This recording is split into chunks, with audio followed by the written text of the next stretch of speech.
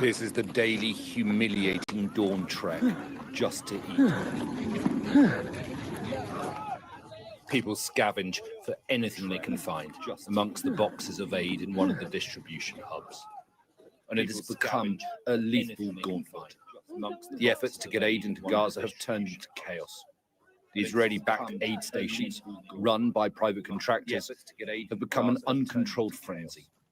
And for the third day in a row, dozens of Palestinians were shot dead as they went to get food.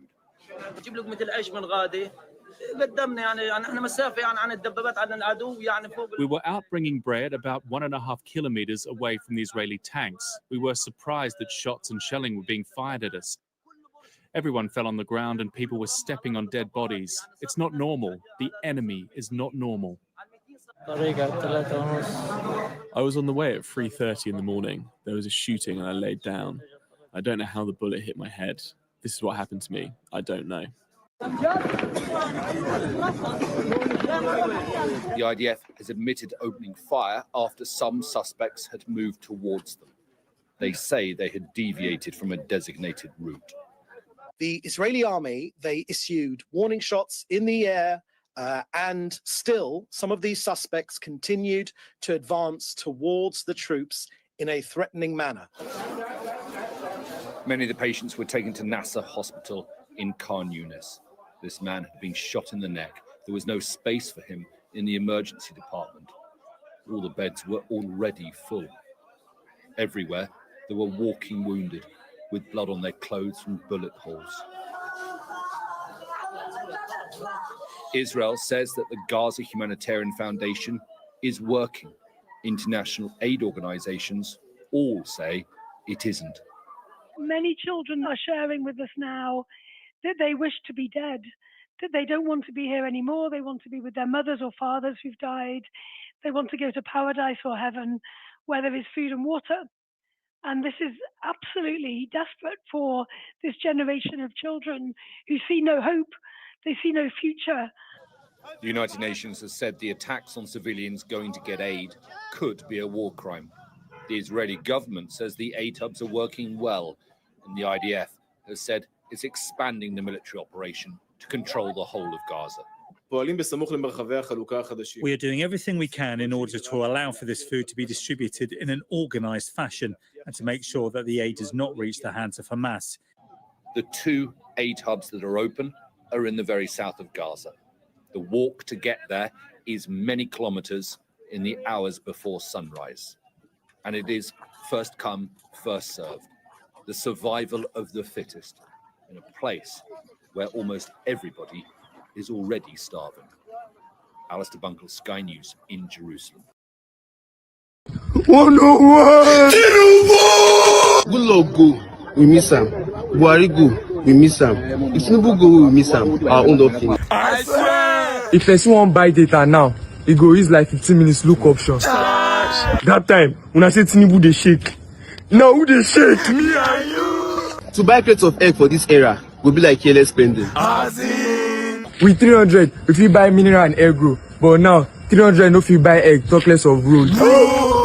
To chop single sausage shawarma now, person go dey do 2 weeks of planning. Country dey spoil dey go. One person dey one side dey shout, my father is the best president. Better shut up! Gary wey be poor man food, don't turn gold. No be lie! President Tinubu, I beg, do something before something do us, I beg. Tinubu!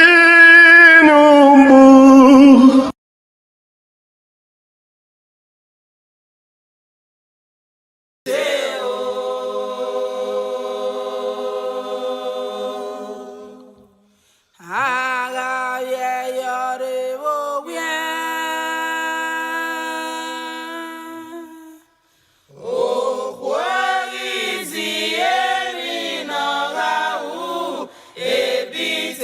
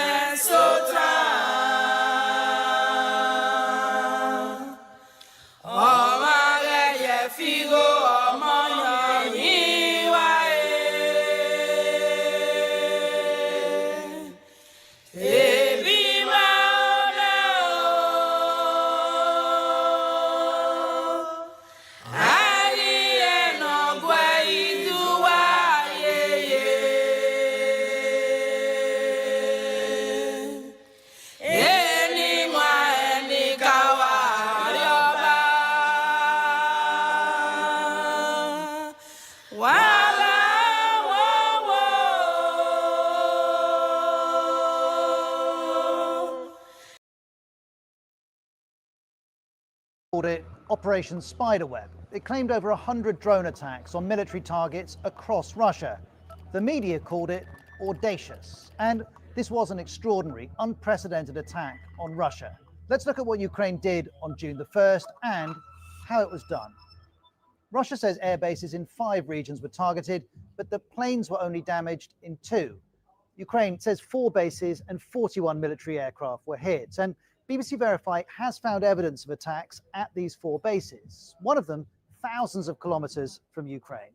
As for what precisely was targeted, President Zelensky says the drones were aimed exclusively at military targets, specifically the equipment used in strikes against Ukraine. To build a picture of what happened, BBC Verify has been analysing drone footage, other videos and satellite imagery.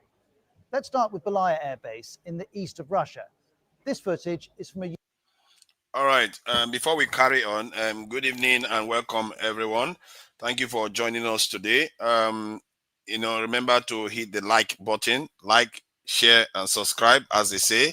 It's not like I normally do this, but it's good you do those things because it helps other people come and view the video and the quality content that we are providing here. That includes having quality panelists come and contribute their points of view from various sectors and experiences.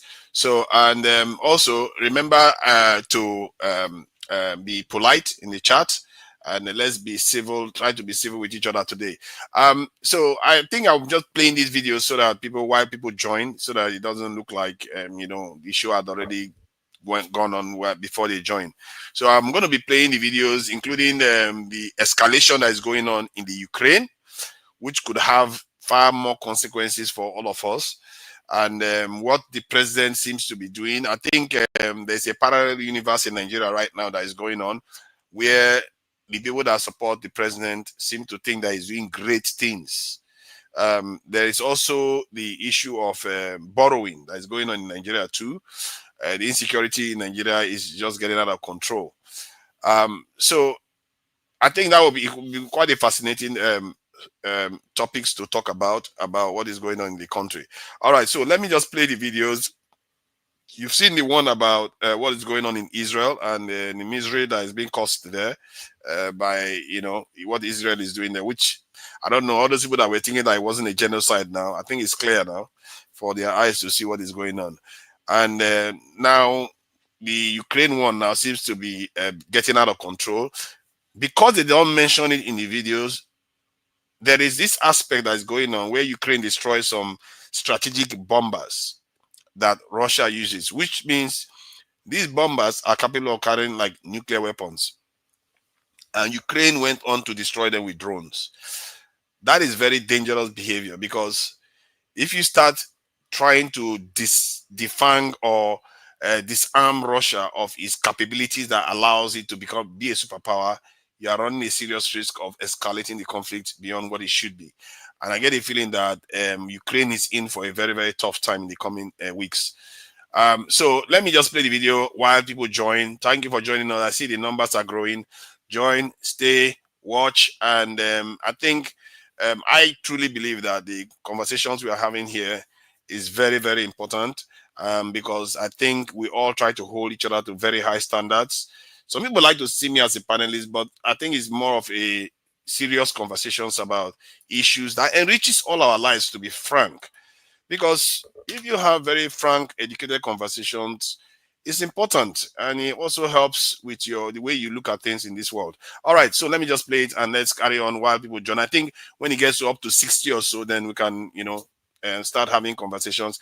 And before that, let me thank Righteous Man for joining us. He's the first to join us today, and he's all the way in Nigeria. And I know he's a man of many lives, and has broad spectrum of experience. And even if he's just sitting down there as if he's just chilling out, I'm sure he's going to have a lot to contribute to us today. And we are the others are joining us today. AY is joining us. Very, very well exposed and educated and accomplished individuals. Obviously, AI is going through a phase right now. It's going through a phase right now. Thank you for joining us. All right, let's play this, and I think it's going up. When the numbers hit 60, then we go on to start having conversations so that they don't miss most of the conversation. So let me just play the video. Ukrainian drone used in the operation. It shows a Tu-95 long-range bomber.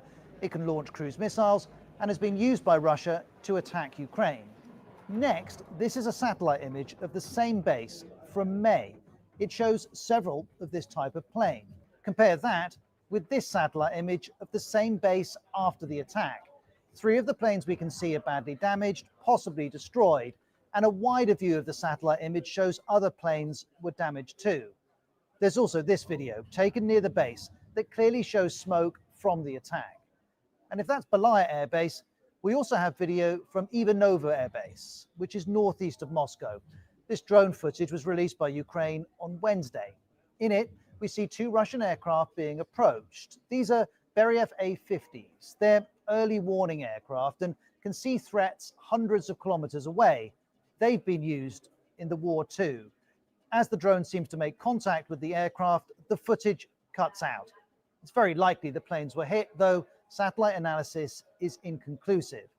And as we've learned more about Operation Spiderweb, one question keeps being asked. How did Ukraine do this? It says the operation was directed by the chief of Ukraine's security service and took 18 months to plan. And while using drones in war isn't new, what Ukraine had planned certainly was. Ukraine says first the drones were smuggled into Russia. Then wooden cabins were also transported into Russia. This image, released by Ukraine, shows how the drones were then hidden under the roofs of the cabins. We don't know when this was done. The cabins were then placed onto trucks and were transported to locations near the target, reportedly without the drivers knowing what was in their cargo. Then, when the time came, the roofs of the cabins were opened remotely and the drones were able to fly out. This video, taken close to Belaya Air Base, shows this happening. As the drone emerges, in the distance, there's already smoke rising from the airbase.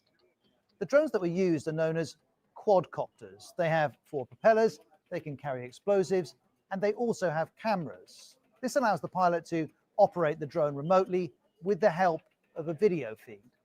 And Ukraine gave us more detail on this in a post. It says the drones were sometimes flown by pilots, but sometimes when the signal was lost, they were flown by AI along pre-planned routes. Then, when contact was made with the target, explosives were automatically triggered.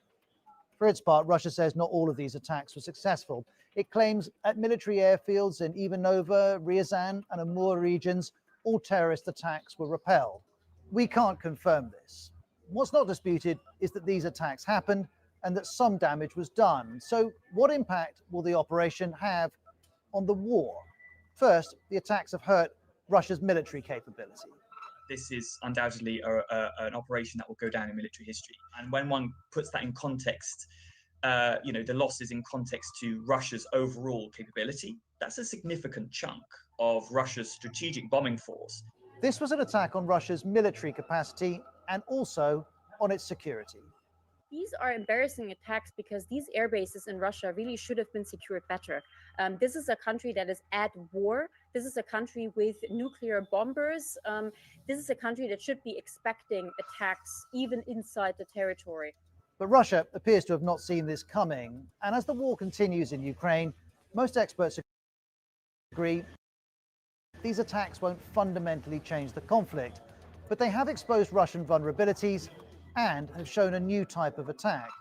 President Zelensky said this operation was designed to tell Russia it is not safe. By that measure, it succeeded.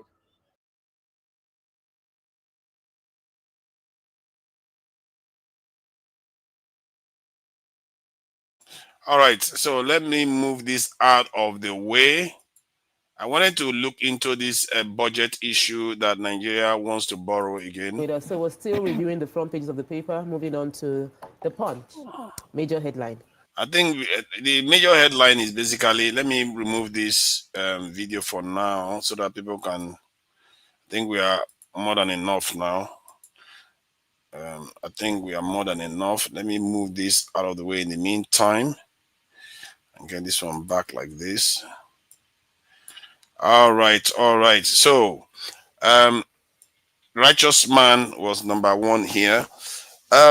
So let me just, the video is, I think you all are aware, I think somebody played it in the previous one, that the president wanted to borrow $27 billion.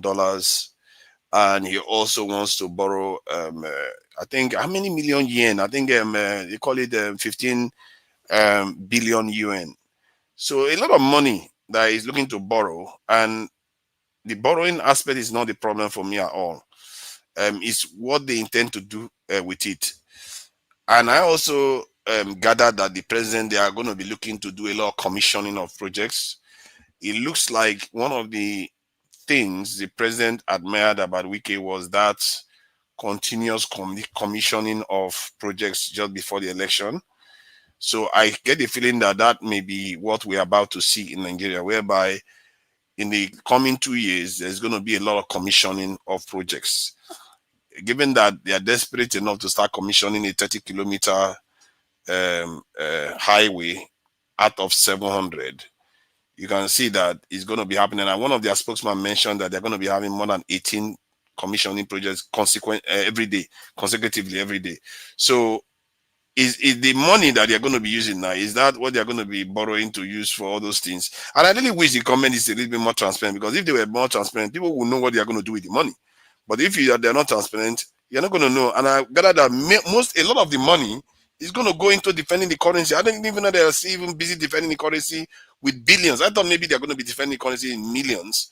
But they said a lot of this is going to go into defending the currency, the exchange rate. That's the term that was used. So I don't know what people make of it. If you want to talk about the Israeli one or the Ukrainian one, you can do that. But let's touch on this one first, then we can now go geopolitics. I know Jide is here to give us a lowdown on geopolitics. I think it makes sense for us to start at home, then we expand out this later on.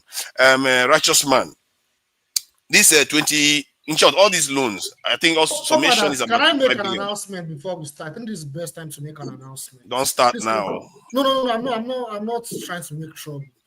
It's a good announcement. I mean, yeah. So I was going to say that quickly on this platform. I want us to know that on this platform, we are all here to learn, to express our views that will make our country better, make the world a better place. It's very important we know that. If anyone expresses a different opinion, I would like to suggest and plead that no one should come here and insult other people. It is now a trend. The last time I came here, Odi came in and was insulting me because I thought you wanted to make an announcement. Now, this is not a public notice announcement. You are making your own personal announcement. It's not polite now. Hold on. When you get to your turn, you'll be able to talk. You see, you have to respect righteous man's time, because when he finishes speaking, then you get your chance to make your point. I think you have a valid point, but let it get to your turn. I thought you were making something that is for everybody, but this is for you now. Yeah, I mean, okay. Thank you. All right, righteous man, thank you for joining us. So these loans, what would be your problem? Maybe he wants to use it to, build some very credible and legitimate projects. So what would be your issue with the loans that he's taking out? Yeah, good evening from here, forefathers. Quite a long time. My very good friend and brother, AY, it's been long. Even when I was in the East, I was trying to reach out to you, but you were not really, picking. And the rest people, I could not see their name very well. I bet we'll go settle that matter later. Okay. Forefathers, you see, I have chosen right from the time I start knowing what is good and what is bad. I choose without influence of any person to remain truthful and genuine, irrespective of what I come across in life. I have been exposed to some certain aspect of human life. You see, Nigeria is not working. And it is better we say this thing. The structure we have on ground cannot make Nigeria to actualize her dream and to become that nation that will be referenced positively that other countries of the world will respect and fear. The structure we have is not working. It is like when a woman is putting pancake, you know, trying to lay a foundation, a burnt face that will use a correctional this thing to paint it. But the moment the woman goes to the bedroom and wash up her the foundation and whatever, her real nature, her real facial nature will appear. That is what is happening in Nigeria. You see, all these loans and grammar, construction of this, construction of that, they are not real.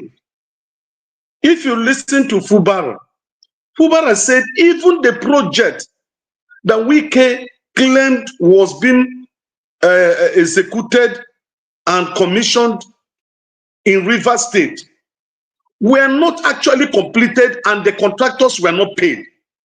It's in the public domain. So these political leaders we have today, they don't have good dreams. They don't have good plans for this nation. The more they borrow, the lesser the value of Naira. Okay, Buhari started paying for that COVID-19 loan, and he came and cleared it. And then now he wants to borrow 25-something billion outside the yen. To do what? The Coastal Road project, is it what Nigeria need today? Did America and Europe start building mighty infrastructures when there is no provision of job, when there is no security? We can't boast of lights. There is no good hospital. The existing roads we have in Nigeria, they are not maintained. They're in a very bad shape. Look at the 22 people that died after National Sports Festival in Ogun State, traveling to Kano. Look at how they met their untimely death. Young, potential future leaders just ended that way because of bad road. And nobody's addressing it. The rich ones flew through the air. The poor ones were allowed to go through the bad road, and they ended up the way they ended. Look at what happened in Niger State. The flood, the dam was broken, and look at how many hundreds of people that have lost their life, properties destroyed. These monies are not touching the Nigerian people. The money realized through the removal of fuel subsidy. Can anybody give us account where those money have been channeled to? We can't make trace of it. The budget has been padded with over 7 trillion. Is it 7 or 11 trillion naira? And the president is not saying anything about it. The House is not saying anything about it. If you carry placard now to go and protest, I don't know whether you are aware of it. The people that went, the students that went to protest the other day against Wike, they were arrested by the police for performing their citizens' right, fundamental human rights, to protest, not with arms, peaceful protest. They were picked up and dumped in the prison. So the truth is that Nigeria is living in fallacy. It is better we all come out to say nothing is working, and for it to work, we have to say the truth and tell ourselves the bitter truth that, look, this country is not working. How can we make it work? By removing these bad eggs that have hijacked this nation. Nigeria has never been this worse in my lifetime. Since 2015, instead of us progressing, we are retrogressing. Let me drop at this moment, please. I'm really angry. Look at the Salah celebration. Before, if you were celebrating Salah in Lagos, man, everybody, you go to your friends, you eat, there is party everywhere. Look at Lagos, is empty. It's only the political bourgeoisie and the contractors that were able. Look at the ram. The cheapest ram in Lagos market is 400,000. How many Lagosians, how many Nigerians can afford that? And we're borrowing billions that we cannot give account of. You say you commissioned 30-kilometer road, and by when a journalist went to investigate it, it was not 30. is less than 26-kilometer road. And nobody drove along that road to say the road was actually done. They were in a park, in a room, and celebrations were going on. It is a pity. Thank you. Thank you for that. Righteous man. I think it was AY that was next. AY, so at least $25 billion of loan and no clear plan on what they are going to do with the money. Is this not the recipe for corruption in a country like Nigeria? Yeah. Good afternoon, everyone from here. Before I comment on that, keep quiet. I'm on call, okay? Before I comment on that, I want to actually quickly make a comment about this topic you guys were discussing before now. The coastal highway. So I really think all of you were right. I will explain. Anybody that is saying that coastal highway is not important, it doesn't really understand it. It's actually very, very important. I also like the point Mr. Tony made when he said, this is not a banana republic. You are building a road. You are not telling Nigeria. You are not following the due process. You are not telling Nigeria what you are spending, what is costing Nigeria to build a road. The due process, you just boycott it. It's not passing through the Senate. It's not passing through anywhere. Like, you just do what you like. You are not even giving us timeline. This is the plan of the road. This is when it's going to finish. So the road itself is very important for Nigeria, but the process is flawed. That is one. Even the other thing, right? Some people argument was, what about other roads? We have roads. Nigeria roads are not motorable. So if you want to take priority, we don't have the resources to be doing both at the same time, maintaining our bad roads and linking up our existing road and building that coastal highway. If I were in the president's shoe, I would focus on developing our internal road first that are so bad right now. But the economic importance of that coastal highway is very important. That's where I'm having problem, which is still fall back to planning. Everything is planning. What is the intention of the president in building that coastal highway? You know, like Fofana also says something very important. Sometimes we look at this issue from tribal angle, which even the president we can fault him. We can actually accuse him of, oh, you want to focus in your region. But however, no matter the region where we are having this, to be honest, is very, very important. I want us to actually recognize that. Again, the issue of loan, for example. Taking loan to build a country, it's not a bad thing. In fact, where are you going to see the money to build a country? Where the problem is, where Nigeria are confused, I think the government, they are not explaining enough. That is one. The second thing is, where are you guys going to spend this money? We need to understand where you are spending this money. Is it because now they started campaign for 2027, they need money to pump it to campaign? So these are issues. So this is the problem we've always had as a country, which I suspected. I think Peter Obi would have been able to change, because you need somebody to lead this planning. I think that's where we are having problem. I'll give you an example. During President Obasanjo, when they did privatization itself is not a bad thing, but the process was flawed in such a way that the PDP stalwart from the vice president there, Atiku Abubakar, they just did all their dirty jobs collected this company in the backyard, tried to sell some of them to their cronies. This is where we are having problem, because when you privatize companies like Nike, for example, they wanted to privatize it then.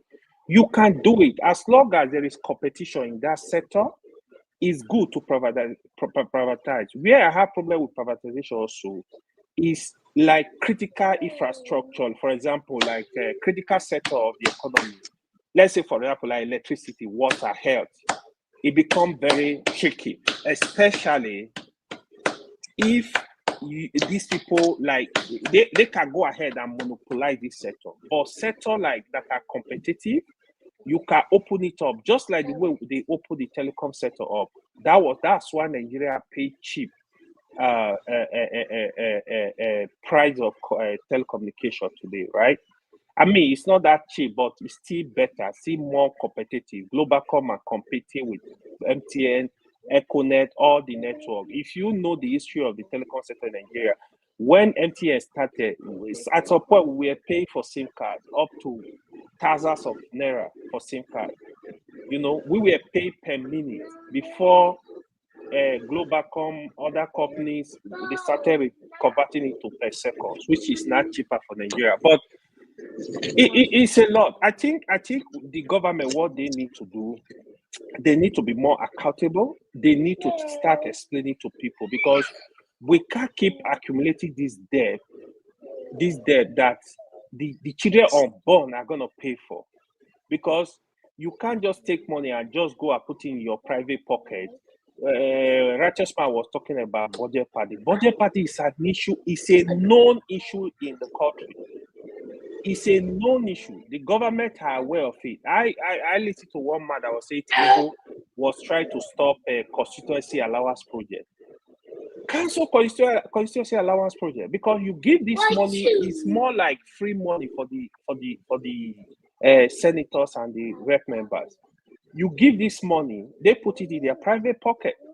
As a matter of fact, it's not the job of the parliamentarian to go and build roads.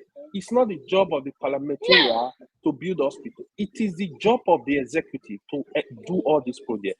You are giving money to the state governors already. State governors we should hold them accountable for what is going on in the state. The project in the local government, the project, it's not the senator, it's not the rep members. So if the president can fight to stop giving them this money, I know they will go after him. But the corruption in the system in general, if you check the leakages, if you block the leakage, a lot of money going underground. They live big life. It's a big problem for the country, because if we need somebody that would be deliberate in looking at these issues, try to solve them. They is sitting down, taking a pen. I need to resolve this problem, and that is what we don't have. That is the problem you think that is really dealing with us all over.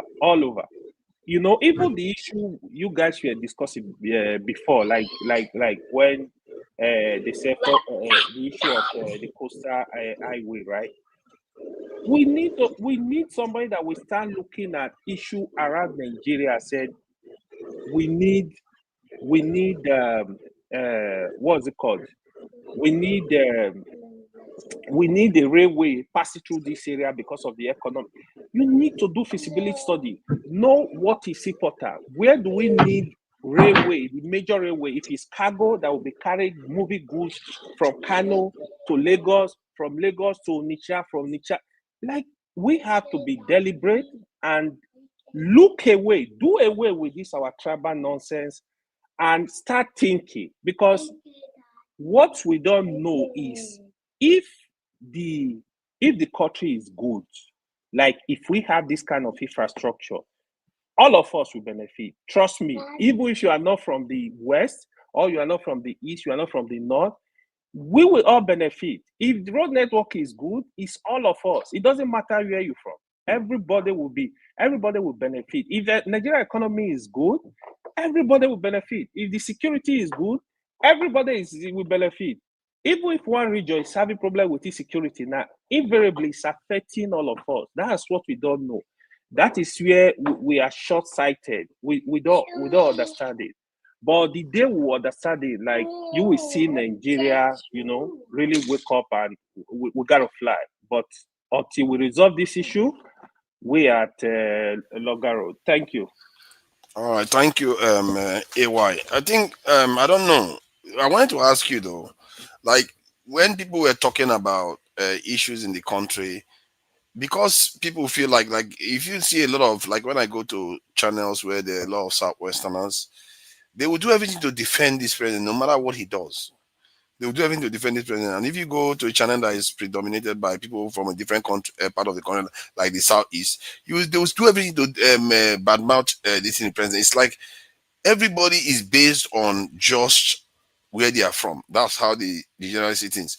There are people that are cross that line. Obviously, like people on this panel, most of people on this panel are very, very apolitical or a tribe. Almost of the people here are detribalized, so they don't care about it. Especially, you are not tribalistic. Kando is not. Tony is not. Tony did say that he will never be friends with another, but still, I don't think he's a political. Jide, I don't know about Jide. Jide is not a tribalistic for what I know of so far. So I think it will be a good day when the top minds in the country actually focus on the issues and what is going to make our whole lives better. Like, I agree that the road is good. Is beneficial to the country. You said you're going to want to fix the other roads first, but the road is also a West African project. It's not just only a Nigerian project. It's something that West African countries have already done it a long time ago. And because if you can travel from Senegal to Cameroon, and from Cameroon they put it also to Southern Africa, these are legacies that our children are bound to enjoy. It's a massive, massive project. Because if you can link Africa together, the trade will be, we are all going to benefit from it. So that was the plan. I don't think Tinubu, he had even had a choice, really. I don't think he even had much of a choice. He has to do it because other countries are doing it. So that is the point. Whether the money they take from it is another thing altogether. Let me tell you the other thing. Even this issue of seaport, I wish Tinubu can wake up now. Okay, now he's having South governors in his pocket.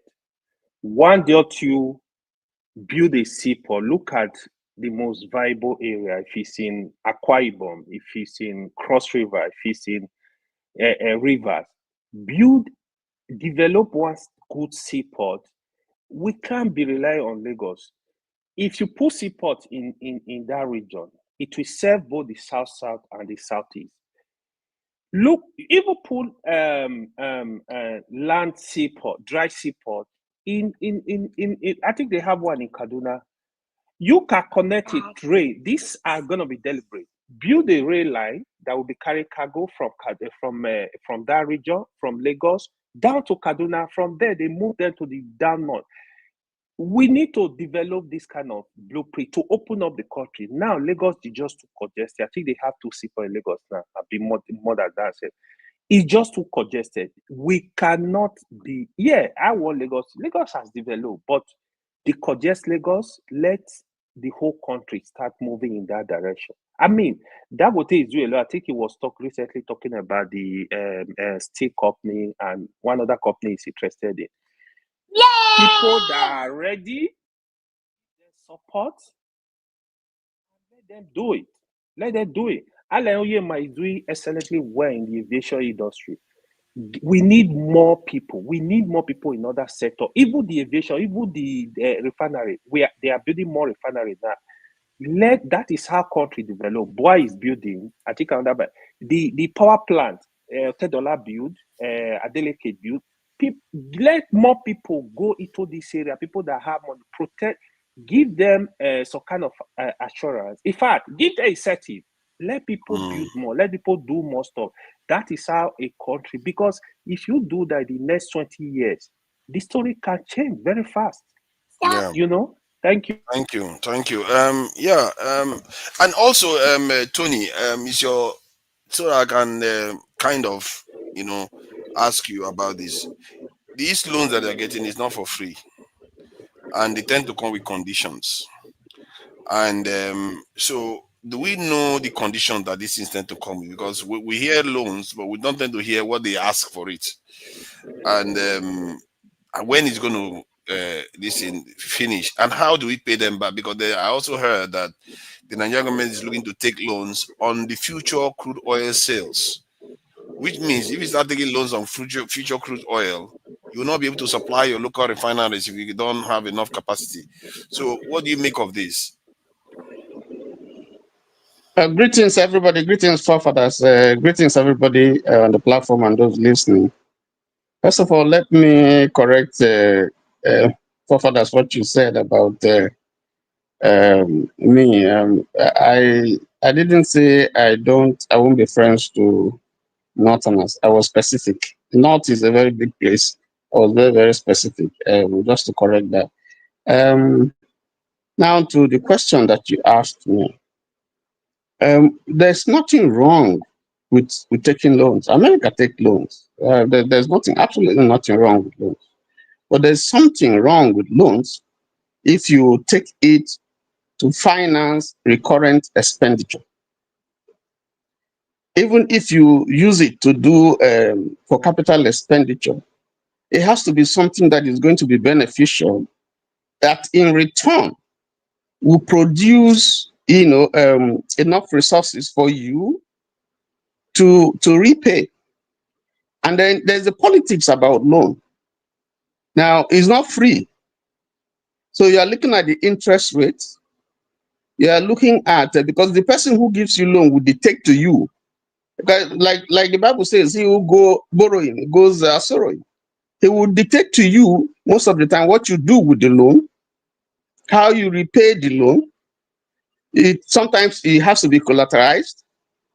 And the thing that you're talking about, Nigeria paying with the crude oil sales, is not new. It's been done, but it's an evidence that you don't have enough resources to be able to pay. So you collateralize your crude oil sales. So what that means, and that depends on a lot of factors. What the going rate is internationally. So that again is going to also affect you. It's going to affect part of your output, because already is going out, and maybe affected with the current problem that we have in that industry. Okay, you have not been able to satisfy domestic production. You have not been able to plug all the loopholes dealing with leakages and so on and so forth. And then you are not in control of prices internationally. So you have a problem, because these are some of the challenges. Some of them you can control, some of them are typically outside your control. But the point here is that, sometimes you see government taking policies without looking at the short-term, long-term, short, middle, and long-term effect of what you're going to do. The economy is bad, is in a bad shape. We don't have the money. So one of the ways that you can source money is to borrow externally. But One of the ways. So let me ask though. Like we have how many Nigerians? We have about adults. We have about 100 million adults at least in Nigeria, likely. Yeah. So if we have 100 million adults, how much does it take to be able to raise $1 billion if they were all contributing? Good. I was going there, but the problem that we have with most governments, including this government, three things. And I think AJ mentioned it. Transparency, best practices, and openness. And these are some of the things that are failing, not just with this government, but even with past governments. Okay, government has not been transparent in its dealings. Government has not been able, to employ best practices. And then some of these monies, you can't even account for them eventually when you get the loan in terms of what you really did with it. First of all, there are countries who are in very bad shape like Nigeria, but they are not taking loans. So how are they dealing with their problems? They don't engage themselves in profligacy. You cut down the size of government. You cut down the size of government. And you'll be amazed how much you are going to get from just cutting down. Yeah, and but, the things that you... but the problem is that you know that the Nigerian state has been cut down so badly. I didn't know that before until when you check it in terms of the civil servants, the infrastructure and everything. It's been cut to the bone. It cannot service a country like Nigeria. That's when you compare it to other countries that are doing well. The civil service is just a skeleton that it should represent. So if that is the case already, is the problem not where you are raising the money? Because maybe part of the problem that our government is having is that they are not capable of generating income internally, like from the citizens enough, because that is what they tend to say that the international institutions use to say, okay, you can't pay back. You can't pay back because you don't have any other way other than crude oil. What if crude oil goes down and all the rest? So yes, your credit rate, your credit rating is not very good.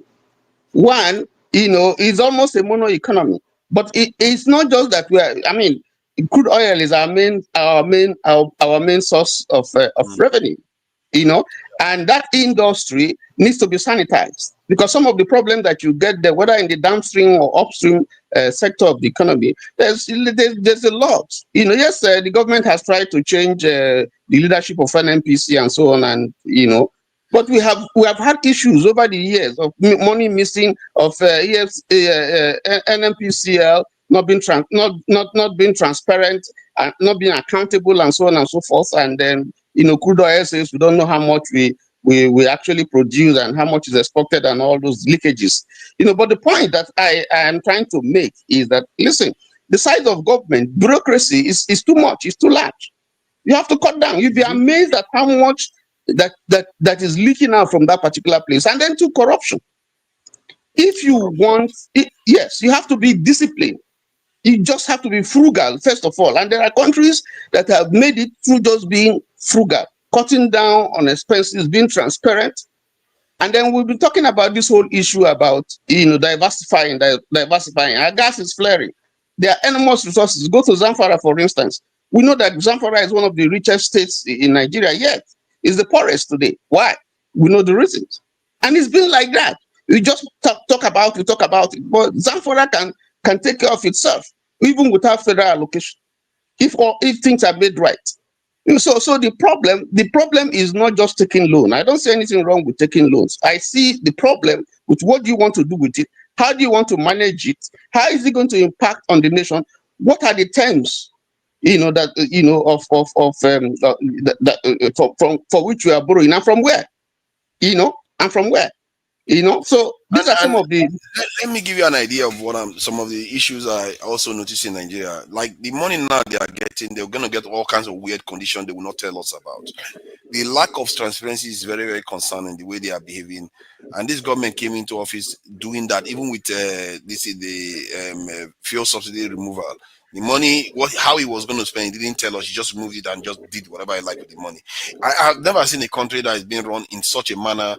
And this person is the worst president to come into office with such events taking place. He decided just to do it whatever he likes. He didn't even tell anybody what he's going to do with it. He didn't tell us beforehand, and he didn't tell us after even. He just said, we give the state governors, and we did this, and the money is gone.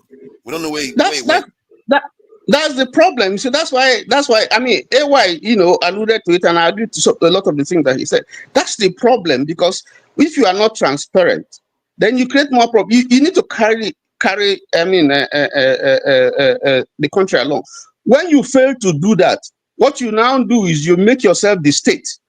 So you cow everybody, you cow opposition, you make sure that anybody who opposes, whether it's the legislature, whether it's the judiciary, you take them out, you deal with them, whether it's security and so on and so forth. Now, a transparent system doesn't run that way. It's only a dictatorship that goes that way. A government that is transparent, that is fair, that knows what it's doing, listens to the people, takes advice, deliberates on issues to see, because you don't know it all. So you will see people today who probably many years ago in the government, who were outstanding, who did very well. But today they appear not to be doing well because of the style and the way that we run government. This is a democratic government. It's not a military dictatorship. It's not a benevolent dictatorship. And therefore, Let me just share something with you. Let me just share something with you. So, the reason why I highlighted this thing, sorry about interrupting, is because this amount, if you look at this, is 100 million times 1,000 times 12. In other words, 100 million Nigerians, 1,000 naira a month for 12 months, you get 1,200,000,000,000 billion. So that's well over $500 million US dollars. So if you were borrowing a loan of about, let's say, 5 billion, and you wanted to invest it in some massive industry in Nigeria or some healthcare, and you will be able to pay it back just by telling Nigerians this is what you are going to do with it.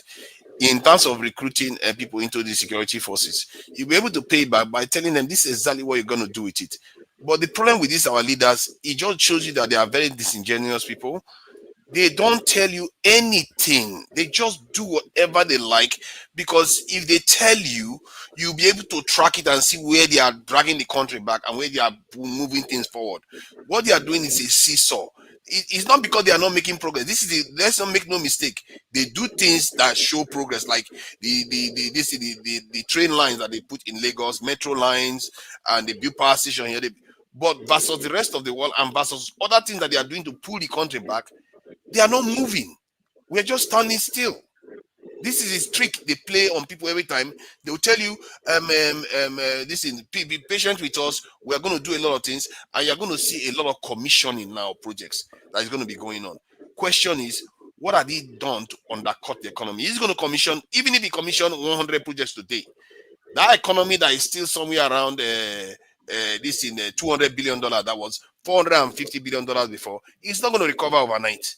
It's going to take the next 5-10 years before we even get back to where we were before.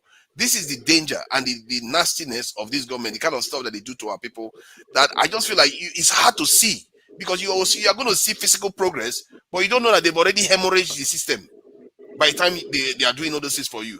And that is why transparency is important. At least that's my take anyway. And this is why I wanted to show you this, because there is nothing this government wanted to do. If they tap into Nigeria, they don't need, this one, you barely even need crude oil to do it. If you tap into Nigerians, you will be able to pay your debts. For others, I just want to end so that others can speak. And I just give you an example. This week we saw in Mongolia, in Ulaanbaatar, we saw a demonstration by young people for 2 weeks. And what was the demonstration all about? The Prime Minister's son was seen bugaing with a luxurious car and designer bags and so on and so forth with the girlfriend and so on. Not the Prime Minister. And the people went, the young people went on demonstration in the capital, Ulaanbaatar. And what they were saying is, listen, you asked us to tighten our belts, and we are tightening our belt. Corruption is going on.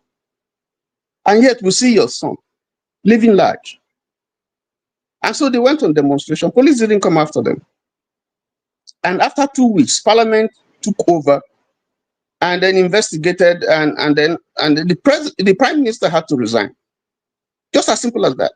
The problem that we have, honestly, I'll tell you, is there are critical sectors that we have to invest in.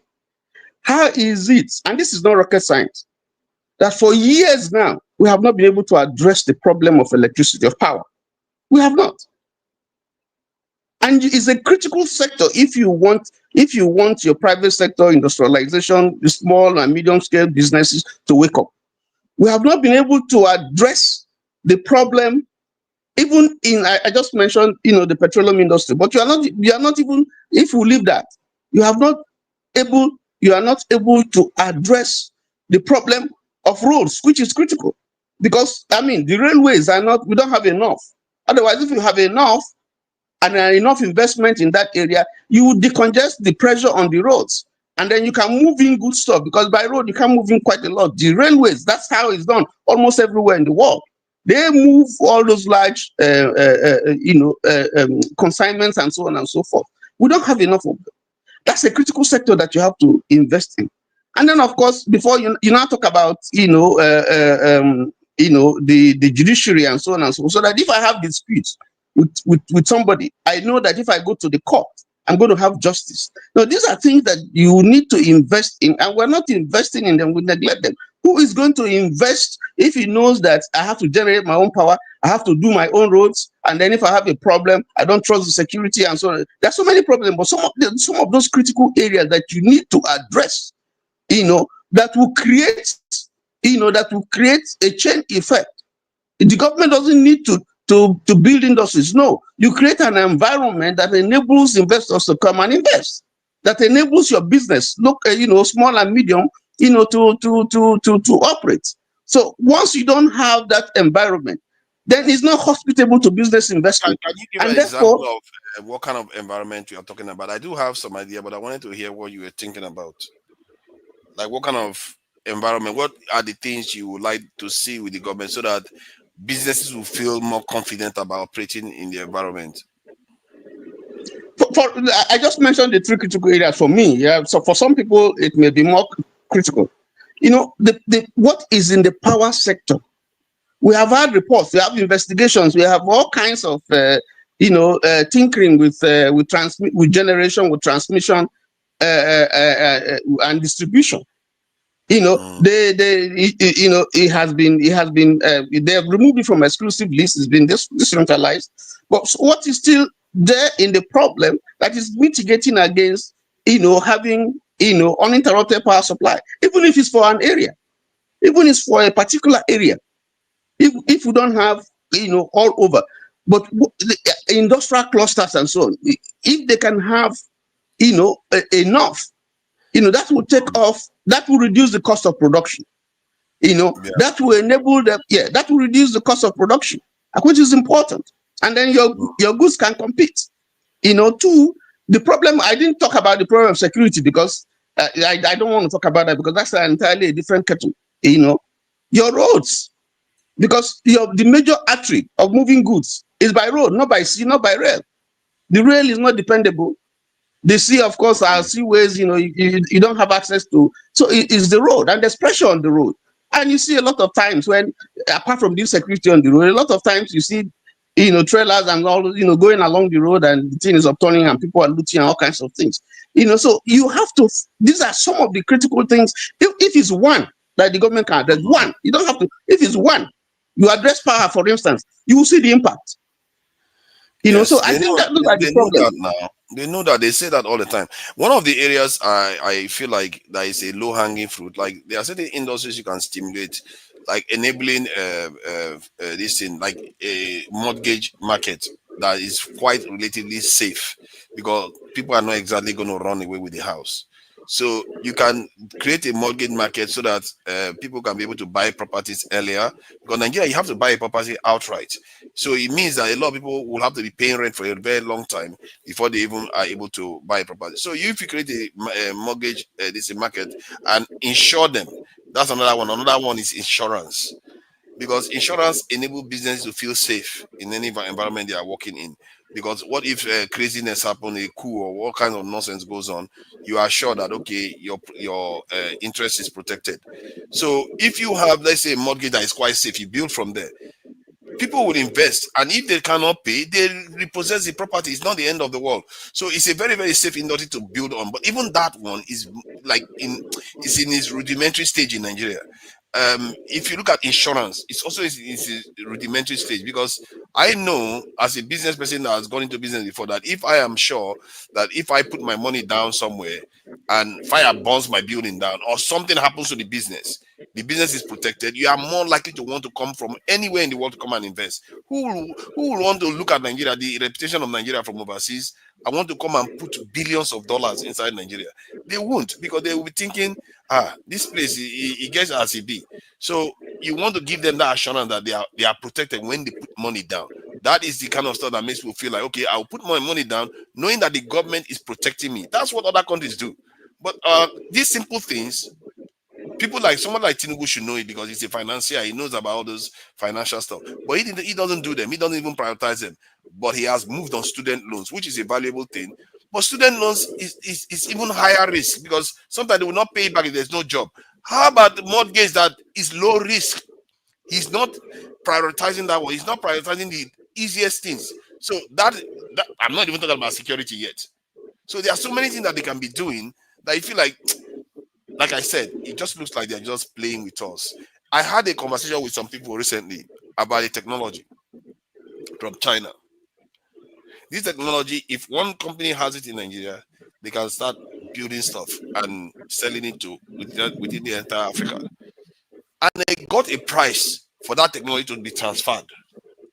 So why is it our government, with all the billions they are borrowing, cannot be buying technologies, buy these technologies and manufacture this in Nigeria and supply it to the whole Africa? Why are they not doing it? They have the money. They can buy this, manufacture in Nigeria. Why are people importing this when you can buy the technology, start making it in Nigeria? So if I hadn't done it, I will be telling you that maybe there is something. No, it is possible.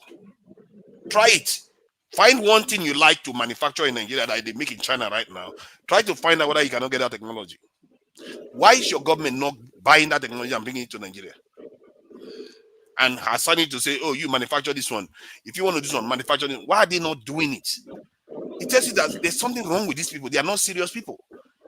So, but even research and development, the government doesn't take it seriously. Have you had them investing on research and development? That's the country that wants to progress. There's so many problems. But what I'm saying is, if the government can just take just take one problem. Forget, don't wear yourself with. Take just one that you know that will impact the nation. Just one, so that they would say this is what you did. Take one, just one, and solve it, rather than dissipating energy and resources that you don't have on this, on that. At the end of the day, the impact is not fully felt. But take one and solve it. Don't be in a hurry to please anybody. Take one and create a vision, and see how it's going to impact people. I think that's what we should be doing instead of just trying to make ourselves think, satisfy everywhere. No, it's not done. You don't have the resources. The environment is not okay. There's so many issues that you are grappling with. So you have to identify what you want to do, what particular challenge you want to address, and drive the vision all around it and make sure that it's impactful and it helps. That's it. That's what I think at the stage that we are in now. That's where. But if you don't do that, you keep on borrowing. Because you borrow, you want to address so many things. The money is not enough. You go back, you want to borrow, and then you everything you are doing is not fully baked. So you don't get the result immediately. So let me stop there because so that Jide can speak. Yeah, thank you for that. Yeah, get one thing, nail it down. Because if Tinubu decide to nail down electricity or security or something, people will remember him for that forever. That's the truth. Jide, so what do you make of this borrow attitude and this thing that they don't tell us what they are doing with the money? That one really bothers me a lot. Why can't we track this money? This is our money. I was one of those who are advocating that there should be 100% transparency. We should be seeing our money where it's going every week, not to all these funny business. But now they don't even tell you for months what they've done with. And when they tell you, they just tell you with mouth. You can't even know what they did with the money. This secrecy, I don't understand it. So what do you make of the borrows culture that we are getting now, without explanation for what they are going to do with it? Yeah. Thank you so much, forefathers. Good to see everyone today. Good to see everyone. And happy Eid to my fellow Muslims celebrating Eid and stuff. Yeah, good to see everyone. So before I start, I wanted to say something very briefly before I proceed with what forefathers, the questions you asked me. I wanted to say that please, it will be very important that moving forward, every view that we express, one or two people shouldn't take that as an insult or take it personal. Last week, something happened where I expressed my views, and I think I was hearing from some people that there were allegations that I work for an agent, I represent an agent, or because I have a different point of view, because I had a different point of view on Peter Obi. So I would like to say that moving forward, we shouldn't insult each other because we have a different point of view. It's actually not acceptable at all. Someone was saying that I work for an agent because I have a different point of view on Peter Obi. My views are my views. My views have been very consistent since the time I joined this live, and it has always been consistent. Having said that, so yeah, forefathers, thank you so much for what you said. I think Brother Tony and AY have already like touched on so many things, you know, about this issue, about lack of transparency and accountability by the government, by the Nigerian government. It has been going on for a very long time, and it's part of the symptoms of corruption that we have in Nigeria, the lack of transparency. But my major concern, apart from the accountability and transparency issue, which is a big deal, where we don't even know where the money is going, where there's a lot of mismanagement, and there's a lot of, what are they calling it? Lack of frugal spending of that money. You know, the money is used anyhow. We don't know where the money is going. We don't know how it is contributing to our development or how it's impacting the life of the people. So the point is, that is a very big issue, and that should be addressed. And I think one of the major ways to address that issue is to understand that a lot of that money that is being borrowed by IMF and World Bank, we need to understand that a lot of those money are also channeled to private institutions, to multinationals. So that may also play a role in the lack of accountability that we are talking about. So that is very important, because we're talking about how foreign investors need to invest in Nigeria and how business productivity will contribute to the development of Nigeria. I understand that point of view. However, we need to understand that some of this lack of transparency, apart from the fact that we have corrupt politicians, corrupt government officials, that is a problem that should be dealt with by the Nigerian government. We also need to understand that a lot of these loans from IMF and World Bank, they are channeled to multinationals and private entities. And trust me, those things are not transparent. That's number one. Now, what is my bigger concern, apart from lack of transparency and accountability? My major concern are the requirements and the conditions that is being provided by the IMF to provide these loans to the government. And those requirements disturb me a lot. I don't know if any of us are disturbed about those requirements, but these requirements have been going on, have been implemented since even the time of Babangida, and it is still there. I'll read some of them.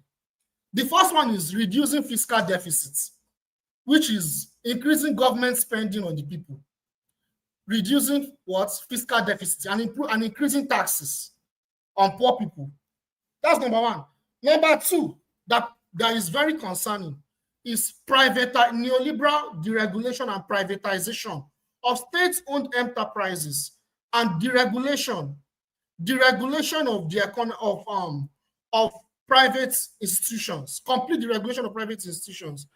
That concerns me a lot, because how would we get sovereign money that can be invested in the people to improve the macroeconomic conditions of the people if that's taken away from the government?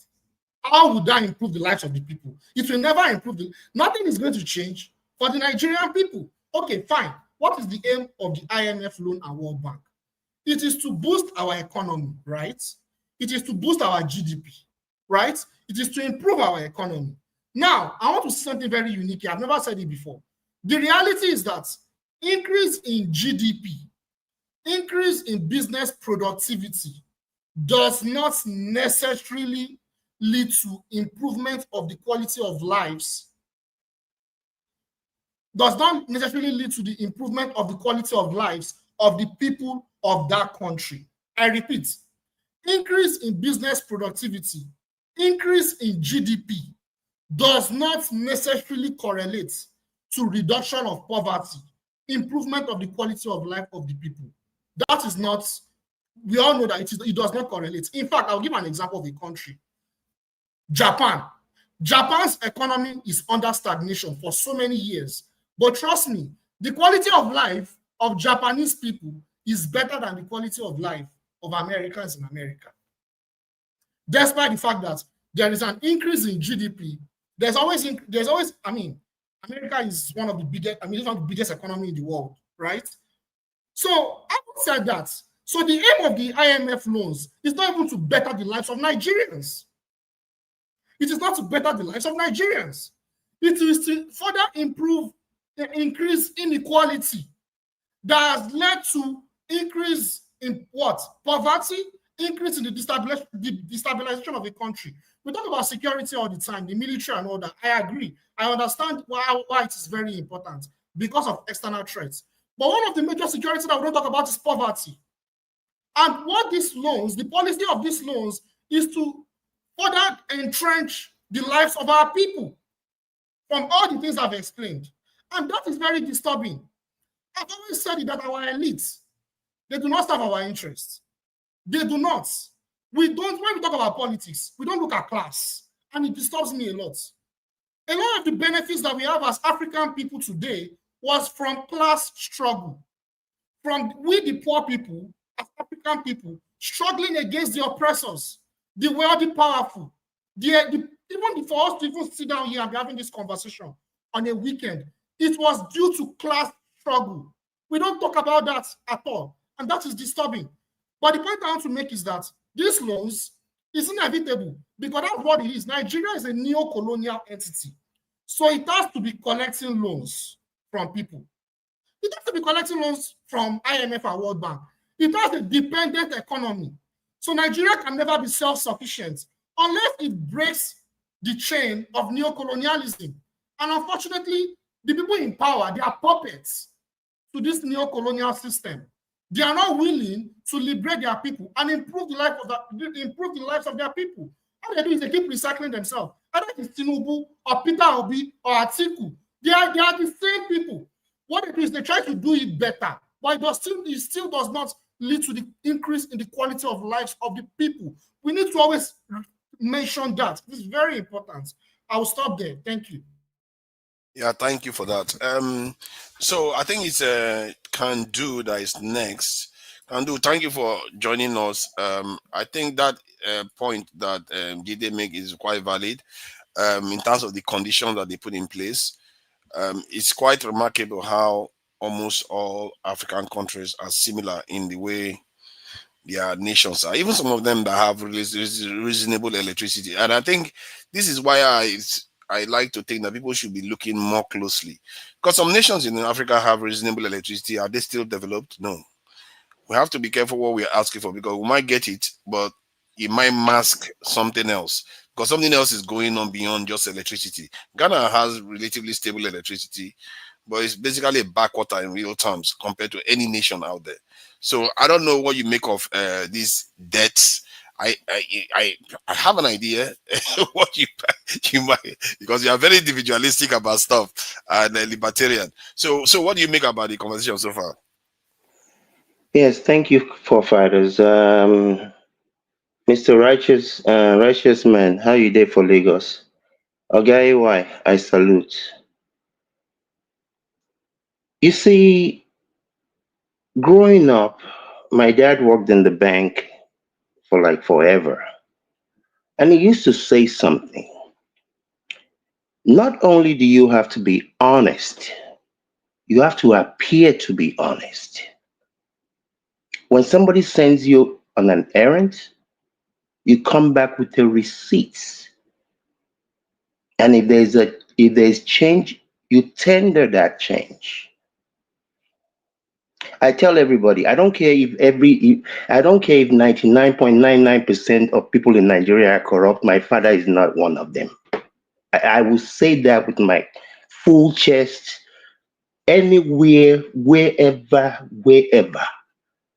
You cannot corrupt my father. It's not possible. You know, I always say something about leadership.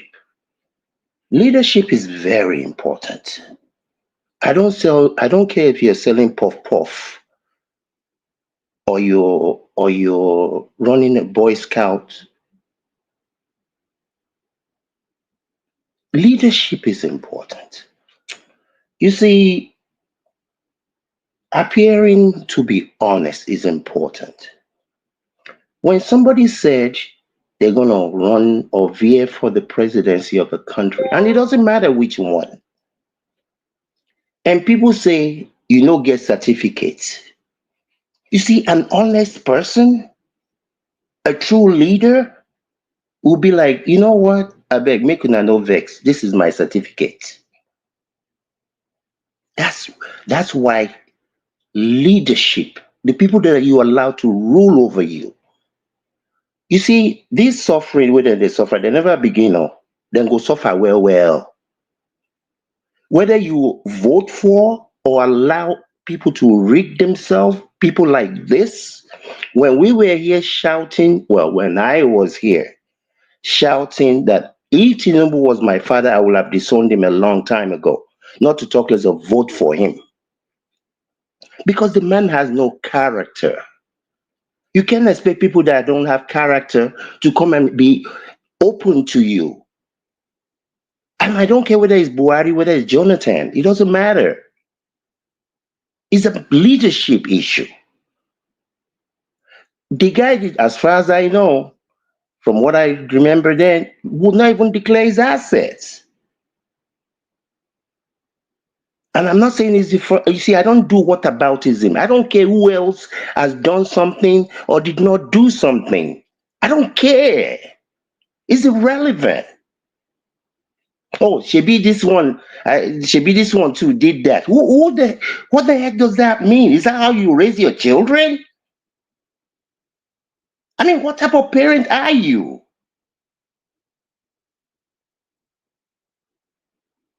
If you go to the store with your child, you tender $10, you buy something of $5, and they give you $95 in change. You're training your children to go to state Penn, not Penn State. And they're gonna go there. So these people that are both those who voted, those including me that was not there to vote, what do you expect? Somebody that cannot be a common thing. Here are my papers. Not even to shut anybody up, just to be transparent. And you expect providence from such people? From where? I don't know this particular loan. I don't know about this loan. I don't know exactly what they're getting the loan for. But I pray that they are not mortgaging some future oil revenue. If they are, and the Nigerian people cannot go on the street, then you deserve what you get. Because now, somebody else that should be utilizing those revenues in the future will not be able to utilize it because you're borrowing against it. You know, it's like going to your HR department at your job, telling them to give you your full salary in January for the year in January because you want to buy a luxurious car that doesn't bring in any income. I mean, who does this? So, Mr. AY was saying earlier, you see, this is what happens in Banana Republic, be it South Africa, be it Kenya, be it Russia, Azerbaijan, Poland. When people like Buhari or Obasanjo did sell off state assets, then you have some people that call themselves new billionaires, the oligarchs, with their yachts that think they're somebody. I don't know who they're somebody to. They're not anything to people like me. They don't even exist. I don't see them. So again, I don't know, but like forefathers, and I think a few people have mentioned, if you're really serious, look at that guy, Terori, or whatever his name is over there. He's building 5,000 kilometers of roads. Took people to Russia, brought people from Russia to come and teach their people to do the job, not just go and import a bunch of people from China to be doing the job. That's true leadership. I'm not saying he's Jesus Christ or Muhammad, but you know serious people. The very first day we saw the convoy of this foolish man called Tinubu, I think I counted 98 or 96 vehicles following him. If it was me or somebody like my father, I don't care if they're supporters. You guys do not follow me. That's what leadership does. You lead by example. You lead by what you do, not what you say. It doesn't matter what you say to people. It is what they see you do. So let them continue. Again, I don't just dismiss someone even if I don't agree with them because I don't know what the loan is for. But rightfully, if you're really meaningful in what you're doing, and you really, if you have projects that really needs to be done, you can float a bond for that internally that will be paid over the next 20 years. You can float it. If obviously the corruption is there, is being there, I don't believe these things will be solved until maybe 5 decades from now, unfortunately. So anybody that is expecting anything good, I said from day one, these people, I don't care how many of them have worked at the World Bank, all these Lagos cowboy economists, that they don't even understand. Even if it's a good project, why will you utilize future earnings as your guarantee? What is the government, whoever the government is in the future, what are they supposed to eat? Where are they supposed to generate income from? And these are your people. These are your Lagos miracle economists. Good luck to all of you. They are actually utilizing the crude oil. It's not just the earnings. They take the crude oil because if is the earnings, at least you can give the crude oil to Dangote or Boer refinery. No, it's the crude oil. I'm talking about the earnings that the future government will have been able to get from the crude oil. I know it's the crude oil. I know. Yeah. Yeah, it's really a horrible thing that they are doing. I don't know why anybody would even suggest that is a good idea in the present time when you have refineries in Nigeria, because you can supply it to the refineries, then they reduce the demand for the foreign currency. Your currency will get stronger and you'll be able to buy more things. I really feel bad for Nigerian businesses that had to go through what they went through in the last 2 years. Where you can imagine if you owe money in dollars and you were earning your revenue in naira, you have to earn double to pay that dollars back. That or triple in some cases to pay that dollar back. I really feel bad for them. So it's a very, very tough business environment that this government puts our businesses through. All for the sake of what? Standing still. People think that we've made progress. We've not made any progress. We are standing still or maybe even going backward. That's what they did. All this reform for what? If it was going forward, I would have said, okay, at least it's something, if it was fuel subsidy removal, they took the money and they said they want to use it for power plants and all those things, or build good hospitals so that our leaders don't keep running overseas, or build, even for student loan, name it. But that's not what they did. They just took the money and started sharing it. These guys, I don't understand them. Let me bring in, is this Solar? I think Solar is Solar now. Solar, welcome. I'm not sure. It's been a while. So what do you make of this loan business, man? This loan business is not, the loan is not our problem. If you hear what everybody said here, it's not the loan. It's how they are using the loan and the conditions. Okay. I think good evening, everyone. I think everyone has said the right things, and it is true, like you said, just like what Mr. GJ said, can do, righteous man, Mr. Tony as well said. It's not the loan that is the issue, the conditions.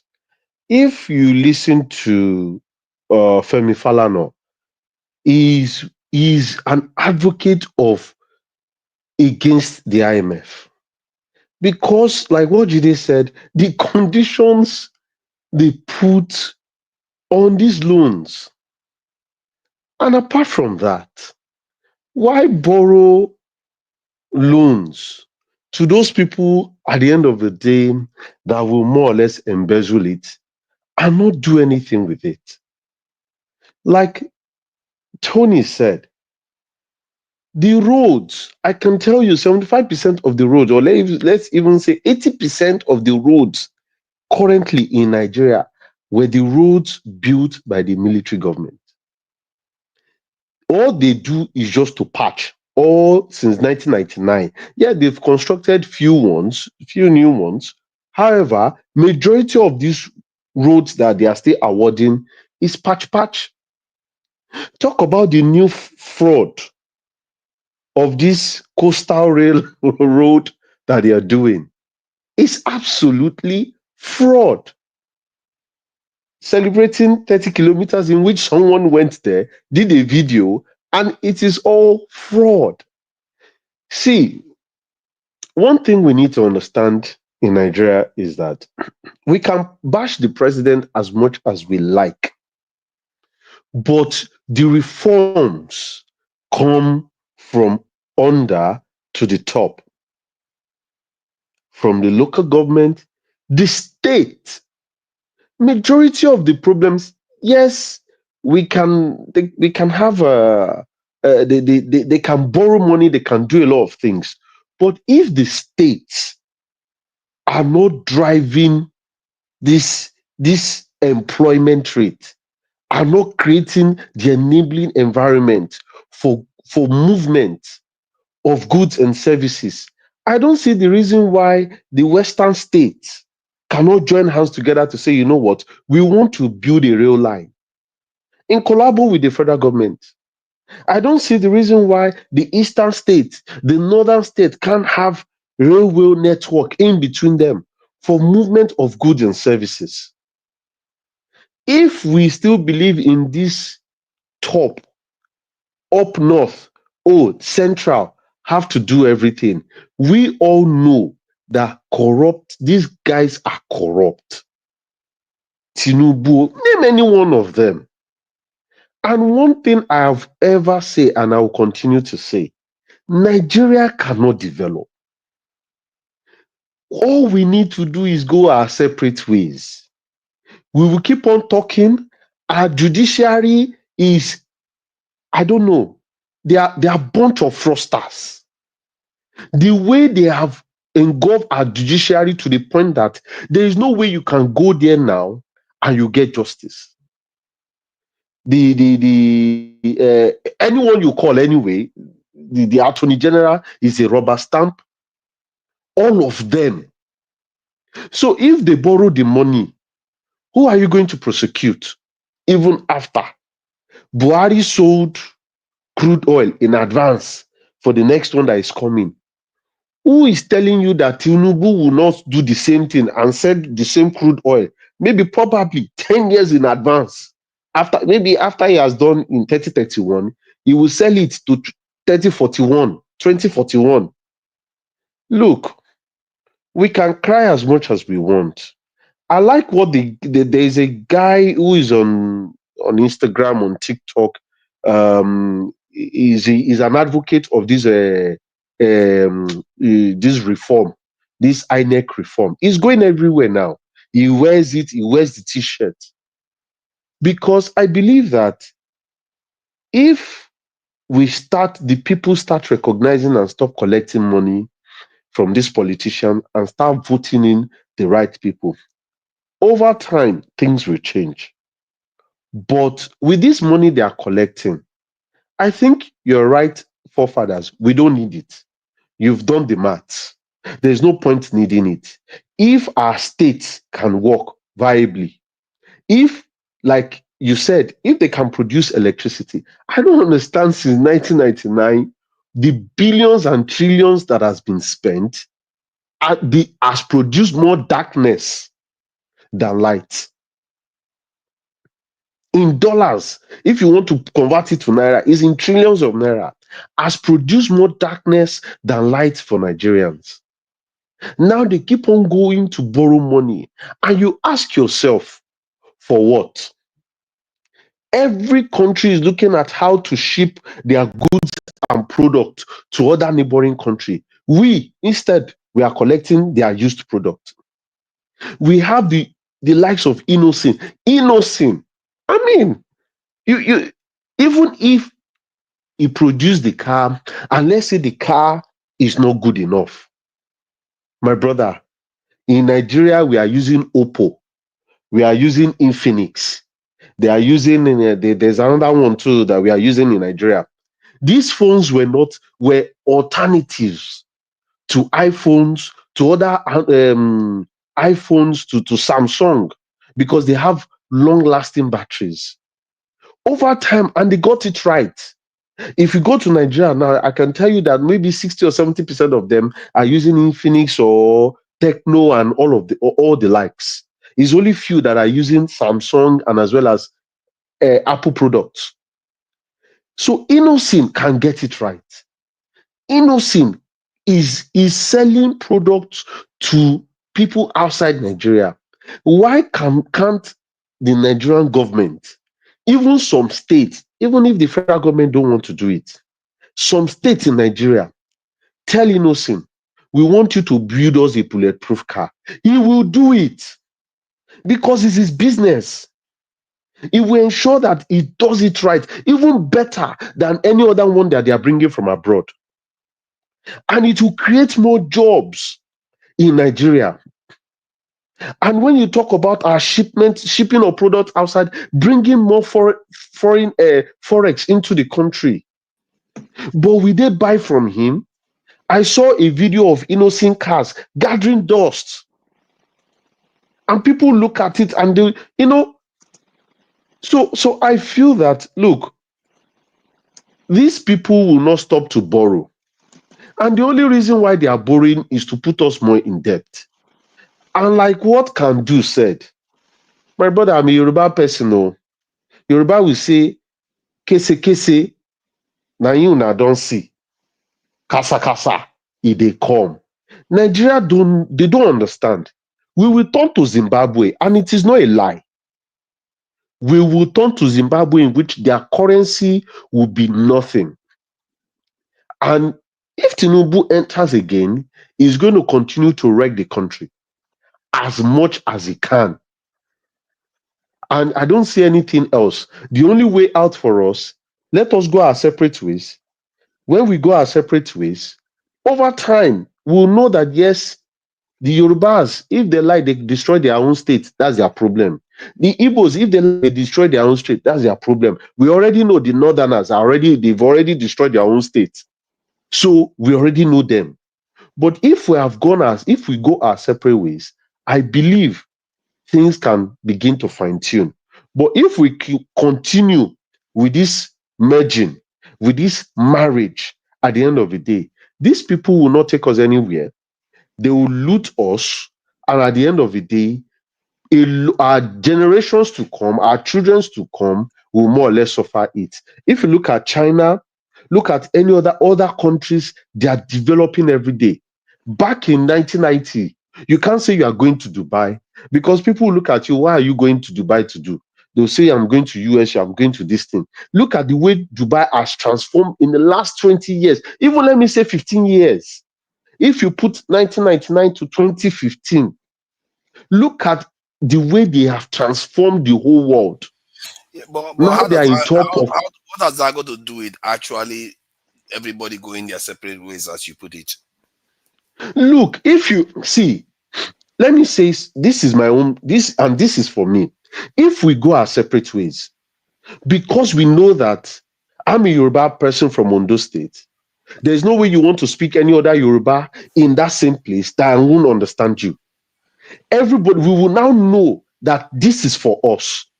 The same way Tinubu went to the whole Yoruba nation to say, look, vote for me. And that is what they did. So if we go our separate ways, gradually, like what they did, there will be competition. I will not want an Igbo man to more or less beat me. I will not want an Hausa man to come and beat me. I want to ask you this, so let's try to get to the bottom of what you are saying.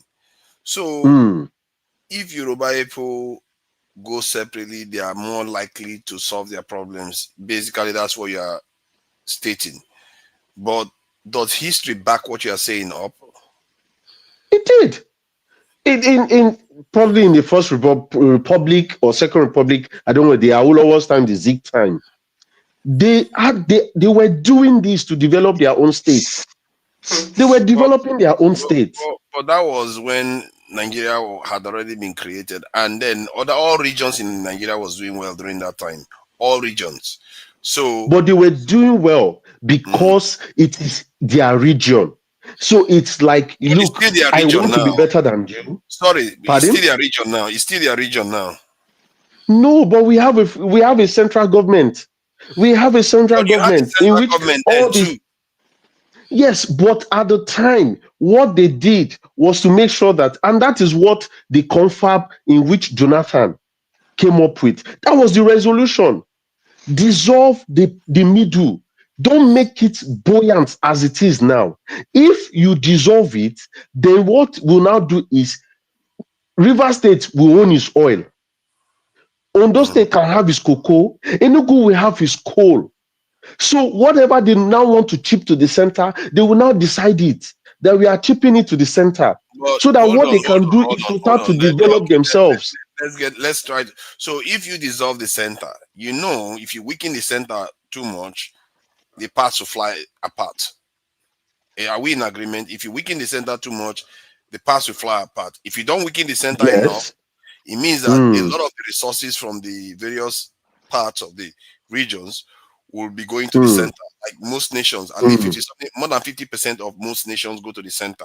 So if you want the country to remain together, you have to give more than 50% to the center. Even if I don't want them to become together. I don't want them to be together, because there's no this. See, in the, this good. us No, being I hear what you're together. saying. I hear what you're saying. So I just want to try to get you to the end of the road of where you're traveling. Yes. Okay, you want them to be separate.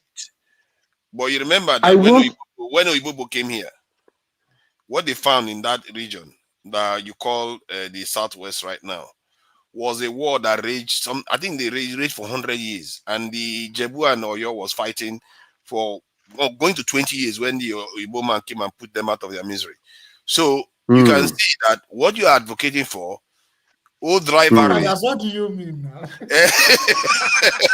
Hey, I've been nice. I know I didn't put it well there. So, but when Oyibobo came, you were fighting. So when you can now go back to that, all rivalries will come up again. My point is that I spoke to South Sudanese recently. I speak to them on this platform.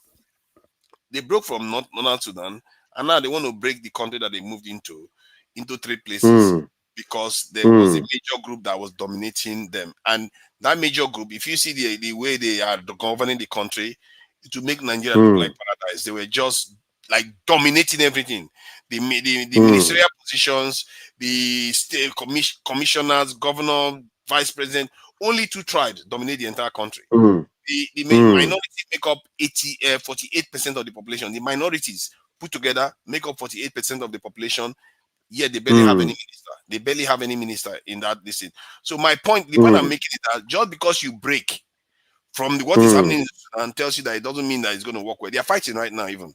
Then if you take the history of Nigeria, when Yoruba people had their own area, their fighting was like everlasting fight. They were fighting to the end of the earth. So how can you have confidence that if you go back now, it's going to be any better? Look, it will be better. See, if you had dealings, before you had dealings with the East and with the North, if you see that they are progressing and they are moving forward, it creates competition. The time they were fighting, at the end of the day, there was not much competition. They were only fighting for squabbles. Oh, I want to rule you, you want to rule me. But this time around, we are talking about we developing ourselves so that at the end of the day, we bring in more investment into our state. So all I'm saying is this: if we keep this central of a thing going, we will continue to borrow. But because if we borrow, and let me give you the reason why I'm saying we should separate.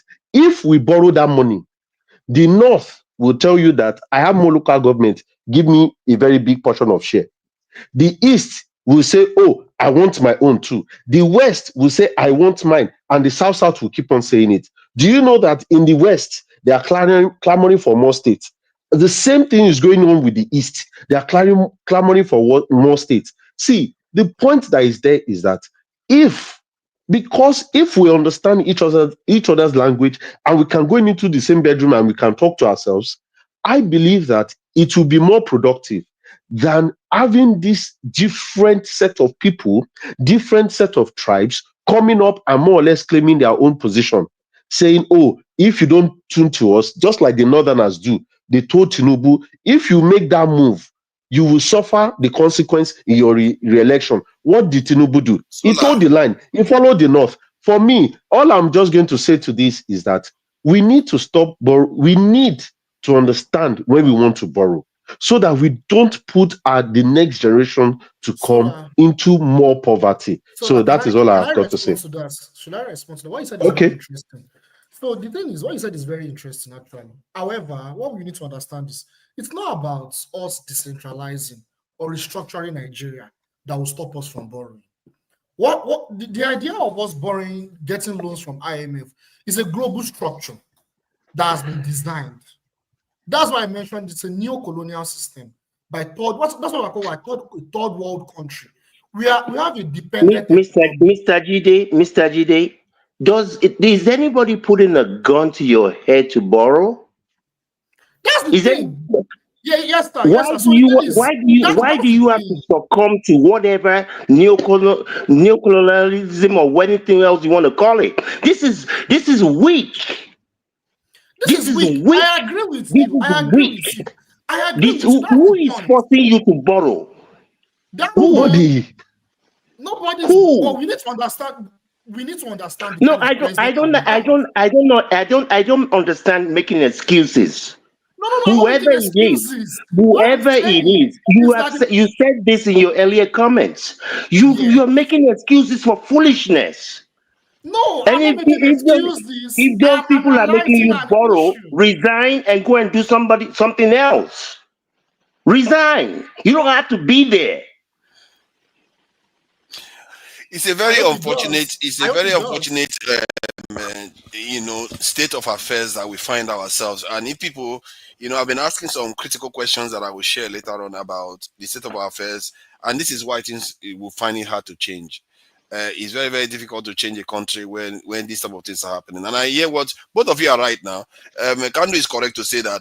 Why do we keep going to take the same money? What is wrong with our people? But at the same time, the forces that are at play, we know full well that they control nations. They are even bullying Pakistan left and right, bullying Ukraine, everybody left and right. This is what happens. Well, and they are blackmailing this government. It's clear. Like you said, are they putting gun on their head? That's the best way to describe it. I mean, we can make a case for that. It's quite unfortunate, but that's the reality we find ourselves. And that's why I keep talking about it. Yeah, Sola. So you see, the problem we face in Africa is that somebody was trying to remind you of where I think, because the Southwest was very, very hot too. Even when Nigeria was doing well, in the best days of Nigeria, the Southwest was still very hot. You guys fight more. Nigeria has calmed you guys down. That section of Nigeria was very hot. The fight that used to go on in that Southwest is like they were fighting with Lome and your empire. This one fight this one. You guys were at it like crazy. And now you want to go back there? No, let's sorry, so that I don't always interject. Let me let you understand. So what the Yoruba Empire was doing at the time, the Oyo Empire, they were more or less expanding themselves. So it's just like what the British Empire did at the time. So they were going into countries, they were going into space, and they were more or less conquering them. So let us set the record straight. Yes, there were squabbles. No.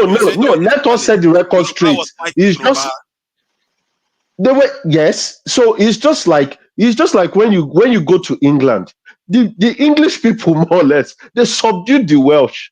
They subdued the Scottish. Also, even they were going to Northern Ireland before they were pushed back they were going to Ireland before they were pushed back to Northern Ireland. It's the same thing that the Yoruba people were doing. So let us set the record straight. I'm saying is it's not different, because what you're saying is that let me explain. Because when hold on, no, it's not just see when people. That's why I don't usually talk. Wait now. You say Yoruba people. Lome people are not Yoruba people. That's just it. So no, the Dahome people, they are not Yoruba people. They are not. So the people need to. We need to read the history. They are not Yoruba people. So it's just like if you go to Kwara State, when the Afoja people came and they went to bring Alimi and came, they have more people. If you go to Kwara now, it's more or less like it's classed as is part of northern Nigeria. So let us set it straight. The British Empire was more or less the English anyway. Let me put it within the United Kingdom. They were trying to conquer the other areas in which they had pushback.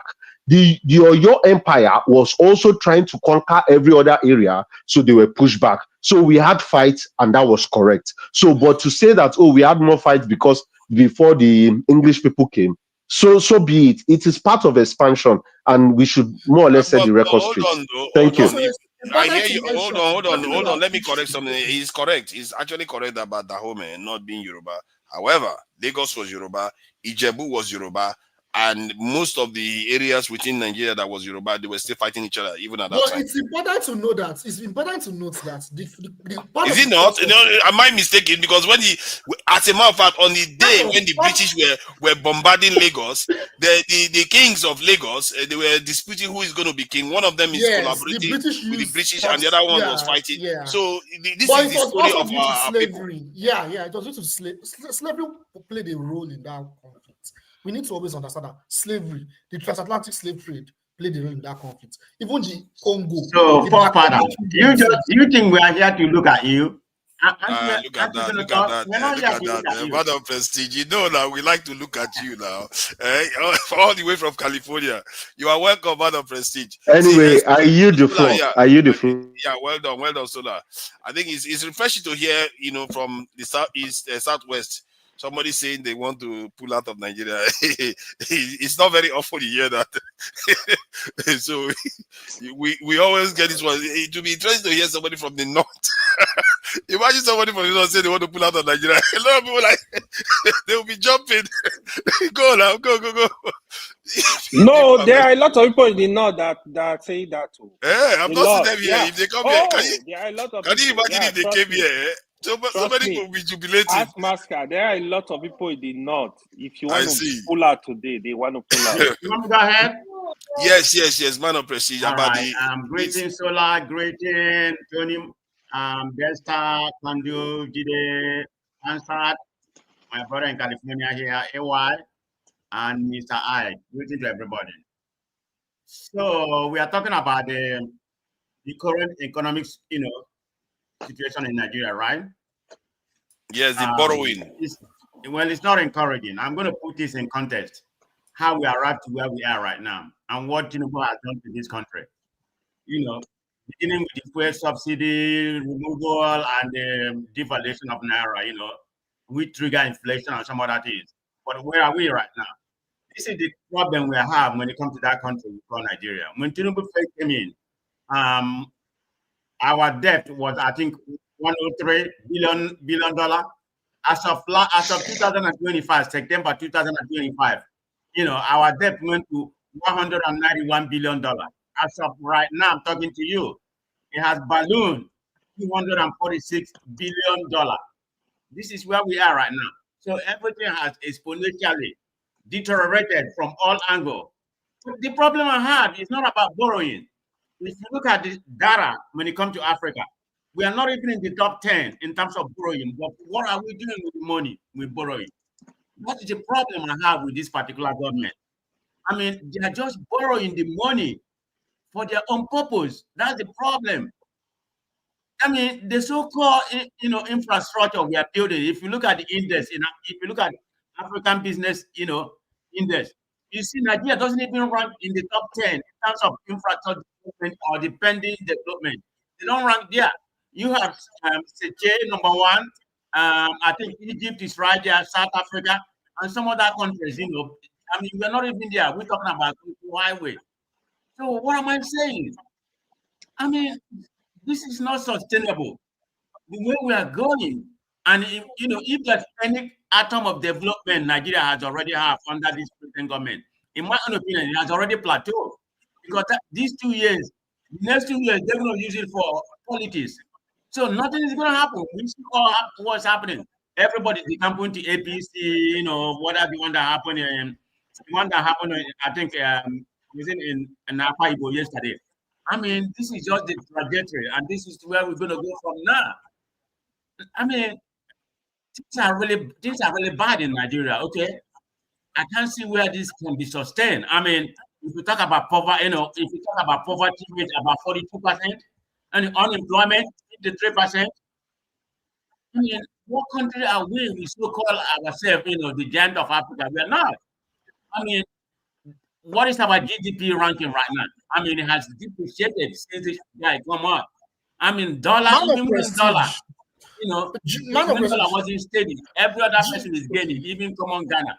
They are steady, they are gaining, but we are not. Yes, sir. I wanted to say that, in fact, even if our GDP is even low, safe, it still does not give an excuse into why our people are still very poor. I mean, there are countries that have lower GDP, and their people are living a better life. I mean, but go on. I'm listening to what you're saying. Okay, but is the implementation? Yeah, we may have some GDP, like you said, it's not a matter of being lower. Okay, look at. Let me give you an example of Botswana. Botswana. Do you know they have free education? Go and look at their GDP. It's not even anything. Exactly what I'm saying. Thank you so much, man of prestige. You just hit the nail on the head. That was yeah. I was going to. Yeah. So I mean, we are just being bamboozled. I mean, I don't care who come into power. This is the problem we have. We have a system problem. This structural. There has to be certain kind of structural changes, or else Nigeria is not going to survive. I mean, and I blame the Nigerians too. The people in Nigeria, I don't know if they're so docile or whatever. I mean, I can complain because I'm here now, so it's good for me to complain. But the people in Nigeria, I think the day they feel I don't think they're hungry yet. If they're hungry, they will take arm and go, and go and protest. Do what other country is doing. They are not hungry yet, but it's going to get one day, where this is not sustainable. I mean, like I said, it's not about borrowing money. Let me give you an example of what happened. If you don't know about the light, there was a budget. They did about light. I think it's about 363 billion naira. That's how much they budgeted, with the light. But one light. What one light is supposed to cost, according to what was budgeted, it's supposed to cost 266. That's Google what I'm saying. It's supposed to cost 266 a light. This is how much they buy. I'm getting somewhere. I'm talking about how they going to pad our budget. But one street light, supposed to cost only about 8 million naira. So where's the rest 200 and something supposed to go? Is it not to the politician or people who is going to do the business? So this is the problem we are having. Do we have a revenue problem, or yeah, we have a revenue problem now. The governments are not. I think they are changing it now with all these tax reform bills. So maybe there will be more revenue consistently coming in. You are taxing the country out of it. I mean, it's not sustainable. I mean, look at this nonsense coastal road they're building. I mean, I'm for the coastal road, but they should have maintained rehabilitation of the road already. And look at the nonsense that happened last week. You went and commissioned 30 kilometers. How many is 30 kilometers? If I may convert that, that's roughly like about 21 miles. Yeah, man of prestige, sorry, it is not 30 kilometers, oh. You know, reach 30 kilometers, oh. Now fake with that, oh. Well, regardless, 26.8 kilometers. But what's the purpose of commissioning it? Father, you know that flying over there, the amount of money that they're going to spend to fly over there for that nonsense. Yeah? Forget about this Kulata. Kulata is one of the Tinubu agents. Okay, I don't pay attention to him. But anyway, so I mean, what nonsense are we doing? It's just very painful. Sometimes I'm just lost of word.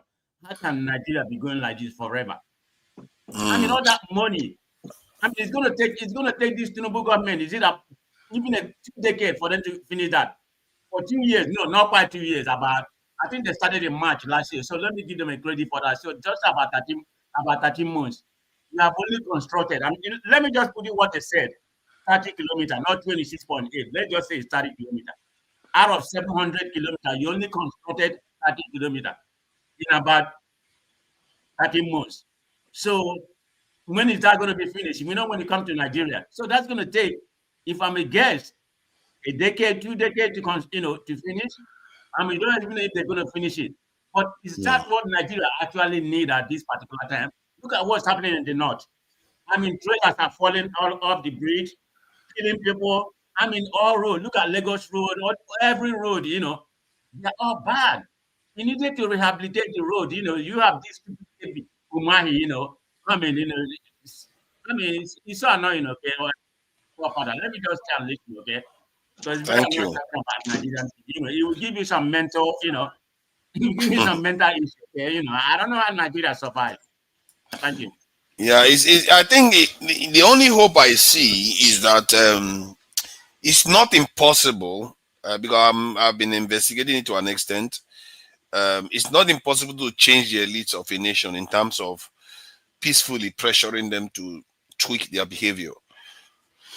What I can tweak them to change their behavior at a level where it transform the nations, especially in terms of sovereignty, their dependency on other nations. I've never seen that, but they do change ideology, like from military to democracy, and their behaviors do change. But let me finish.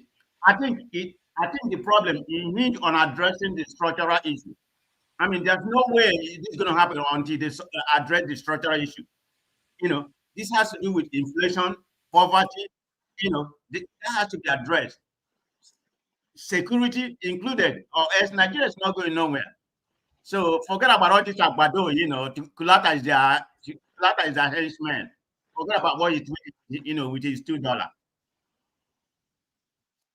Forefathers, it's you are lucky to have a man of prestige say something I've never heard him say before, which is to say, I'll leave it there, right? and then you continue. You're gonna be sensitive. There's a lot of us down here. I want to get up there so I could talk. Stop chiming in. Conduct it so that I'll speak, so, then I'll be out of here, right? Please. That's the one you started with. I'm coming today. Bad of prestige. Okay, bad of prestige. Thank you for that. I think everybody's in unison. I think most people don't seem to be very happy with the way they're handling this debt business. And my criticism is that I want you to meet me in California. So I can buy you some. Yeah.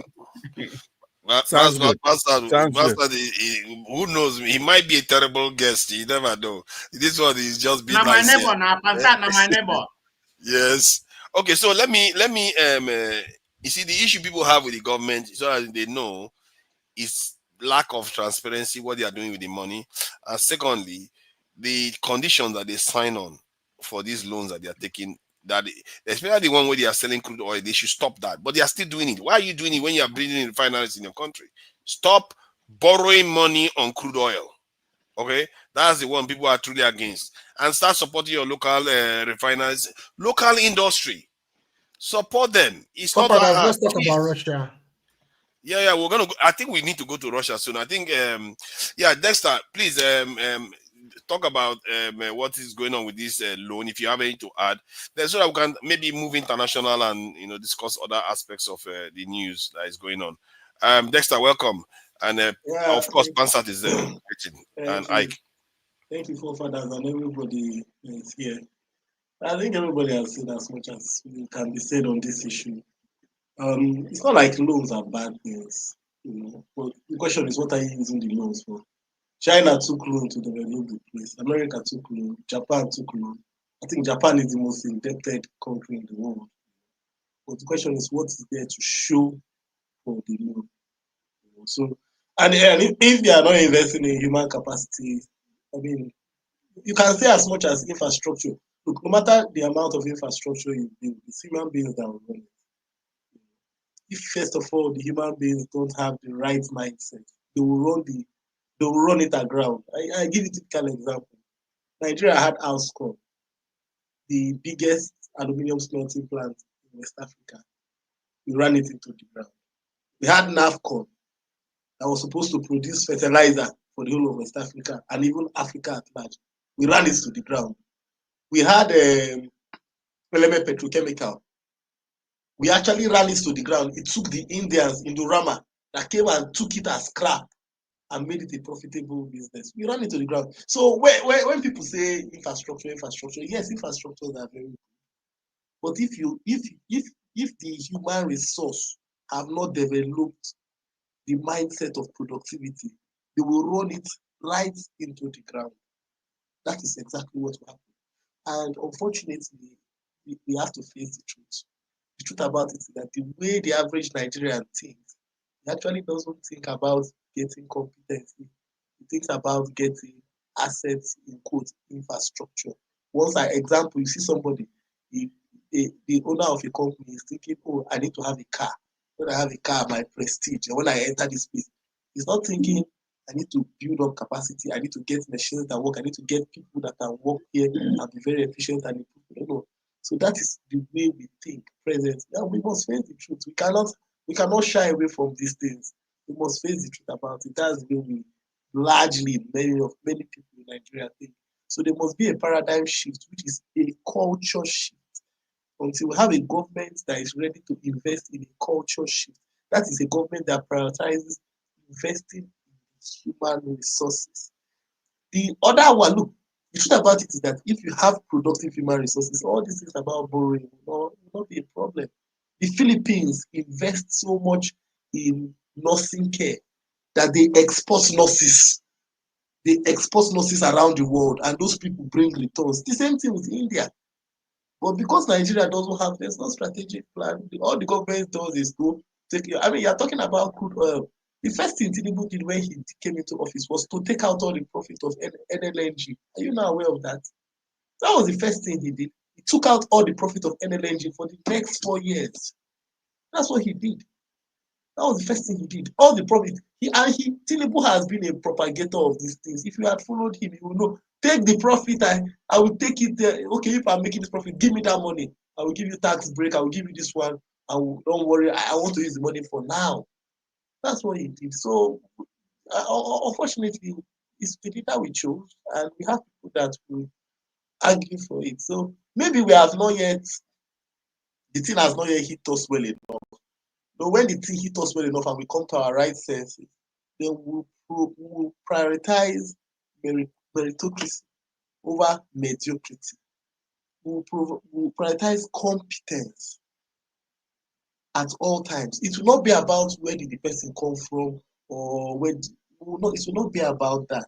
It will not be about, okay, the thing is passing through my road, it's passing through my house, so that is why we should do it. No. It will be objective. This thing we are doing, why are we doing it? What is the collective benefit of it? Nigeria, so I heard somebody here talking about why can't the eastern states, why can't the western states do their own railway? It's not so easy. Nigeria has, is it not exclusive and that concurrent and something list? You cannot just develop. If there are some things you want to do, the federal government, example, let me give you an example, Tinapa. Why did Tinapa take off? What happened? Donald Duke had a perfect plan for Tinapa. How people, in fact, the South Americans were looking forward to coming there. Why didn't Tinapa take off? When the federal government will say, sorry, we cannot give you international license. We will not allow. So the people that want to come and do business there will not come now. The people that want to come and do, they have told people, okay, I've prepared this place, and they're thinking like Dubai. We'll just enter inside, we'll do our business, and we'll go. The federal government say, no, we're going to put restriction. It's the same thing that is happening with Outscon. I was there at Outscon. Russian firm, they have bought Outscon. What is the problem? Why can't the plant start? Those guys have bought Outscons for how long? For the past 10 years. Why can't it start? Federal government say that because Outscon has its own jetty. Federal government say that all the, is it MPA? Say all the port fees and all that company that bought it from the federal government, we pay all the port fees that were being owed. Which kind of rubbish is that? That runs into billions of dollars. And the guy said, no, why would we? And that company has been moribund. That is tied down. Nobody cares. What is Ascon? Ascon is the aluminium smelting plant in Akwa Ibom. It has the capacity. Ascon has the capacity to be taking 2,000 youths. You bring aluminium there, you smelt it, and you sell it. You make roofing sheets, you make all kinds of things. You will get all the scrap. Yes. So it's when people say infrastructure, it's not like there's no infrastructure. Wait, look, I give you an example. There used to be a company called Wheelbros in Port Harcourt. That company was doing the piling, was servicing most of our oil fields. It was located in a community, serving the community, serving the whole of Port Harcourt. It used to have buses that used to go around the whole of Port Harcourt. That time, Port Harcourt was even big. It was not yet Bayelsa State. And pick workers. What did we do? We ran it to the ground. Ibori, is it Ibori or Alemisi? Yeah, one of them. They bought it. They changed the name from Wheelbros to Ascot. The company is moribund. That company, you want to build, if you want to build a new, if that was at the point in time, that was the only company in Nigeria that could build a new platform. If you are building an oil field, they could build a platform and supply it offshore. Because we must take it, We took it by force, we ran it, it is completely dead. Hold on. With this, we ran it to the ground. We ran it to the ground now. The employment. Calm down. Hold on. Just hold on for a second. Okay, this melting one, are we getting the ore or we just get aluminum and melt it? We get aluminum scraps around the world, and you smelt it, and then you. That's what they are doing. Okay. That was what they were supposed to do. It had other look and think about the way all these plants work. It's not just one thing. It has a value chain, so it has a long value chain of things that can come out. We ran it to the ground. We just ran it to the ground. And look, in the same way, Ajokuta, we ran it to the ground. DSC, we ran it to the ground. So when people say it's not necessarily about the infrastructure. Nigeria has had look. Some countries have only one. Some countries will have only iron or steel plants that keep them going. Nigeria has had plenty.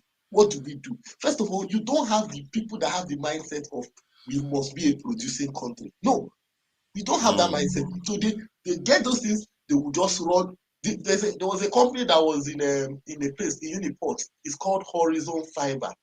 They were doing I think what they were producing there had to do with cotton or so. But what they were doing was like they were the only ones in West Africa producing it. The company, it was Indians. Dexter, though, you are in charge of smelt. This is ASCON now, and then the project comes through, and they said, this is your opportunity to hit big O. And then family members say there's a business, there's a way you are going to do it, and you're going to make 20 billion naira from it. And would you say, okay, I'm not going to make that 20 billion naira. I want to run the business well so that the country and the people will benefit. Would you do that? If you have the opportunity to take 20 billion naira from it? Why? What will 20 billion? So when I take 20 billion naira, what will I now do? And when I take 20 billion naira, something that is supposed to be a legacy, that is supposed to outlive me, will die.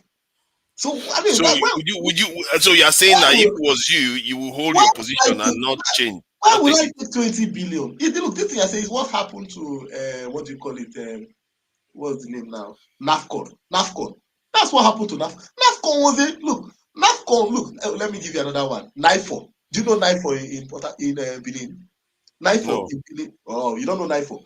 The Malaysians. So NIFO was the first place. Father, you don't know ASCO, you don't know NIFO, yeah? I'm looking at this guy here. I'm getting surprised. This guy is surprising me, all the stuff he knows. Yeah. I'm just looking at him. Let me tell you about all these things. Let me tell you about NIFO. NIFO was where the research was made. So when you have palm trees, palm trees grow very long. It used to take 8 years. So when you plant your palm trees, it take 8 to 10 years for it to start producing. It was in NIFO they did the research to come out with palm trees that will grow in 4 years. It doesn't have to grow very tall again. It will grow. It will be short, and it will produce. That was it. The Malaysians that are selling the palm, they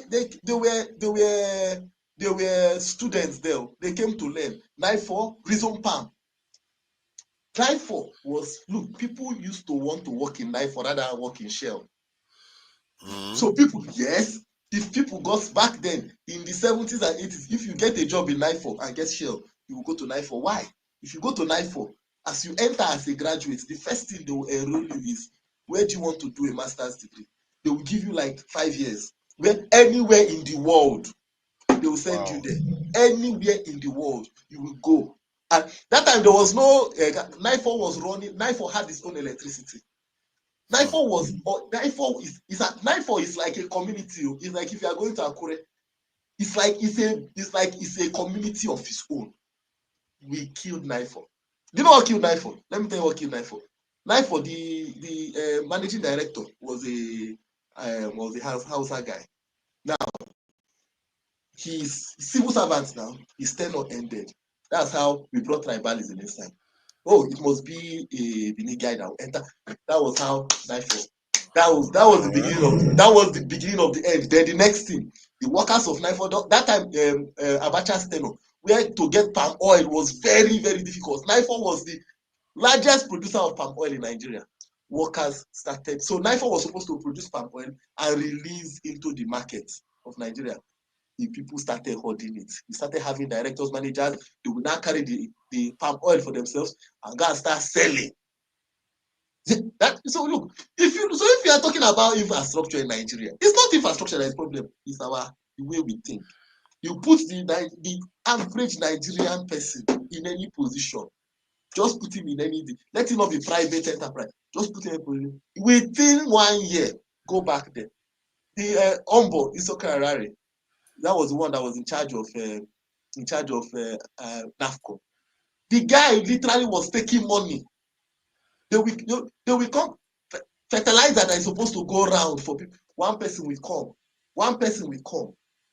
So fertilizer that is supposed to go around, go to the north and for spread to all the farmers. One person will come, and then you will take bribe. That person will take all the fertilizer and go and hoard it, and now start selling it at a high price. Then if you look at that, when Nigeria is not just about infrastructure. Okay, let me give you an example. You see the road. The way I say, oh, the road. What is the maintenance of that road? You will be so surprised that they've done 30 kilometers. Before they reach 100 kilometers, that 30 kilometers behind will already be damaged, and they will leave it like that. So what is our culture? So if until we decide that we are going to purposely, look, countries of this world that have developed, that is the way they work. China, you must create a population that are patriotic to the nation, that are not interested, that they don't want to waste resources, and who want to be productive. So they will not enter a position and they will not start thinking of, look, the average civil servant in Nigeria cannot work without pilfering. That is the truth. Any average civil servant, if you are the man, they are working as a civil servant, and your wife doesn't have a job that is better than you, in Nigeria of today, you have to, how will you survive? How are you going to take care of your family? Will you just be able to say what I earn is? No, it's not possible. We all know it is not possible. So we have built over the years that culture of injustice. And the truth about it is that it's like you sow a seed and you don't cut the tree off. You sow the small seed of injustice. You think it's not affecting me. That's how it will spread. It's not affecting me today. You don't know it is growing. It is growing. Before you know what's happening, it will spread everywhere. And everybody's hand will become bad. So, and that's what's happening in Nigeria. So this loan issue, the truth about it is that we have a government that we all know they are not a frugal government. So this whole thing is that someone talking about the street light. It is a free for all. It's a package for all. Everybody wants to grab something. Everybody wants to grab. Okay, I hear what you are saying. I know, forefathers. I want to figure a way to hurry you up without hurrying Dexter up. How do I rush you? Yeah. It will be your turn soon. Dexter has I have to go somewhere, so I don't know why Dexter. Whenever you talk, sometimes you still surprise me because you look like someone that was just not very old, but you at the same time when you talk about these things, I don't know where you get all this knowledge from. You seem to know about all the things that are going on inside Nigeria and all the various things. But you said something very interesting because you said it's not that they don't do something, they don't commission projects. They commission projects, but they kill it. So how? Okay, you said we should be more patriotic, and this is one of the reasons why when the comment I was making in the previous session, where some people were accusing me of being tribalistic and not. No, I'm saying if something is good for the nation, we need to start recognizing that is important. We should not make it about tribe, like what you just said about what happened with 9/4. We should not make it about religion. We should just focus on what is best for the nation, because if it's best for the nation, it's also best for our tribe. I don't understand how this is contradictory. No matter, once it's best for the nation, it's best for your tribe too, generally. Forefathers, you have to put the horse before the cart. What you have said is correct, but you can a system cannot work. You cannot be saying you want to drive forward, but your gear is in reverse. Okay, you can't say, oh, I want to drive forward, but your gear is constantly in reverse, and then you are looking forward, and then you are pressing the accelerator. That is what is happening in Nigeria. What you have said is correct, but look, how can you ask the people to be patriotic when there's nothing that unites them? Look, what unites them in their common interest in progress? Forefathers, you have said theory. Let me give you an example. If you go to the UK today, if they say they are singing, you will see the young people singing God Save the King. If one small thing happened to them, you will see that all of them, whether Wales, Northern Ireland, they will all come together. Do you understand? They will all come together. They have a uniting factor. Look, Nigeria, if anything happened, the first thing everybody, look, your president proved it. The moment he felt under pressure in the election, what did he do? The moment he felt under pressure, not even in the main election, in the primaries to get the ticket for APC, the moment he felt like, it's like they want to choose somebody else, so what did he do? What did he do? It is not only him, it is from way back. It's not today the thing started. The moment they feel pressure.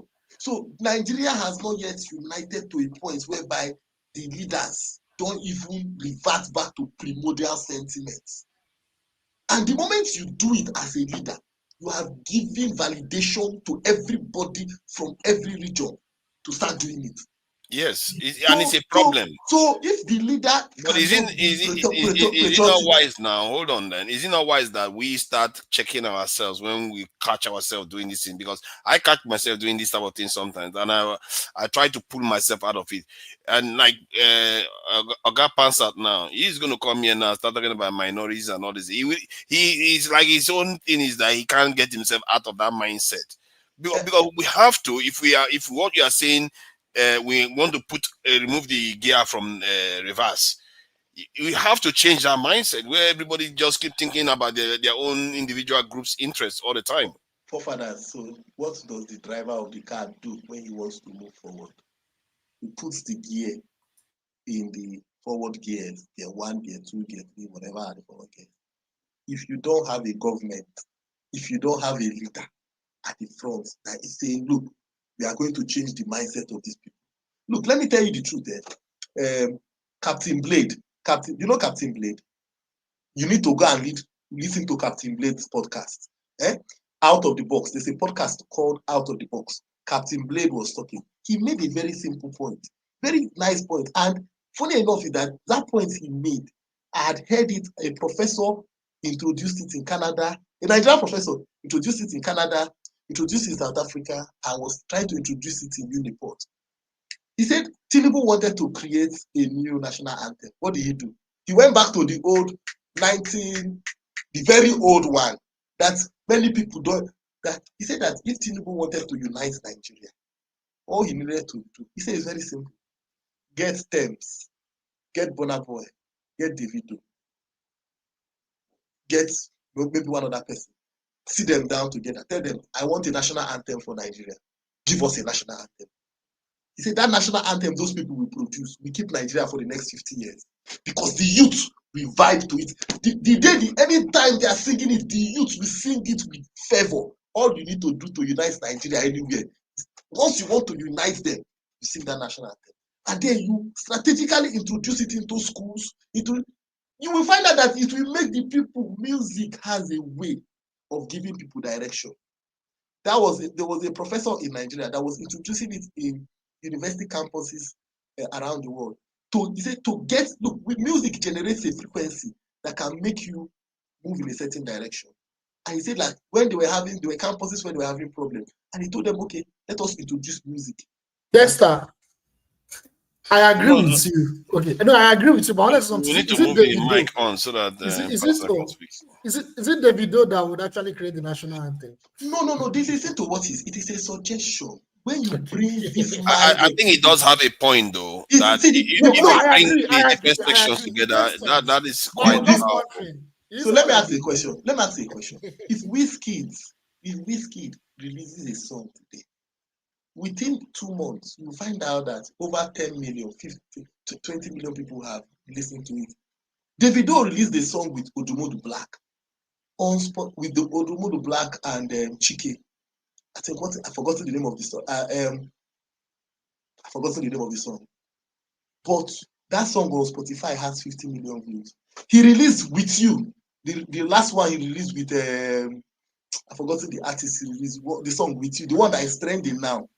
It has over 25 million views. The point is that you must be what Captain Blade was saying is that look, you must be strategic. You must not recoil back to primordial things. What Tinubu did is that he was thinking that his Nigeria is in 19, when he was singing the song. Look, the generation have moved forward. If you are in a country and you are planning for the future, you must realize that you are not planning for a future of your past. But Dexter, the list you gave, did he include another musician? See, no, he was just suggesting. Yeah, it's an idea. I get what you mean. He's not saying that it must be Davido. What he's saying is that Forefathers, you have to leave Dexter to go. He has spoken for 10 minutes. Yeah, don't mind me. He's going for almost 30 minutes now. Dexter, I have to give it to Dexter. He was saying things I have not heard before, and he was saying certain things about those institutions that I've never heard before. So I just thought maybe it's to be good for people to hear about those things too. Just not only me, because I was learning from it myself. So well done, Dexter, for the submission, and nice one. Let's go to Pansat. Pansat, welcome, and I really appreciate your patience. Normally, I do appreciate your patience. So, what do you make about these loans that they are taking, and what do you make? You listen to the conversation, so what do you make of it? All right. Every time I come here, you try to appreciate my patience. I just want you to know it doesn't mean anything to me if you appreciate it or not. Get me up here to speak so I could go. I listened to Dexter. We're not rushing Dexter. It makes a lot of sense, like you're saying. But the rules should be the rules whereby, maybe you go over a little bit. This time you went over like 15, maybe 20 minutes. That's provocation. But having said that, let me say hello to you, forefathers, Dexter, Jide, my brother Tony, AY, and of course, my brother Ike, and those who are in the comment section. And we also remember Dr. Damages. I think he did give a signpost ahead that he won't be available this weekend. So we hope he's doing very well. We thank him for his platform, right? And how he brings Nigerians together. We try to hash things out here. I was listening. I wasn't going to come on, but I was listening. And I saw a guy who spoke here. His name is Sola. And he made all the points, and he ruined my statistics that I've always quoted, which I come and I say that Yorubas, there are 3 good Yorubas and stuff like that. But this guy is a true Nigerian, a true black man, a true African, somebody I'm very, very proud to have listened to him today. And he hit the key points. And of course, you don't like that, forefathers, as somebody from the South. You said I'm going to come here and I talk about minorities and all that. Yes, I do come in here and I talk about minorities a lot. And I do it not because I don't like minorities. I'm just saying that they cause a lot of problems, just like on this platform now. So he made a lot of points, but then what you did, because you see him not different from other smart Yorubas, other smart Igbos, other smart Hausas who are trying to move us forward without all the bickering and the clannishness. Because we, the major tribes, will talk tribal, right? Wazobia. I particularly am an exception. I talk anthropology. But you, the minorities, you talk clannishness, stuff like that. Little ball. after that guy made all those points, key points here, that you didn't like that coming together. And you cleverly started questioning him and took him off his game. But I'm so happy that he's here. I hope next time he comes back and he does it. Now, having spent a lot of time on trivialities, let me then summarize the key thing I'm going to say. I will repay you the time by going directly and telling you that we have to look at development. That's what you're talking about now, with the borrowing and stuff like that. Now, a developed country, it's a nation that has achieved a high level of economic prosperity, technological advancement, and social well-being. You read from Google? No, I'm not. I'm looking at my comment section. I mean, what I was gonna post it for you. So let me just post it. This is what I was. Here's what I was reading. I wrote it and I was gonna post it to you. So I just posted it. I'm saying that a developed country is defined as a nation that has achieved a high level of economic prosperity, technological advancement, and social well-being, often characterized by factors such as GDP, advanced infrastructure, and access to education and healthcare. Now, that is very, very important now, right? Because a lot of people, they come and they say, hey, I'm not opposed to borrowing. Borrowing is a good thing. I think P2B says that too. I borrow money as far as you use it to build something good. America does it. Japan has the mantra. Borrowing is not a good thing, especially in the way that they put us, right? It's so funny. They're playing us like suckers. If they go and you borrow money and then they make our currency devalue, right? And we then will be using like 80% of our revenue to service the debt. I was inviting Kulata to come in here because that's part of his line. That we don't have discipline in the country to go on and borrow money. Something that should be put in critical infrastructures, stuff like that. So since you don't have it, like Dexter just told you, you cannot put the horse before the carriage. We have to get that country to be in order first before some of the things that you're pursuing. If you look around Nigeria, there's a lot of money there. They're bringing in the money. They just know not only do they borrow outside from IMF and all that, the domestic debt, it's like maybe 58%. They borrow inside. Pastor, did you say you cannot put the horse before the carriage? You cannot put the carriage before the horse. Okay. But if it could have been a typographical error kind of thing, right? It could be an error, but you know what I mean. But I appreciate that. Forefathers, what I'm saying to you is that everybody keeps telling you that you're gonna have to crawl before you walk. Maybe I should use something smaller like that, so I don't make any mistakes, right? We should crawl before we walk. We have to put that country in order first. You have, just like Dexter said, you have to have unity of purpose. You have to have patriotic. You have to do things. We're gonna make Nigerians feel the patriotism. Now, one of the things I want to talk about is that the hubris of Tinubu in thinking that nothing can happen to him. Nothing. He could go and accumulate these governors and disrespect Nigerians. I want to remind him, there's a particular section of our constitution, which is the section 143. It doesn't talk about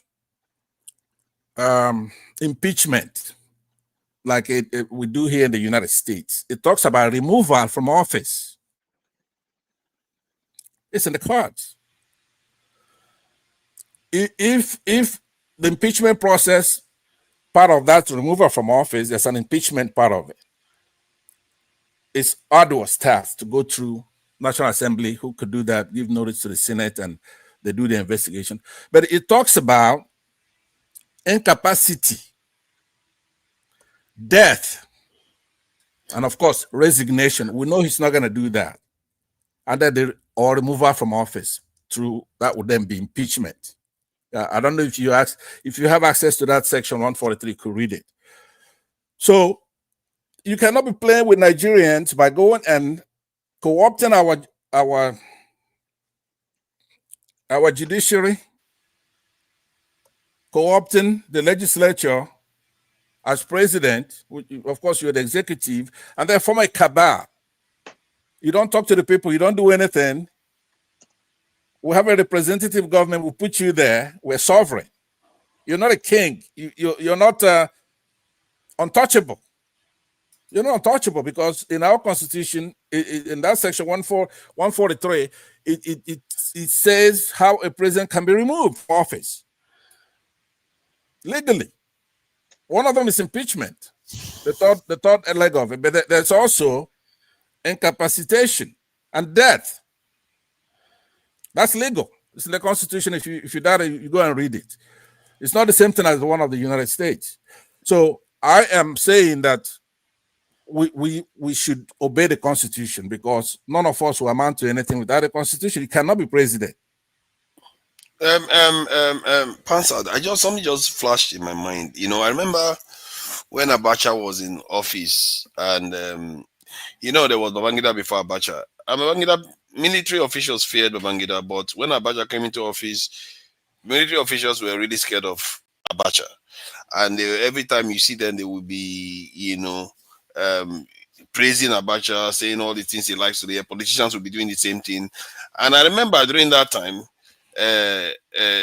Tinubu was overseas because of all the people Abacha was arresting and, you know, all kinds of stuff he was doing to them. But watching Tinubu today, being the person all politicians are doing the same thing that they used to do with Abacha, is really astounding.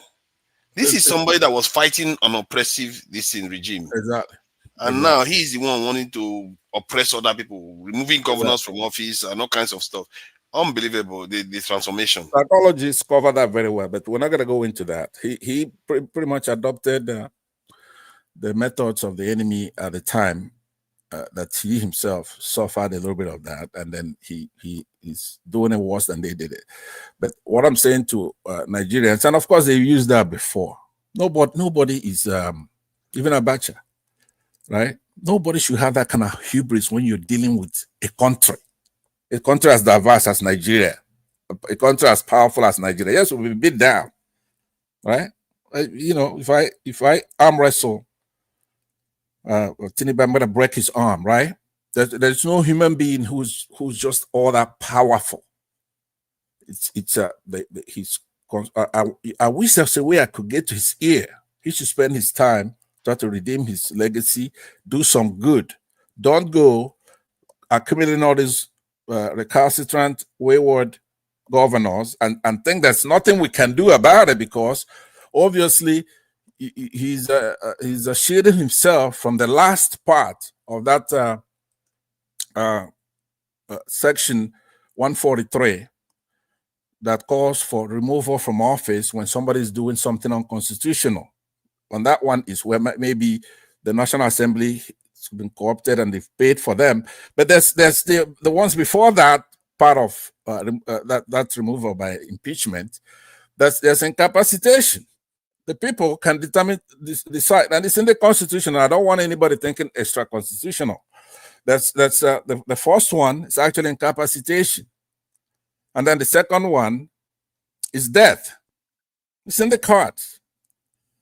You are putting the lives of over 200 million people in peril by what you're doing for a long time without respect. I mean, it's not a small thing. There are a lot of old people in that country. I mean, that's in any undeveloped country out there. They have nowhere for the old, nothing for the students, nothing for pregnant women, nothing for children. True, we have that. But this now goes overboard to where the lives and property of Nigerians are completely imperiled. Not by neglect. And in most cases, not in spite of, but actually because of the president himself. He's the one doing that. So we cannot sit there. For example, we know in advance that the the electoral commission there, independent. I guess I have to use the whole acronym. Acronym. It's not independent, but let's just say INEC, right? We know that it's a very important part of our system. We spent over 400 billion naira just in 2022 to enact that law, to run that election, to run the election for over 400 billion naira that we could use for something else. And then to go in there and have the INEC do what they're doing, and now they won't register other parties, and he's doing all these kind of violations. I'm saying that we should read very carefully the section 143 of our constitution. The people are sovereign. We have a representative government. The constitution gives us the power to remove, yes, through the National Assembly, but also by incapacitation and by death, in order to preserve our constitution. We cannot have somebody go to France, borrow money, use 80% to service, right? On top of that, you go and you are causing chaos in all political parties, go and pay off the judiciary, go to the South and bring Wike to Abuja, right? And put them there to manage that population. That is supposed to be the state capital, but those people have rights. The person the government appoints there, the president appoints there, is like a governor. They deserve representation. They don't have to have somebody from the creeks come over there and then import all his shenanigans that he has with his governor over there, but and then have the president remove. Yeah, they are saying that Wike is doing okay in this thing. Abuja, and that they are going to be carrying out a lot of commissioning of projects in this month. Actually, there will be more than 10 different commissions every day. You know, that kind of stuff Wike used to do before election. So maybe that is why Jagaban decided to get Wike, because he wants Wike to repeat it for him towards an election. So let's watch this space. All right, look, you know, that's what I'm saying. Those people may not be like people in the south in River State, right? Their integrity might not be in their roads, on their flyovers, right? Maybe they cherish honesty, probity, rectitude, honor, ethics, righteousness. Maybe they cherish freedom and they cherish things that are intangible. Maybe they don't care about flyovers. So Wike, the way you judge him in River State, maybe the rubric, it's 50% infrastructure, 10% this and that. Maybe over here, infrastructure is maybe 15%. So just because a lot of these governors do that, when we're talking about good governance, they come out and say, hey, look, this governor is doing well because he built 52 roads. Yes, building infrastructure is a good thing, but it's not a panacea. There are a lot of other things that people care about. Honor. Right? So do people care about honor if you're giving them the infrastructure they want? I'm not so sure. They like Wike in Port Harcourt, even if Wike was a total bully and he was insulting the chiefs and elders in the River State. But because he built so many things for them, they were quite happy with him at that time anyway. That's River State, right? There are idiosyncrasies for every part of Nigeria. It's not just Wazobia. Like I talk about minorities, the minorities have their own idiosyncrasies, right? But I actually think that people don't care. People generally don't care about somebody's ideology or even personal life. As long as you give them what they are looking for. They look at Trump. Trump is a convict. He's a convict, and they elected him into office with their open eyes. No, let me tackle both of those, and I'm not even going to try to take us half the time that Dexter was given here. I'm not going to do that because, first of all, I'm not as eloquent as Dexter, but secondly, Ike is coming up here, and I want to hear what he has to say. Forefathers, the reason why we come here is to learn. We come here, you've seen how smart Nigerians are. Everybody who has spoken here so far today has been very bright. we all have a problem, which is on ground.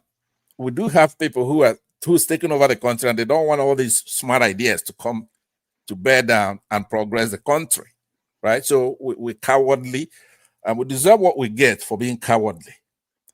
But you're gonna notice this. This is a blessing from God for Nigerians. It's not like when you go to any platform, let's say South Africans, then you're gonna have this gamut of intelligent people. Almost everybody who has spoken here has spoken very well, and take a jab on tribe here and there. There's nothing wrong with that. So what I'm saying to you is that when you come here, you have to learn from others, other parts of the country. The people in Abuja, that shenanigan, that if I'm from River City, I'll be ashamed of myself when I see Wike. You come there sitting like a king when he's talking to the press and belittling them and talking nonsense, right? And his only anchor is that he's good in building flyover or something like that, or building Abuja streets. That's not, I mean, it's like here, I don't know where you are, over here where I am, a city, not even, you know, a county has many cities. A city, let's say a city of anything, any city here has hundreds of trucks, construction trucks to maintain that road even after it's constructed. They can also construct it, right? They have budgets for that little department there in that city that's probably going to rival River State's budget. So, but I don't want to go and be condescending. I'm just trying to tell you something like a whole state governor building roads is nothing. Now, when I looked at Wike's roads that he constructed, and I really paid attention more than anybody else. I know I did it more than Tony here. I looked at the roads. There are no street signs. There are no exit signs. Like over here, if I'm driving, the road will tell me the exit I'm meeting pretty soon is going to be in about 1 mile, right? So I could exit it. I'll be looking forward to it. And he's going to tell me what's coming after that. And if I do, they are asking for too much. I know, but you know, it's so funny. We actually have the dough. We have the money to do those things, especially a state as rich as River State, right? So all those people that come there, like Julius Berger, don't they know? They know. You have to have street lights. You have to have center dividers. You have to have something at night that would illuminate that center divider. Else it's a death trap. True. They have no respect. If there's gonna be, even inside the street, if there's gonna be a gallop, it will tell you here. You have to have respect for your fellow citizens. But anyway, those things they are building. If I swear, if I go home, I'd say, market women, I'm gonna pay you guys for a month. Don't go to the market. Let's build some roads. You're gonna make more money doing it, right? I would do those roads in no time with local stuff. I would do with local stuff, local material. Those you're meted. You're meted forefathers. It's not that they don't know how to build roads. We've seen good roads in Abuja. The people that can build good roads are in Abuja. So why can't you just start replicating that all over the country? But they won't do that because they don't want to. These guys are not serious. That's the problem. Okay. I've seen good roads in Abuja now. Okay, that's why I will end it this way by also talking about the denouement, the finale of what's going to happen. I believe that Solar covered everything so much that it's actually redundant. And actually, in respect of those who are anticipating to speak, Ike, now don't say I don't do much for you, Ike. I'm gonna yield this the rest of my time now, so you could speak. And I have substantial time left, going by what Dexter used. Look at that substantial. Everybody's speaking for 45 minutes now. Everybody's speaking for 45 minutes. No, you don't. You've been speaking for 20 minutes at least. Yeah, Mr. Righteous Man, I see you there, and I have you in my prayers. And what KJ said the last time, we'll see what will happen. All right. Thank you very much, everybody. Thank you, Bansat. Yeah, let's welcome Oga Ike. I know that the one thing I know about Oga Ike is that no matter what he says, he tends to be grounded in Nigeria, not like Bansat that tends to always be separatist. So, what do you make of this money that they are taking? You know, what is your issue with it? You've heard of all the complaints people are making. First of all, I have to start on a lighter mode with my brother Jide. He's still putting on an Inter Milan T-shirt. Your manager has left you, gone to collect money in Saudi Arabia, and you're still wearing Inter Milan Next T-shirt. season will be better. Next season will be better. Trust me, we have a better manager now. Encourage yourself. It's always like that. I'm so optimistic. Honestly. Somebody has to win and somebody has to lose. So it's good. It's well. Well, I think I do not have much to say about what we are discussing, because at the end of the day, we are driving to the same point. But the only thing I want to ask any of us here is that if there is anybody here who, if you know anybody, your family, your friends, neighbor, colleagues, somebody you know who has gotten the student loan, can you share with us? Because every time they talk about student loan as part of the achievement, if anybody could tell us who among you has gotten, anybody who has got the student loan, they could be able to tell us so that we can. My brother, I'm not interjecting. My brother Ike, I'm not interjecting. The 5 eastern states, the universities in 5 eastern states and polytechnic were exempted from this student loan.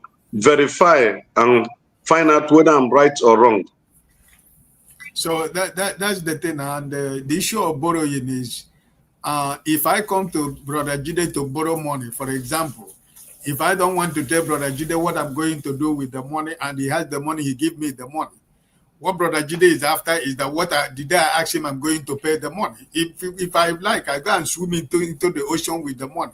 It's not his business. His business is on the day we agreed, he pay me the money, right? But we're talking about government of the people, by the people, for the people. So we, the people that they're supposed to be serving, we don't know how they go to get this money. What are the terms of agreement? And at the end of the day, they will tell you on paper and in channel television and Arise and TVC, the project they're doing with all this money. And when they're explaining to us, they're talking to us as if we are spirit, or the Nigerians, every Nigerian is a spirit. So they tell us this thing in the spirit, and we cannot see it. We only see it in the spirit. So for all the whole money that are being borrowed, that are still going to be borrowed, nobody's asking where have all this money gone.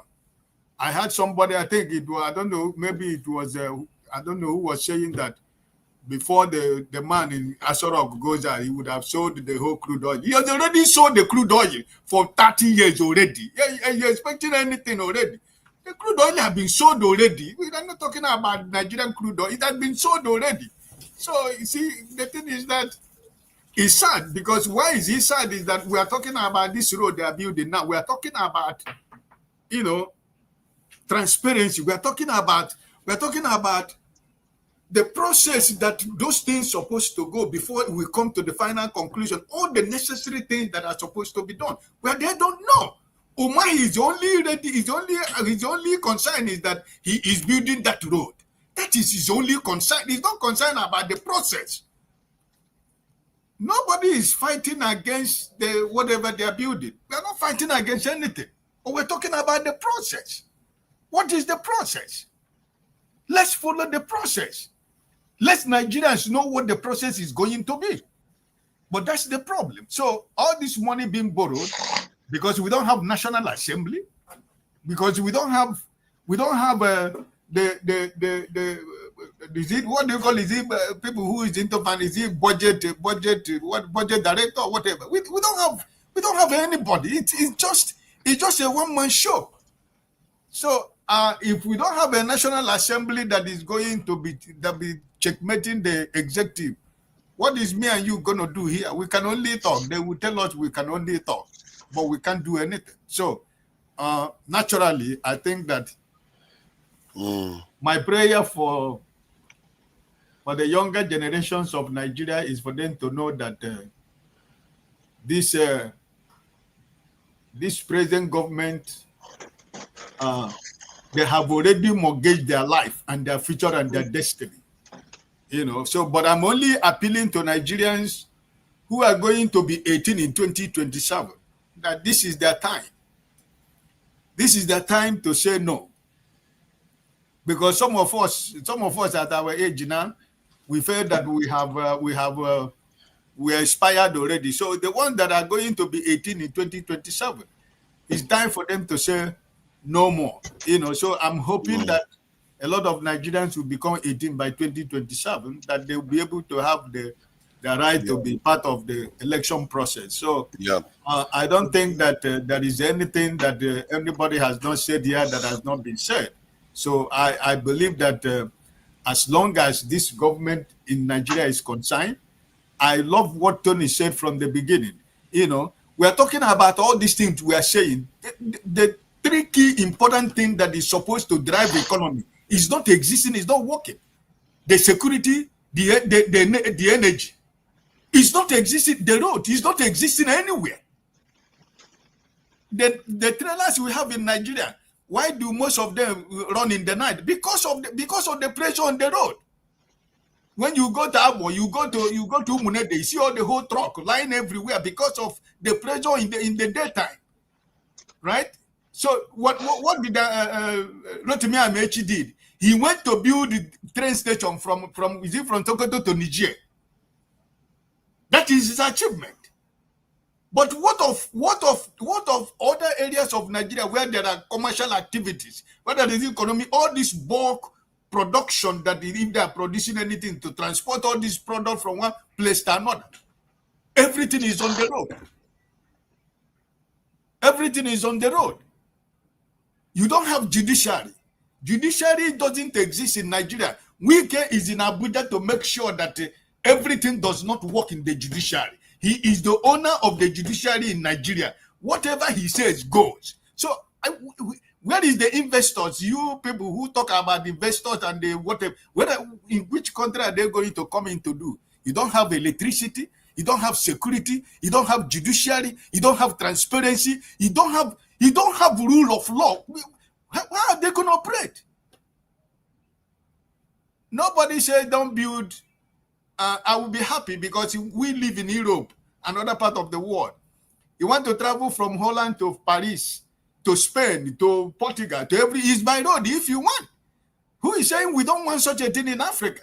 But where is the resources? What of the common roads that can lead Jide to go from one town to another town in his place? Where is the road? There is no road. If there is a little downpour of rain, everybody will roll his trousers. There is nowhere to pass. So I don't know. Listen, I think Nigeria is confused, right? My brother. I think Nigeria is more than confused. I think it's down to us now. The only hope I see is that people, elites can change. Who is that, please? At least they can change if you make them change. It's me. I will be going to bed, please. I just want to correct something about what people are saying. I think the Southeastern State did get student loan. That's what. No, mention the university. Hold on. That's what I want to correct. Google it and find the university in the 5 eastern states that have gotten the loan, please. Because this thing was mentioned last week on Arise. It was mentioned in almost all the whole network, including the budget for railway. That was Eastern Zone was excluded. It was brought to the National Assembly, it was debated, and the man said it was a mistake, that they are going to sit down to discuss about it again. There was another budget that was, proposed about 600 something billion. The Southeast was excluded. All these things are in the public domain. When people come here, they will tell you, you are lying. Google it. Mention that university in the East. Let me read this. It says that the Southeast higher education institutions finally get loan allocation. So if you look at these universities that were named here, if I'm not mistaken, it says the list of 40 new beneficiaries posted on NEL Fund X account on 6 September indicates that loans have now been allocated to 5 institutions from the Southeast geopolitical region. NEL Fund is the federal government agency in charge of the student loan scheme. The institutions are Abia State University, Michael Okpara University of Agriculture, Umudike Abia State, Alex Ekweme Federal University, Ndufu Ebonyi State, Ebonyi State University, and Federal Polytechnic Nekede Imo State. So, Nekede in Owerri. Okay, forefathers, you are on the internet. Write to those schools to tell you the names of any student that have gotten it. I know what I'm saying. From the school now to the students, what are we going to do? They have not gotten. You see, they say finally. Names. Hold on. Look at what you read. It says finally, which means before that September 6th, when other regions have gotten their own, the Southeast region have not. They were not included. And as I am telling you, as of today, there is no student in any of the universities in the Southeast authoritatively that have gotten any loan. Let it be published. Yeah, I think maybe there was a kerfuffle earlier on, but that was last September. That was a long time ago, and that was when the student loan was kicking in. That's when it came out, and they had resolved it at that time. So if they had resolved it in September, when the stuff is kicking in, by now a lot of people must have gotten it. Those names mentioned there, it is theoretical. It's not practical. I am on ground. I am telling you, and you are doubting me. Okay, make your research. The Southeastern universities, have any money been disbursed to students who needed the loan or the grant or whatever you call it? Let's see how I can find that. Okay, the South University. Okay, I've funds for student loans being given to students from Southeastern Nigeria. All right, so let's see. Now I'll put that up again. So from what you can say is that yes, the Nigerian Education Loan Fund has disbursed funds to students from Southeastern Nigeria. While application rates from the region were initially lower, NEL Fund reported that they are now making disbursement to Southeastern institutions. So from what we can see here, it's happening. Maybe there was a bit of a hiccup at first. It's possible from what you are saying. But both things can be correct. What you are saying can be correct, but now the issue seems to have been resolved. Do you think Nigeria will implode? You see, Nigeria is one country. This is why I keep saying, you guys, Nigeria is a strange country. We have our problems, but the problem is the elites in terms of the way they allot resources and the way they treat our sovereignty. However, in terms of one side cheating the other, it's very hard. Nigerians, they will shout from the roof. Do you think students don't get student loan? There will be no discussion about Tinubu borrowing money or opening this. That will be the discussion if Southeastern students were not getting student loans. Because Nigerians don't take nonsense. They will always complain, and fellow Nigerians will listen to it. It's strange to say this because we are quite tribalistic, but at the same time, Nigeria is quite representative with the way they do things. It's just what I see. All right. So I think we should go international now. I think we've done Nigeria, trash Nigeria enough. I think after Dexter spoke, it just looks like there's no hope anymore. Nigerians are the ones sabotaging everything, and there's no hope for us. Anything we get, we'll run it to the ground. Anything we get, we'll run it to the ground.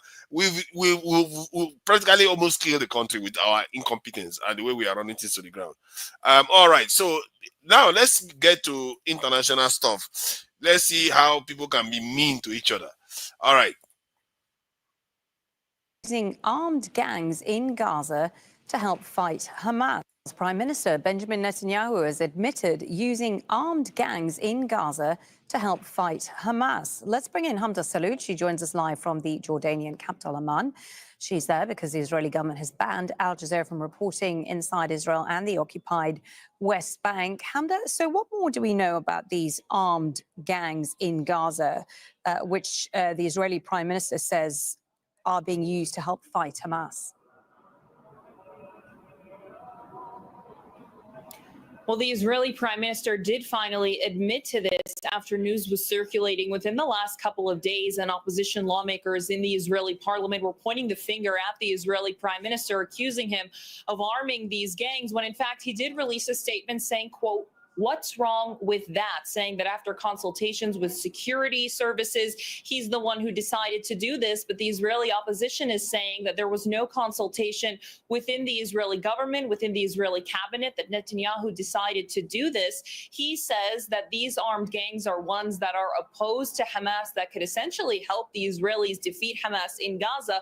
But it's not going over well within Israel. They're saying that these are armed criminal enterprises within the Gaza Strip and that they should not be armed, that these are Israeli weapons and such that are being put in their hands. So there is a lot of pushback against this plan that the Israeli prime minister has now admitted to putting into place.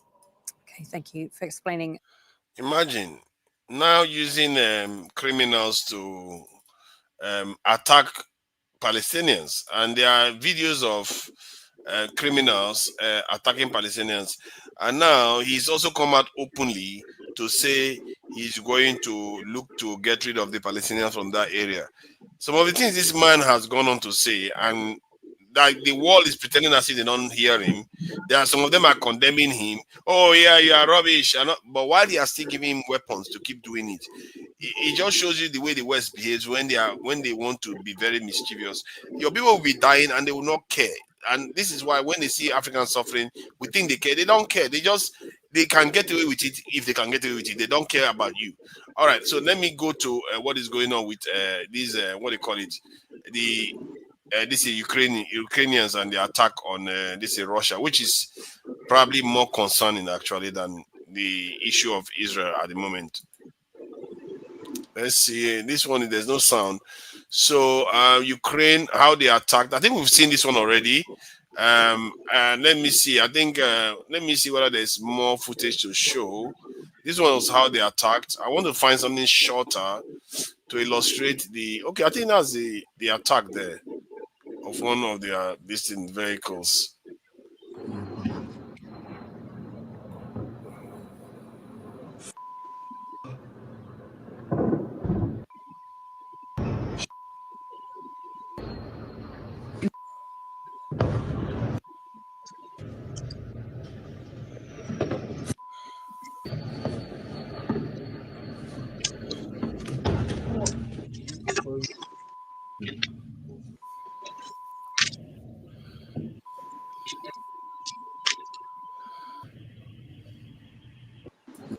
You see, this type of stuff gives me trust issues. Look at how missiles are coming from nowhere. Basically, it's like weapons from heaven landing in your country. You don't even know where it's coming from. I guess you can guess that it's from Russia. They are hypersonic weapons now. Yeah. I guess it's from Russia. But the problem with all these things is that these people are out there in the world right now, and our people will just sit here, pretend as if we can't see it. Let me even show people something that is going on now in this thing. Heck set EU or NATO, or I think he cares for NATO mostly. So what he's demanding now, the whole world is going crazy, and we are just sitting here pretending as if we don't know what's going on. Okay, so let's see Hexet demand this in. Let me type what he was demanding for. Speak to allies. Let me just put 5%. But he was doing 5%. Okay, so. And I don't think anybody has done more to advance the cause of strengthening NATO than President Trump. And he started it in his first term, calling for 2%, calling for investment in this alliance. You got to be an alliance. You got to be more than flags. You got to be formations. You got to be more than conferences. You need to be combat-ready capabilities. So we're here to continue the work that President Trump started, which is a commitment to 5% defense spending across this alliance, which we think will happen. We think has to happen by the summit at The Hague later this month. Absolutely. So that's our focus: 5%, combat credible and capable forces, and then making sure NATO is focused on its core mission, continental defense, where its comparative advantage exists. And I don't think. So when you hear that, the lie that he said there was continental defense. That is not what he's after. When you're looking at about 5% GDP of these nations, that is a huge amount. America is alone is spending $1 trillion. $1 trillion. Nigeria's national budget was 28 billion. That's on defense alone. America alone. Now you're saying the UK should spend 5% when they are spending about 2.5% right now. You want them to spend 5%, France 5%, all of them 5%. And our own leaders just sit here pretend as if they can't see it. They just watch all these people doing all these things. They think this is only about defending Europe. No, this is about them ensuring that their power remains the same and even gets greater. He said it himself. He said he doesn't want them to walk into oblivion. These are people that are extremely powerful already. He's saying that he doesn't want them to walk into oblivion, and he's telling them to arm themselves to the teeth now. While they are arming themselves to the teeth, now they are spending about 2% on average, NATO nations. That extra 3% is more than enough to destroy the entire Africa over and over again. That is the kind of stuff we are talking about here. That extra 3% alone is more than enough to destroy Africa over and over again. And what these people are doing here, in terms of the war that they are trying to start with, Russia. Who says they are going to fight nuclear war with Russia? They will never fight nuclear war with Russia. They will never. The only thing they are going to do in the end is, when they finish keeping Russia busy, they will come for us. And as a matter of fact, they will just bring one of their this thing out of their back pocket and take care of the whole Africa. Because our leaders sit here pretending as if they don't see what is going on out there and keep us completely defenseless. For me, I'm not fooled by all this stuff. I'm not fooled by it because I see threats wherever it is. I've said it before. If any nation is more advanced than you and militarily stronger than you, they are a threat. And if they become even stronger, far stronger than you, you should be watching what you are doing for your own people. Because they are watching what they are doing for their own people. The Chinese are watching what they are doing for their own people. The Indians, everybody is watching for themselves. Only us. We sit here talking and arguing about whether we are even going to build train lines. That shouldn't be a question. It should be done. Whether you are going to build underground structures, that shouldn't be a question. It should be done. We don't even build underground structures. Those missiles that are falling on things that are on the surface. And that missile that they are using there, those are not the ones Russia uses to target underground structures. I don't know whether you've seen the ones they use to target underground structures. When those ones are coming in, forget it. So these people mean business, and they are fighting a war on a totally different level. And our people will just sit here. I don't know. I was speaking to a lady recently, and she said, black men are the most useless men on the face of the earth. And I've said this, and I told her I've been saying this for years. I just stopped talking about it because I'm tired of insulting our men. But if you compare a 5-foot tall Chinese man or a 5-foot tall Filipino, they perform far better at defending their people than the 7-foot tall or 6-foot tall black man. We've just left our continent completely defenseless. Anybody can come into the continent and take whatever they like. I don't know where we get all this fake pride that we like to do, because we are completely outmatched. Do you know Ghana doesn't have one jet fighter that is ready? Not one. A nation of 30 million doesn't have one. And that same president is sitting in that country and seeing what is happening in Ukraine, seeing what's happening in Israel, and think that he is living in a totally different world. Or maybe he expects the British and the Americans to come and say, Fathers, what you just said, it's like a knock on my head. Like this. When you said black men are the most useless. No, come on, man. It's obvious now. I can show you the numbers. Yeah, so you see what I'm talking about. If you look at the jet, Egypt, I think Egypt has about 600 something jet fighters. And the ones that are active, if I show you the numbers, the North African countries have as much jet as the bottom 40-something black nations. What do you make of that? Are they richer than us? They are in deserts. We are by far the most useless set of human beings. Men, no, because the women are not responsible for this security. It's the men. We are by far the most useless bunch of men on the face of the earth today. It's just a fact of the situation. Based on security, not based on other parameters. Based on security, we are the worst. Forefathers, you know the thing you said about Israel. Yes. I mean, people from Gaza to fight against Hamas.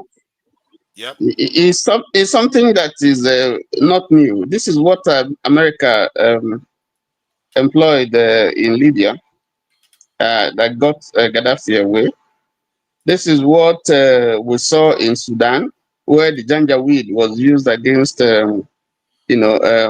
people of African descent, black, in Kordofan. We saw it even in Rwanda before the 1994 Rwanda massacre, where the Interahamwe, Hutus were instigated to start killing their fellow Tutsis. We saw it, in Myanmar. It's still going on now, against the Rohingyas.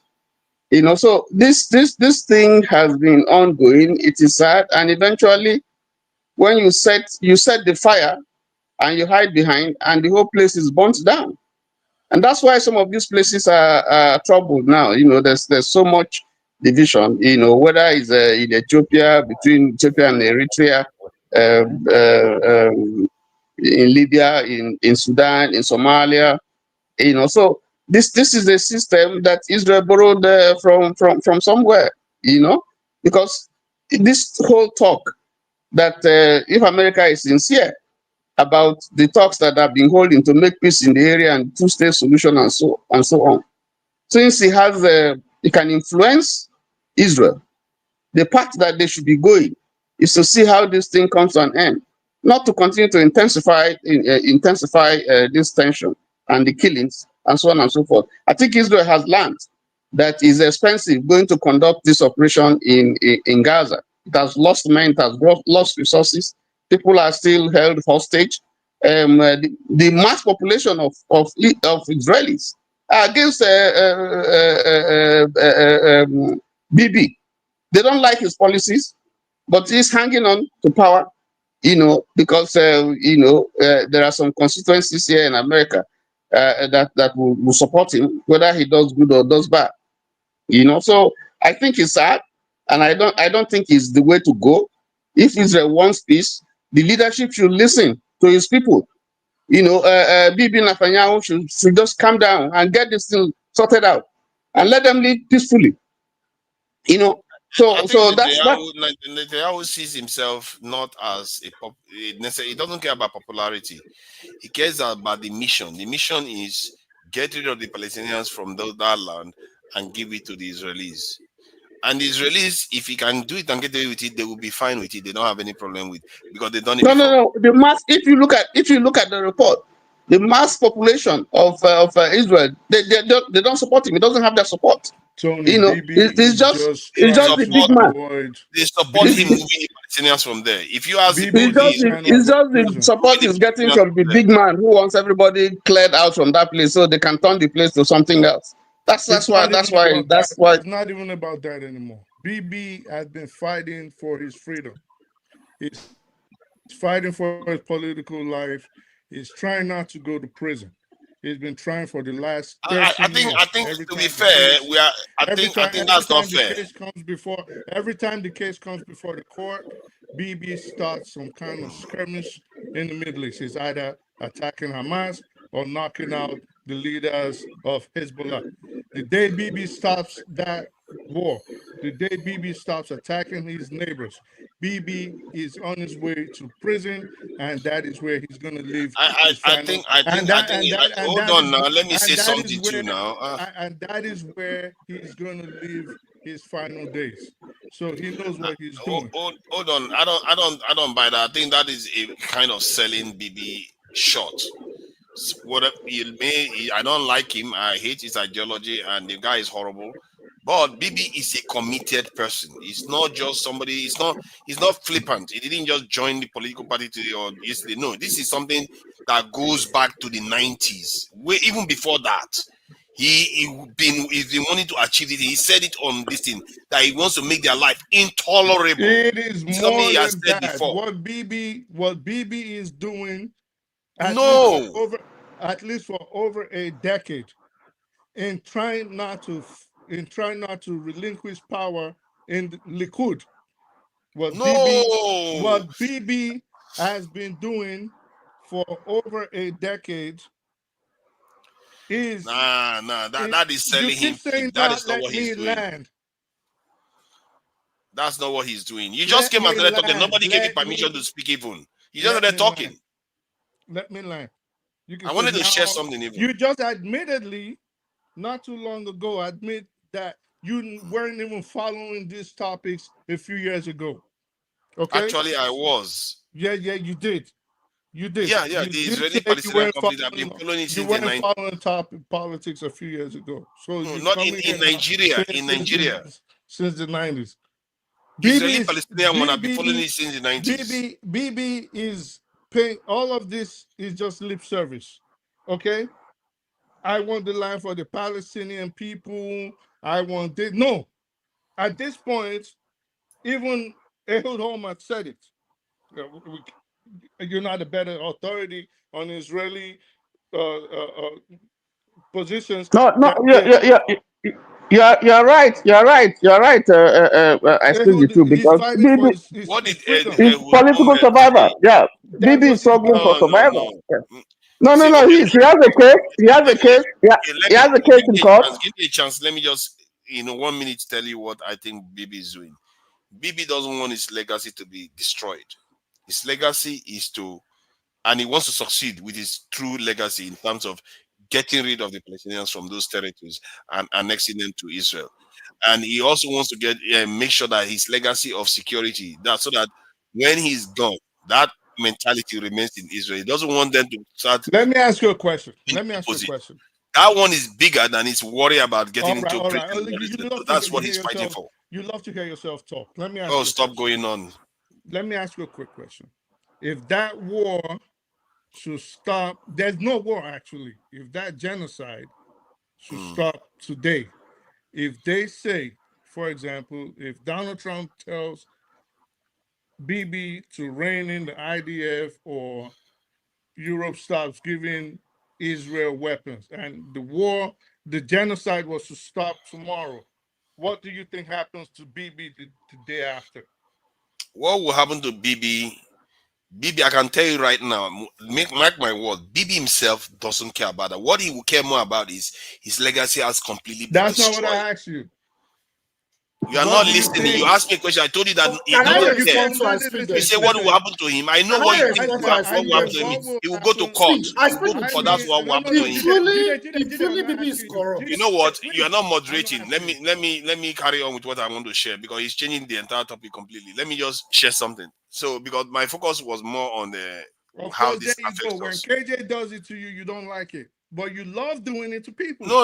You are not a host now. I allow KJ actually moderate. You just came and you started don't like what talking. You're hearing, you quickly. No. I will question KJ, and I don't even harass KJ that much. What are you talking about? Like I go after KJ all the time. No, Stop going on. I think that's not what I said. I said when KJ does it to you, where he doesn't want to hear what you have to say, you complain and cry. Of course, I complain, but you do the same thing. No, stop it! Come on, that is because I will sit down and wait for everybody to finish talking, and then when he doesn't call me, that's when I will let him know that you have not enabled me to speak. You just came in and started jumping into every conversation and telling people to let you talk. That's not how it works. Tony was saying something, and I wanted to share one other information about what I was talking to Jide about. That was about this in our readiness, which is actually more important than even worrying about Israel at the moment. Really, let's face it. This is Nigeria's number of aircrafts that we have. As this is Nigeria military strength. This site collates all the data about nations, and Nigeria has 160 something, and this is a serious increase actually compared to what we used to have maybe even 5-10 years ago. This is an increase, 168 aircrafts. And the fighters, 8 of them, 8 fighters is all we have. And readiness, attack readiness, 13. And as you can see, relatively, by African standard, Black African standard, it's a lot. Now, let's check what Egypt has got to offer. Egypt has got 1,093 3 aircrafts. Egypt alone. Do you has see why got I get sick of you sometimes? Okay, How do hold on. you think Egypt acquired all those weapons? We know how they acquired them, but let me No. finish what I'm How do you saying. think they did? Let's inform the public. Let me finish when I finish presenting, because then so we don't keep stopping the presentation. When I finish, then you can now query everything. Oh my God. So this one is what they've got. They've got 1,000, and readiness. They have 700 something aircraft ready. Jet fighters alone, I think they more than almost 10 to 15 times more than Nigeria number of jet fighters, and they have far more aircraft in a ready state. Now, Algeria is, I think they are about 30 million in Algeria as a population. What's this in doing now? He won't let me carry on now. He has to do this countdown before I can show this thing. So you have to watch it just to share this information. Normally, they give you this information for free, but now they want you to be watching these adverts. I don't know why now. I guess they don't want to give it for free anymore. This one is Algeria. Algeria is made up of about, I think, 30-something million people too. Maybe 40, I don't know, but I think it's around 30-something million. And look at them, 600 something aircraft alone. That country that is relatively small in population. And look at their aircraft readiness. Just Algeria will take Nigeria on, like comfortably. Take Nigeria on. And that is, they are just next door to us. And these are normal. It's normal for nations like this to have this sort of number of aircraft. But somehow, Nigeria, with all our oil wells and everything, that those countries, some of them don't even have, we can't seem to buy enough aircraft for our people. Forefathers, do you? Okay, now you can ask your questions or make your comments. Have you? At times you talk from, and with all due respect, sometimes you talk from a very infantile position. I think when you are enamored with a subject, you cannot get it out of your head. We've had these discussions over and over. What is the essence of Nigeria arming itself to the T when we are not on an expansionist program? That is one.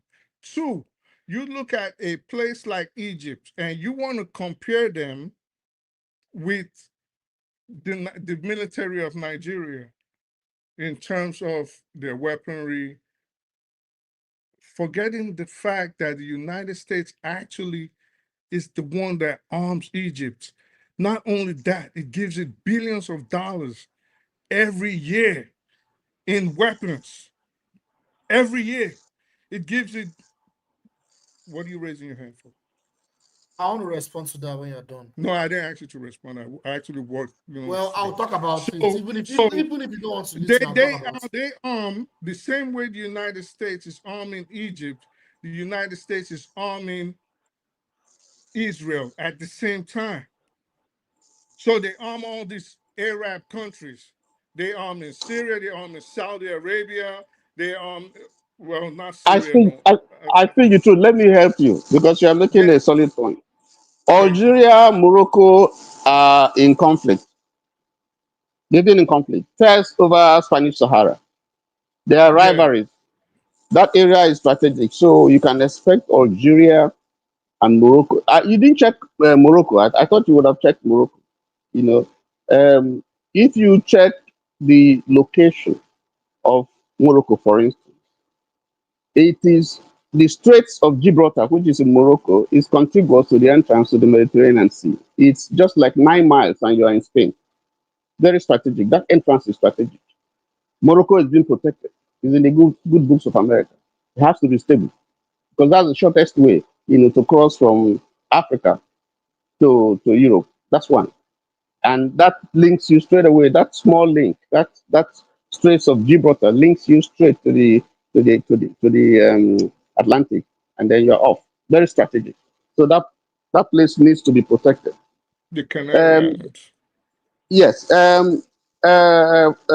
speak the truth has talked about Egypt. We know the reason why Egypt has that kind of is that arm, and it's definitely from America. And then you talked about Saudi Arabia. I thought you also look at Kuwait, because after the invasion of Kuwait, by Saddam Hussein, the entire trajectory changed. Okay? So in your comparison, forefathers, what I'm just trying to say is that before you make such comparisons, you have to look at the specific circumstance of every But Nigeria is country. fighting a war right now. Nigeria is fighting with Boko Haram. No, please, just leave them. Let them dig themselves. Nigeria is expecting the war from where?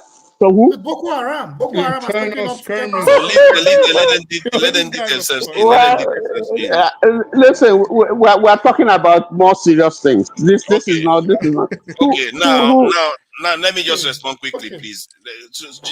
Let me just help them. I know we are technically on the same side on this.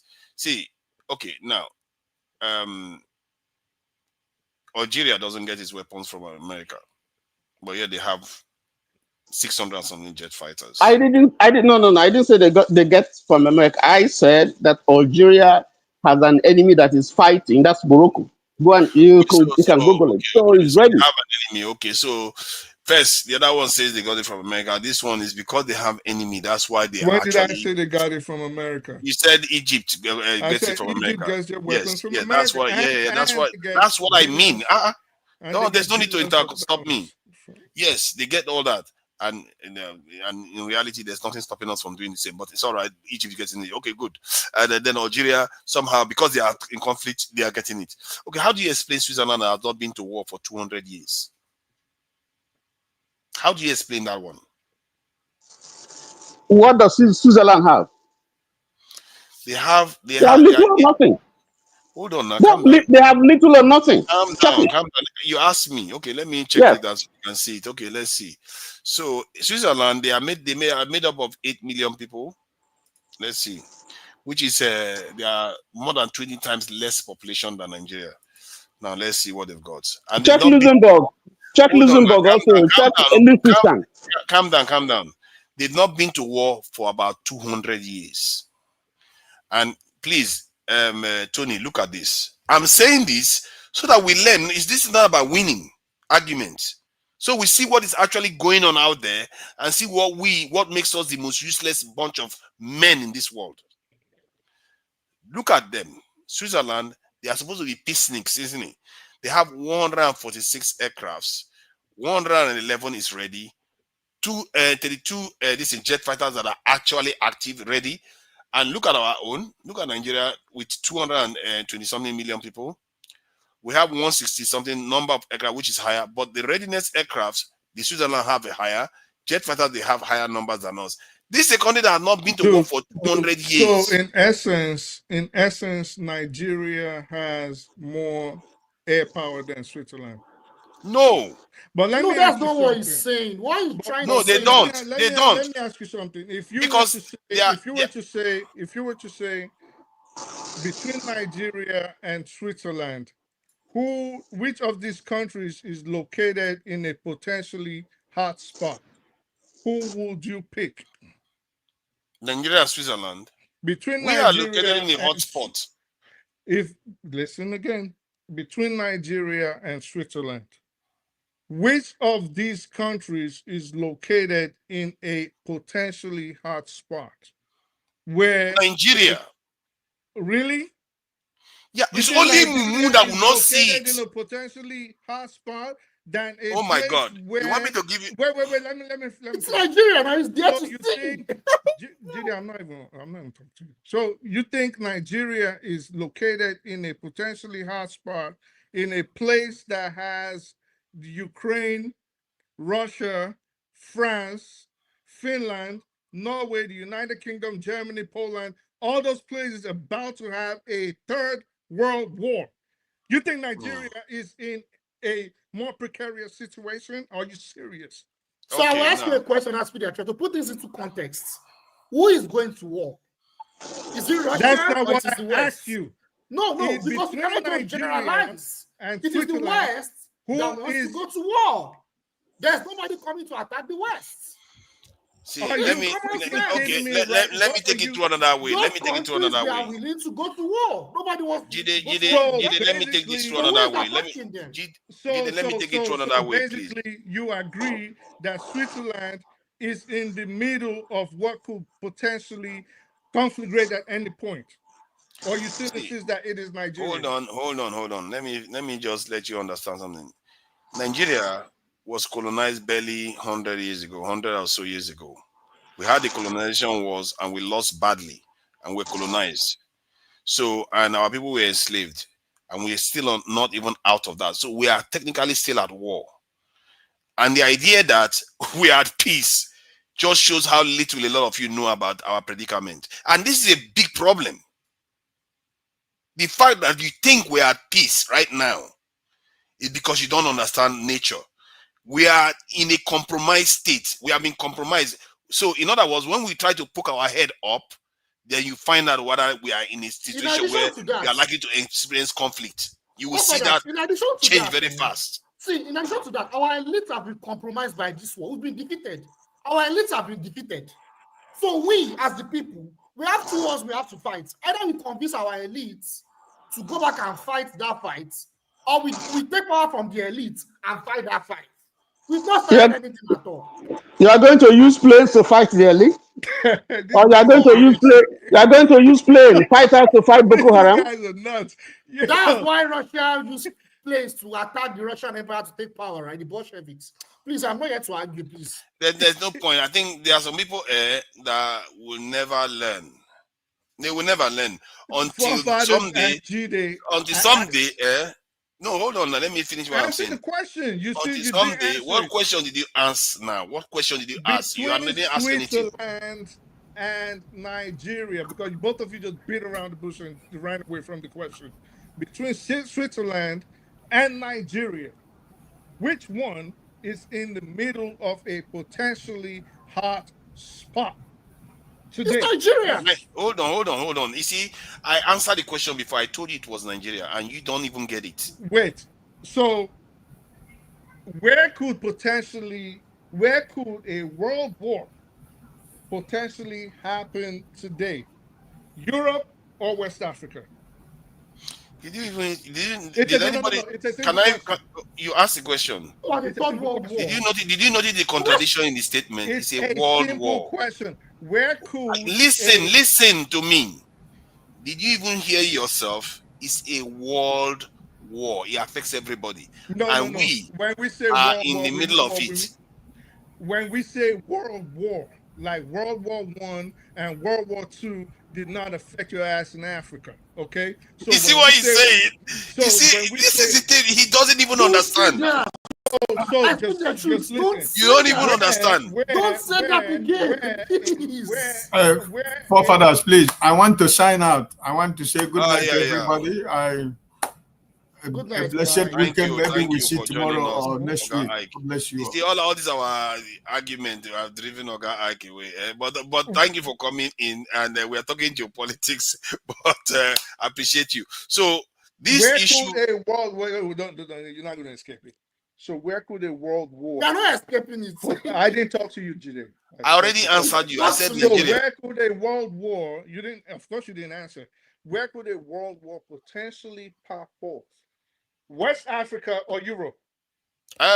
Okay, world war. If you are putting that as world war, it could happen between China and America. Actually, that's one is far more likely. It's a very simple question. Where could a world war potentially pop off today between West Africa and Europe? I don't know.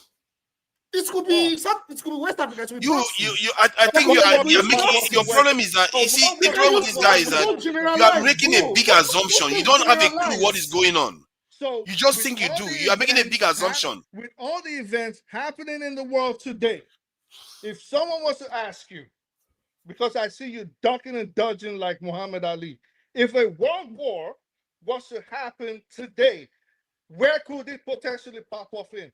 Europe or West Africa? It could pop off in AES. It could pop That's off in Taiwan. It could pop off anywhere. You So said Togo, world war. So wait. Let me ask you a question. So Togo and Gambia and Nigeria and Ivory Coast could potentially start fighting and turn to a world war, or it could be Russia versus France versus the UK versus Ukraine, like it's happening now. Or it could be this is Iran. Oh my God! Please just keep talking. Man. You see, what you are trying to imply is that, remember, there have been 2 world wars. There have been 2 world wars, and none of them affected Switzerland. There have been 2 of them already. So it doesn't necessarily translate that Switzerland should be dismilitarized, but yet they are still very, very militarized. I understand the point you are trying to make, that because they are fighting in that neighborhood, so they arm themselves. What makes you think there is a border? Was there a border when the Igbo came here and colonized you? Can't you learn from that? Jesus Christ, I don't understand what it takes for our people to actually see. I can't even believe that some of the elites of this platform are even arguing like it's good for us to remain docile. Unbelievable. Forefathers, you have made this argument repeatedly. You have made this argument repeatedly. Once he And locks in on the something, point he doesn't listen. the point that I speak, the point that I speak the truth is making is very, very clear to me. Terrorism is not war per se. I mean, when he says war, I understand what he says. There's no country today within the West African sub-region that is preparing to fight Nigeria. There's no such crisis that we see. It's not foreseeable. Okay? So if Nigeria decides, according to its policy or according to our leaders as well, that is not an immediate need now to arm, I can understand that. It's different from North Korea. When are you waiting to arm? You're waiting to arm. Hold on. You're waiting to arm when the war starts. What kind of hold on. It doesn't even have the resources. It doesn't have the resources. Hold on. This is scary. Hold on. Let me finish what I'm speaking. What I'm saying. You're waiting for the war to start before you arm yourself. Who says Nigeria does not arm itself? You say that Nigeria does not have enough compared to all those countries. Yes, No. Don't get it. Listen. Stick to your point. You said that in comparison to Egypt, Nigeria does not have as much. Now, and we are telling you the reason. That's the point. So don't move away from the point. It's saying that there is a reason. Hold on. There's a reason why Egypt had armed himself that way. There's a reason why. That's what. Let's not move away from the point. Nigeria doesn't have the same reason. Nigeria is not in the same situation. So you can't make that comparison. Can I ask a question? Because you are saying that Algeria wants to invade Morocco wants to invade Algeria. They're fighting over a piece of land in the Sahara. Nigeria fought Cameroon for land too. Okay, so Jesus Christ, did Nigeria not fight Cameroon for land? So let me ask him a question. Okay, so let's say, what do you think? How well do you think Nigeria can arm itself, and in what period of time could Nigeria arm itself to be able to combat these phantom external forces, say like the United States, if they were to invade Nigeria? Did you actually call it phantom? Yeah. You know what? There's no point talking to you. There's no point. You are lost. Listen, forget it. You actually call it phantom. There's no point. What's the point of engaging people that don't even understand? You are not even on the wavelength. Forget about it. So we listen. Trust me, we should do a lot of these scenarios. You are not even on the spectrum. It's okay. It's all right. But let me just relax. Okay. So what kind of weapons and in what period of amount of time do you think Nigeria can get to be able to withstand a hypothetical invasion from the United States? What kind of weapons do you think we need? And in how long of time do you think it's going to take for us to achieve those? You can achieve 10 That's years. not what I asked. What kind of weapons do you think we need? You need strategic weapons like ballistic missiles. You will need nuclear weapons to be able to stop the United States from coming in. You will need that. And then how long do you think it would take for you to achieve those kinds Ask yourself how long it took America to build theirs. That's not what I asked you. Because what you were concentrating on, you can do that in 10 years if you are serious. You can get a nuclear weapon in 10 years if you're serious. Yes. And how will you get the centrifuges? How will you get the uranium, enrich them? How would you do this technology transfer from other How did the Americans build it within how many, during the period when they are? No, I'm saying, knowing that Nigeria does not have this kind of relationship with nuclear armed countries. How do you think you can arm yourself in a nuclear manner in 10 years? You do it the way others did it. And remember, when they did it, technology was not this advanced. As a matter of fact, it should be faster for us if you are serious as a people. That's what Iran is not serious. There is a nuclear arms Iran doesn't want proliferation treaty that has been signed. I think they just think you just pick And up, you who just go in the violated back that of your treaty? house I agree and with get a Tony, but who nuclear violated that? weapon. Who violated that treaty? Iran doesn't want to go Forefathers, nuclear. I know where I'm going with this. Who violated that treaty? Weapons. They don't want to go nuclear I weapons. speak the truth. At least they don't want to declare it. I don't need your help. No, I don't need your help. This is leading to a different conversation now. Who actually defaulted from that treaty? I wasn't talking about it. It is the US, okay? It is actually the US. I wasn't talking about a treaty, okay? I was just talking about you want this phantom nuclear weapons. I'm trying to show you how unrealistic what you guys are saying is. Okay, you can't even get planes. You can't even get parts for your planes. You have an internal rebellion. Because of people like you. You have an internal rebellion. Because of people like you. That's why we don't have them. You had an internal rebellion. You couldn't even produce bullets. You had to go get mercenaries from South Africa with money-filled planes from a pastor, and they were getting seized in Pretoria. But you all of a sudden sit in your studio and you think you can get nuclear weapons if you're serious. You think that's how it works? You think that's how the real life works? Actually, that's how it works. You don't even have it's not planes. different from all the people that got it. If you're Chinook, you don't even have Chinook helicopters. The freaking helicopters they gave you, if the throttle goes bad, you don't have a replacement for it. But you think you can build a centrifuge if you're serious. See, the thing about nuclear technology is that it's not like an aircraft that have 1,000 and so many parts. It has a specific design. They were able to build it in 1945. If the technology that is available then, if you compare to what we have at our disposal right now in Nigeria, we have more than enough capability to do that. My point is that if you are not prepared for conflict, you are actually inviting it. How can we not understand this simple principle? If any nation that is technologically and this is militarily stronger than you, they are a threat. Don't you get that? They are a threat. How can you live in a world with your children when other people are more armed and technologically more advanced than you, and you feel safe? So if you unbelievable. Forefathers, let me ask you a question. Why is Israel as armed as it is today? Why? Because they are taking land from people, and America is arming it to the teeth. For whatever reason, America is doing it. No, because they are surrounded by enemies. That's the reason.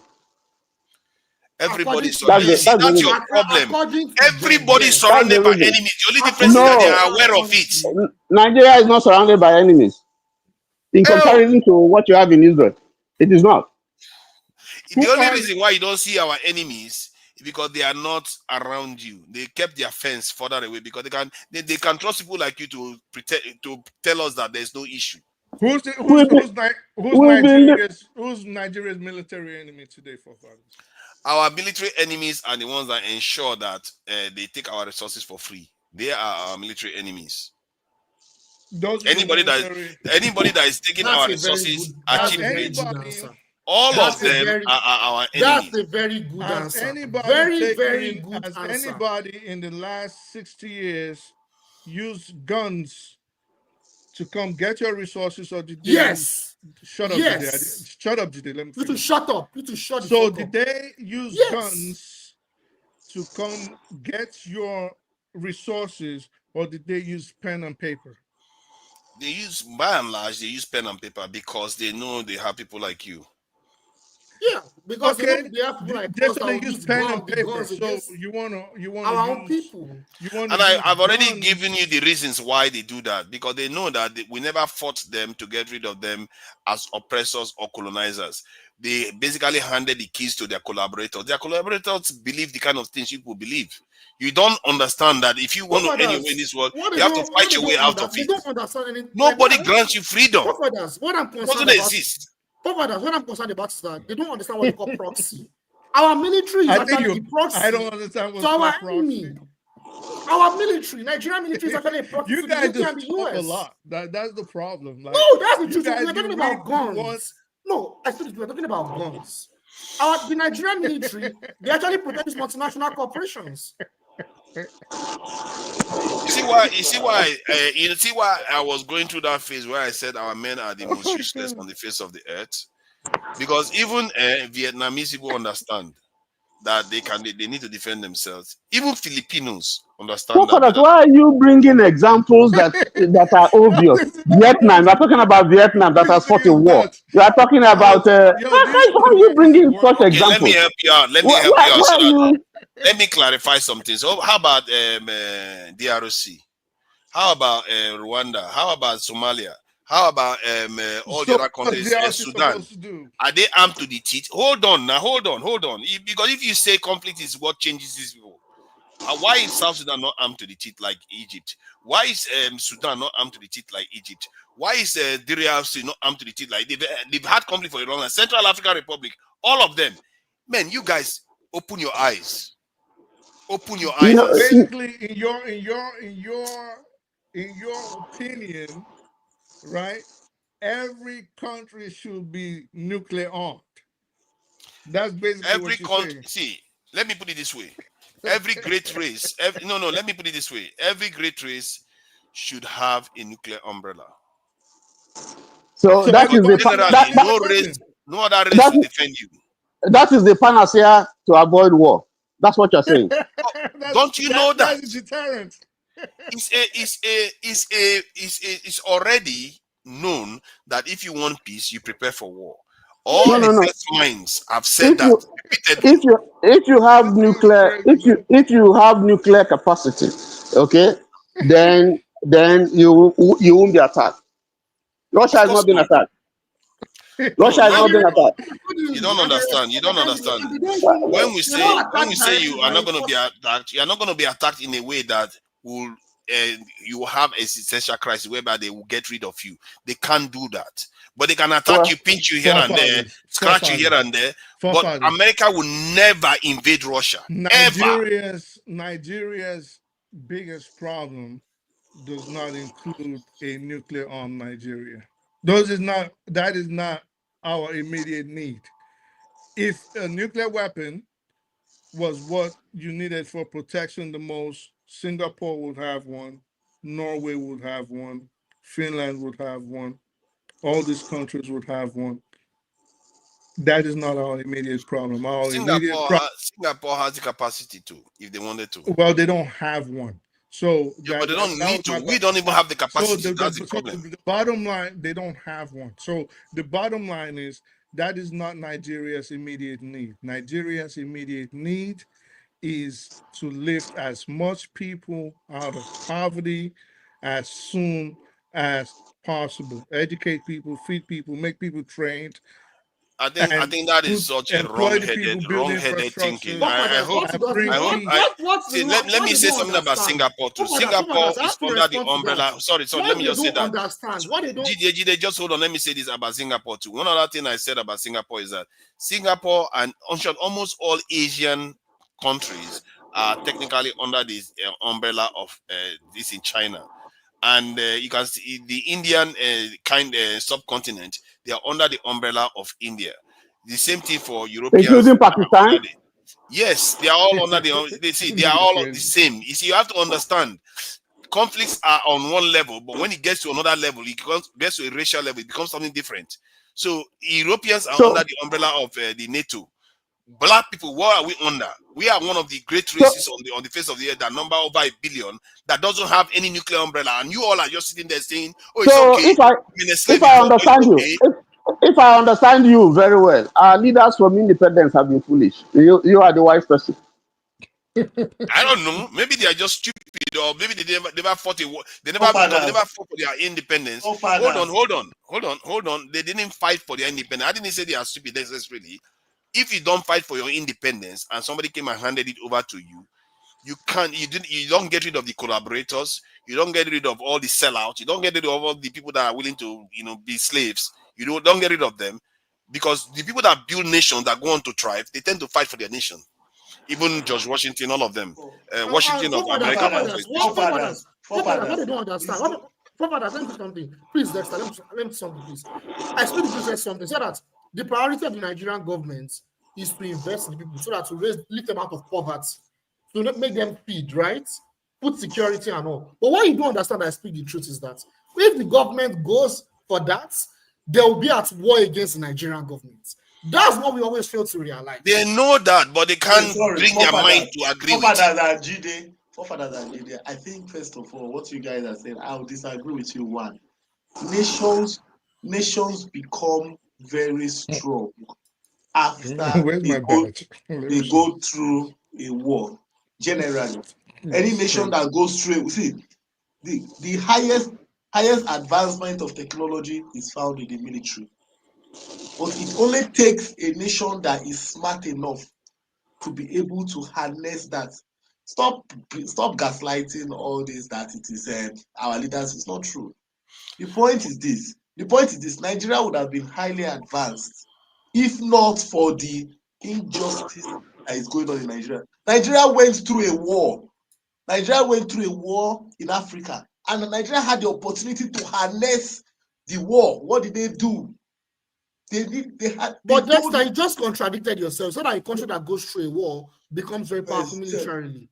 But you also make a case that Nigeria went through a war and that did not happen. Let me land. Nigeria went and through that's a war. internal conflict. Nigeria, whether you call it internal or not, internal conflict actually weakens nations. It doesn't make them stronger. Nigeria went through a war that lasted 2.5 years.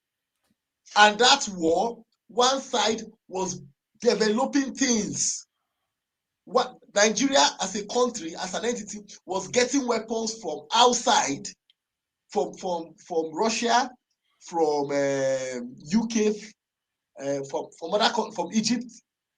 The Biafran section was literally innovating most of their own weapons. And after the war, they were advised, I think I've forgotten the article, but what you do after the war, the same way America did with the Germans. You get the scientists, you get the engineers from your opposition. You want to be a country, and you help them, you work on it, you build on it. That's the way it was. That is where you advance. The internet we talk about today, it was during the Second World War. That was the bedding place for it. That's what you use, whatever those people have done. What the Nigerians I'm not sure. I thought the internet was invented well after the Second World War. War. The origin of the internet was from the Soviet Union. From just made that one up now. It was not actually from the Second World War. And besides, the only thing I agree with you that you said was that conflicts tend to create strong nations. That's I agree that with they you. fight with outside nations. If you fight internally, especially with the way we fought internally, the people remember Nigeria was a stronger. Let me finish, please. Nigeria was in a stronger security footing after this civil war until Murtala got into office and completely. I think he fired or retired 100,000 soldiers out of the 200,000 we had at that time. If he had kept that footing, it's ironic, isn't it? He was busy retiring soldiers and he died without security. Point is, if you don't take care of your security, there will be consequences.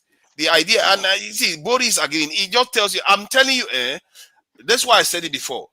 Our people will not wake up until a cataclysmic event occurs.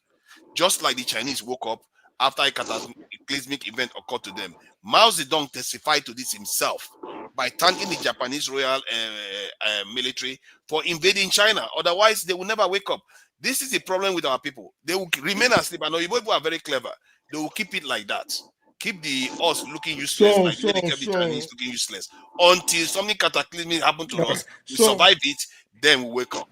So everything, the main weapon. Let me get a checklist. Maybe I can send this to Tinubu. So first of all, what does Nigeria need?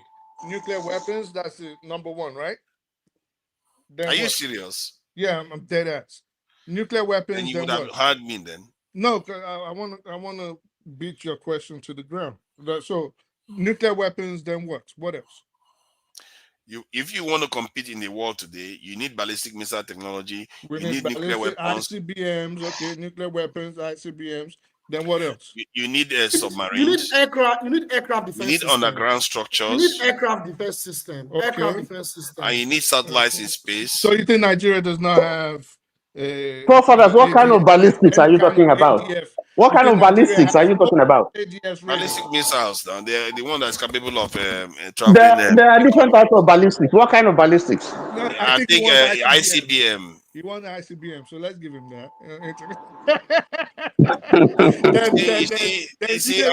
Sometimes I worry that your genetic lineage is linked to mine sometimes, because these people, they are gone already. You know, All right, you know why I say that? Because if I was a Igbo man, I'll put you people Oh out of your Lord. misery. I hope that I'm not one of them that they put out of their misery. Oh Lord. That's the truth. If I was a white man, Oh I would just be like, let's just put them out of their misery. So You know, there's no point. We've got into aircraft defense systems. So basically surface to air defense systems, right? All right. So whose sound is that? So surface to air defense systems. Okay. So then what else? Those I've already mentioned submarines, that nuclear capable submarines. We got the nuclear weapons. You will need nuclear capable submarines. You will need this in ballistic missiles. You will need ideally aircraft that are capable of carrying nuclear missiles. See, Who will sell it to you? Who will sell it to you? America will sell it to you, or Russia? Paper. So They will sell it to you to use against them. They will sell it to you. Spoken like the child, spoken like the descendant of the enslaved. You are fine. No, you no, can no. say that. Who will like sell the it descendant to of the you? enslaved. You are welcome to say that. You can believe what you believe, that you think other people are capable of doing it, but your people are not capable of doing it. You see how you sell your people small? No, it's a question. I'm asking you. Who will sell it to you? Where will you buy it from? You manufacture it. How did the other people get it? Ask Who will yourself sell how they got submarines to you? it. You know what I Who will will say sell to you? submarines? I will say I'll get it the way other people got it. Cuba never had it. You couldn't even get to Kano from America. Just come on to Kano, you couldn't get. Hold on. If you cannot get it, because it's people like you that are representing Nigeria. It's people like you that are representing Nigeria. That's why we don't have it. You need because why would anybody give you when you can settle for nothing? You need let's put it this way. Our leaders don't know what they are doing according to you. They don't know what they are doing. You will better do the job than them. You are our leaders. You are our leaders. Go back to Nigeria and let us vote for you so you can do it. You are our leaders. You are the ones that it's clear that if you get into office, you are going to do exactly the same thing that they are doing. Because you don't even understand how to build a nation. Okay, if I'm so stupid, let me tell you now.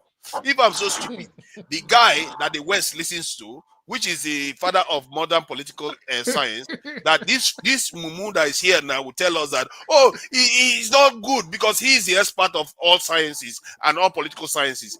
Why is it that Machiavelli himself, the father of modern political science, tells you that if you want a strong nation, you have to have a strong military? Why does he believe that? We agree. So let me ask you a question, forefathers. Just permit me 30 seconds. Just everybody right with me here. I'm just going to reel out a bunch of stuff based on their request. I'm just going to... A nuclear weapon, right? We need nuclear weapons. We need ICBMs. We need submarines. We need air defense systems, bombers, carrier bombers. We need nuclear armed subs, and we need aircraft carriers, right? How many years do you think it's going to take Nigeria to build all these things? Those are all things I think it will take at this rate. I think 15, 20 years is going to take to be able to achieve that kind of level. If Nigeria was very serious, it's going to take 10 years. If Nigeria was very serious, if you want to crack the first, this is the nuclear capability, you need about 5-10 years to be able to achieve that. To build all the rest of the capability, because you have to test them, you have to do so many other things. Submarines are not easy to build. To build the technology itself, but if you are serious, and you channel a lot of people there. These guys, see, they don't understand how easy Dude, in it is to do 100 something years, if you have people that are serious. You don't. Where's your Because you are Niger asleep. dog? Where's your Niger dog? Where's your Niger dog? Yo, this guy's crazy. See, if you want Niger dog, if you are serious, we have dogs actually. I don't know why you're saying where's your Niger No, dog? no. You know what Niger dog is? No, It's I a don't know company. what Where is it? Oh, it's a company. Where is it? So why are you asking me? I don't know what it is. It's How am I a supposed to know what it shipbuilding company. It used to build ships for Nigeria. Where is it? Oh, because they ran into the ground. What I'm saying is, So far as I'm leaving, you I'm asked what leaving. we need, and I answered, no, you can leave. You can Totally leave. frustrated. No, you should be frustrated because anybody that watches this, they can tell clearly that some people are surrendered. They've surrendered their faith already to foreigners. Dude, well, hold on. That's basically the truth. And I can see that new people are joining the conversation because they are hearing you people sounding quite weird, actually. Wait. I don't care about what You anybody tells me here. This one I know I'm correct on it. You think in 15 years you can build all these things, like you just wish them on the floor and they just become reality? You think that's what's going to happen? You're not getting those even in the next 7 years. See, do you know that I'm going by the numbers of the people that have already done it? That are human beings like you. You They are not God. Get this all these things, you cannot get them in 15 years. Nigeria cannot get them. How long did it take China? Nigeria cannot even get all of these things you listed off in the next 70 years. And that is. But Iran has it in less than 40 years. You asked a question. I said, if you want to say reality, exactly. If you want to say realistically, is that true? I'm not going to believe that realistically we're going to have it. Where's Iran's nuclear power subs? You people just come on here and just talk. But they have a strong. Where's your aircraft carrier? Where's your nuclear power sub? The one you mentioned. Where's it? No, they don't have nuclear power subs. I'm not saying they. That's what I'm saying. But that's because of the. But I don't know where it is. But the point is, there's an edition going on. You said they have it. I'm saying they don't. No, what I'm saying is that apart from what I said was that apart from the nuclear apparatus, they have everything that we mentioned: ICBMs. So you think Iran has a nuclear power sub? You think Iran has an aircraft carrier? You think? Yes, they do have aircraft carrier. Yes, they do. Yes, they do have aircraft carrier. Yes. Yes, they do. How many countries do you think have a standard aircraft carrier? You think an aircraft carrier is just something? Do you even know what an aircraft carrier is? I do. Yes, I do. What I'm telling you, I speak the truth. Is the reason why Iran does have aircraft carrier. You see, the military expert doesn't even know that. I speak the truth. Have you seen what Iran calls it's because of the man, current stop, man. You want me to show it to you? Nuclear deal with have you seen the what West. Iran That's why they don't make nuclear weapons. And also because of their Islamic beliefs. In a way, I might be surprised by you. Actually, I speak this. I may be surprised by you. I didn't see this one. Maybe you're just being a kind of trolling today because I may be surprised that you are even doubting. If your logic doesn't conform to understanding these basics, I'm quite surprised because how can you not understand that security is paramount? I'm not saying I can't even make that up. I don't even have to spell that out. I didn't say that. I said you want nuclear weapons. You want ICBMs. Basically, you don't want to wear a $30 shirt. You want a Balenciaga shirt. Okay? And I'm saying, based on the pockets of Nigeria right now, there are more important things that they're not. Let me finish, please. So there are more important things that are required by that nation. Besides, even if Nigeria had the money, they couldn't purchase it because they will not sell it to them, which is also what Tony's position is. You're saying, oh, if the country is serious, they can have this, they can have that. Just as if you go into Costco or you go into Macy's and you just start taking, oh, ICBM, give it to me. Yeah, I want to buy a nuclear power sub. How much is that? $10, $59? Oh, yeah, give that to me. That's not how it works. Okay, and Tony was even trying to tell you guys about nuclear proliferation agreements, and you guys still weren't even trying to hear that was why I now said, but there's a contradiction with that point, because even the US, they actually violated that treaty. And Russia is making a case for that too. We don't care about that. We're talking about Nigeria. I don't know why People you Yes, always come out because of this why we're see, all oh my nations. god, Let's you put them on guys, an equal basis. yeah, Let's, see, because if you say that one country sorry, is bigger than your country, then that's the problem. peel off all the pretense, peel off all the niceties, peel off all the institutions and agreements and contracts. Just go back to the basics of life. Self-preservation is number one. If you cannot preserve yourself, why bother with everything else? There is no point. And our people right now don't have the ability to preserve themselves. They don't have it independently to do that. Or they will have to rely on other people's mercies to survive. And if you want to have your children in a world where they don't have self-preservation, sooner or later they will run out of luck. All right. It's basic Listen. gambling. That's Every single day they are gambling. So hold on. My point is, when you peel out all that off and you understand that self-preservation is superior to everything else, then you also understand that anybody else that has more military power and more this technological power than you is a potential threat. All right, good. So let me ask you a question. I'm not finished. It's No, 15 seconds remaining. the moderator. 15 seconds remaining. 15 seconds remaining. Let me finish my point. Then the only thing left for you to do, you don't have to always go nuclear weapon and all the rest, is to ensure that you protect yourself to a point whereby whoever comes after you has a big price to pay. That's what it's supposed to be. So let's say all these beautiful weapons that you want. You're president of Nigeria today. You're sitting on that seat. How do you get them? I get it the way other people got it. That's what you I'm keep telling saying that. How do you get them?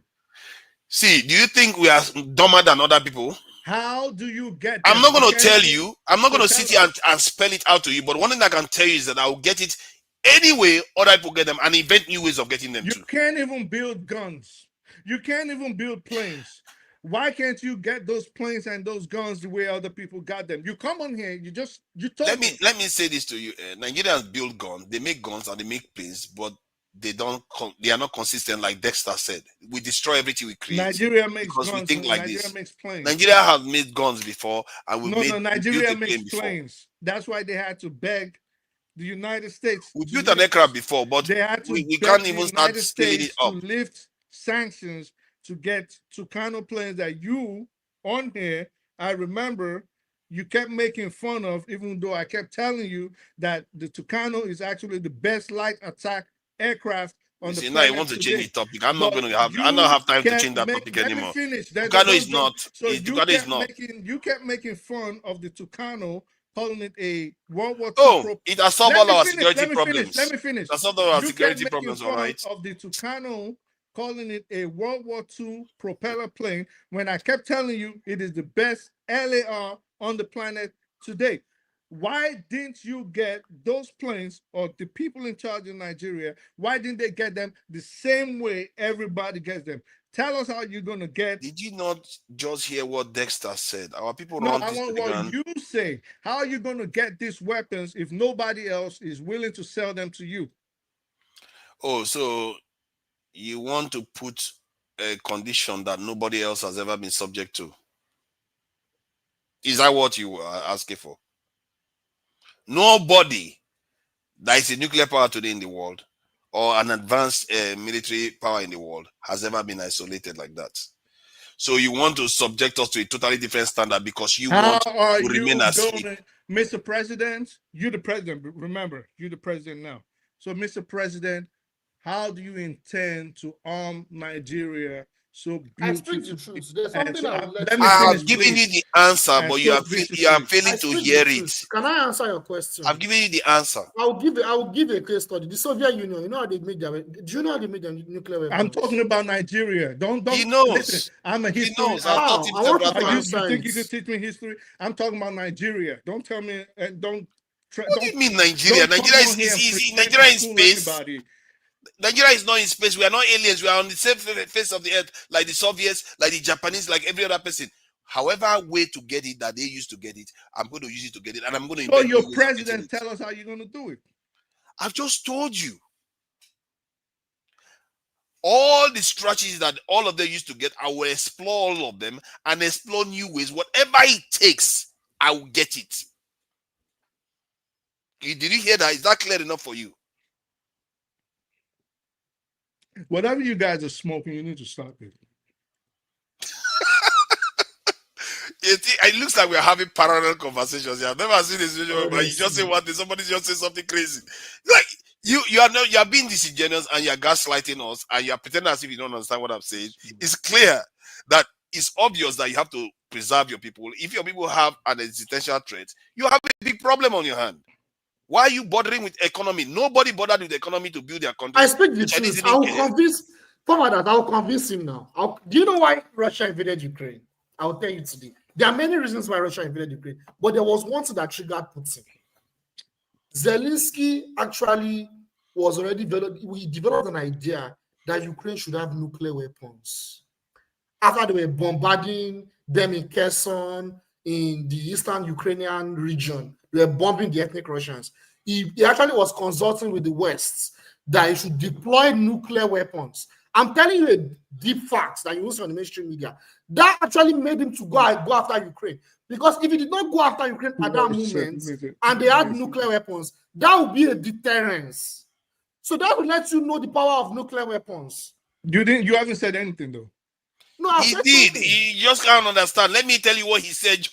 I think you are suffering today. I don't know what happened to you today. You know what he said? He said the reason why Russia decided to invade Ukraine is because the Americans were worried that Ukraine was going to go nuclear. And then Russia will not be able to react again because Ukrainians were attacking Russians in their territory or something like that. Okay. Am I wrong? Yes, and that is true. Hold on. Russia can't invade it anymore. Hold up. Close to their border, they were bombing ethnic Russians. Okay. This is what you said. You said America, Russia wanted to deploy nuclear weapons where? That's the crux of anything. Zelensky, Ukrainian wanted president, to deploy he developed the idea. He was consulting with the West to develop nuclear weapons, and they would have supported develop nuclear weapons. Yes, to bring nuclear weapons into Ukraine. They would have supported him. Obviously, they would have supported him. But Russia immediately had to react. That's why today the neocons and the deep state and the intelligence in the West, they are saying that Bill Clinton should not have destroyed the nuclear weapons in Ukraine. Listen to me. No, listen to me. You're just arguing. Let me talk. Let me talk. I'm making a valid point here. The point is now that the war is going on, the West is saying that they should have allowed Bill Clinton not to have destabilized. I don't care about all that. You always take the conversation. Why can't Nigeria have a nuclear weapons? We don't care about nuclear weapons. Where a superpower cannot come and invade. It doesn't even have to be Nigeria. It just has to be one African nation. I don't know if Brazil understands what I'm saying. What I'm explaining is very simple. If I told you where I used to work for 11 years, trust me, all this nonsense you're saying. Don't bother telling us. Maybe that's why you are saying what you are saying. So all this nonsense. Maybe that's why you are telling us now because you are working. You work for those people or something. I don't know because what you are saying doesn't add up. You're not even making rational arguments about it. Okay. So all I'm saying is, you're saying Zelensky wanted nuclear weapons. Follow this, and in fact, they are making reference. I'm not asking history. Did you say Zelensky wanted nuclear weapons? Yes. Okay. Before the invasion, before the official invasion. What is that? Everything you just said, what does that got to do with what we're saying? It has a lot to do with what we are saying, because if Nigeria have nuclear weapons, that will be a deterrence against a nuclear power or a superpower to come and attack us. And you think which nuclear power has shown you that they are a threat to Nigeria? Come on now, I speak the truth. Look at what happened with Libya. Look at what happened with Gaddafi. Well, that's not what I asked. Gaddafi had nuclear weapons. Look at what they did to Gaddafi. Gaddafi never had nuclear weapons. He had nuclear weapons. They decided Gaddafi never had nuclear weapons. He never really built it. I think he was heading towards building it. But yes. But what happened was he removed it. Let me finish. You talk too much and you talk a lot of crap. Gaddafi had chemical weapons that he got from Syria. He never even tried. All the time they had the no-fly zone over Libya. It was just a pretext to say he was trying to build nuclear weapons. Like Gaddafi never did. Even when they sent the UN weapons, what did we used to call these people? Anyway, the inspectors, the UN weapons inspectors, when they sent them into Libya, they sent them over 4 or 5 times after Lockerbie. Gaddafi never tried to build a nuclear weapon, okay? he had chemical weapons. And that was at the very best because he used them against his But own people. Gaddafi had a nuclear program, though. He didn't. He did. Oh, why do you keep arguing? He You know I'm taking the information right now. You know, and you're still arguing with it. That was what led to his Gaddafi dismantled his chemical weapons program after he settled the debts over Lockerbie. Okay, are you reading this now? Are you reading this, please? What? Do you see that? Dismantle this country's weapons of mass destruction. Wikipedia. I'm Including not listening to nuclear weapons Wikipedia. program. Okay, fine. Okay, you don't believe it. It's all right. Let's leave it. Let's bring those in. I think today, I don't know what you are on. I think you just came to gaslight us or something. Because I think Espiritu knows better than this. I don't know what he's doing today. Sometimes people just come and just be random a bit. I don't know why he's doing that.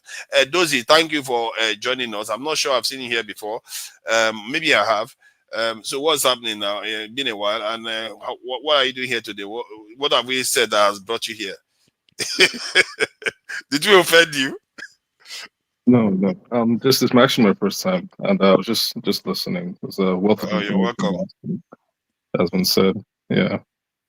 Okay, so I wanted to ask, how does one attain nuclear weapons? Because, from my understanding, there's always a nuclear program, right? And I believe Nigeria, they have a nuclear program, and I know that for you to go from doing just the standard research to actually possessing, there's the middle stage of enrichment. However, the question should be, if a country moves from just doing plain research for science and weaponizing it, is there an application that they have to present themselves to, like, to the world, if that makes sense, before they're given the green light? Because yeah, that's just my first question, and maybe if anyone here on the platform knows how to answer it, then maybe that can be From what I know, the only application that you can make legitimately for nuclear activity is for power generation and for research purposes.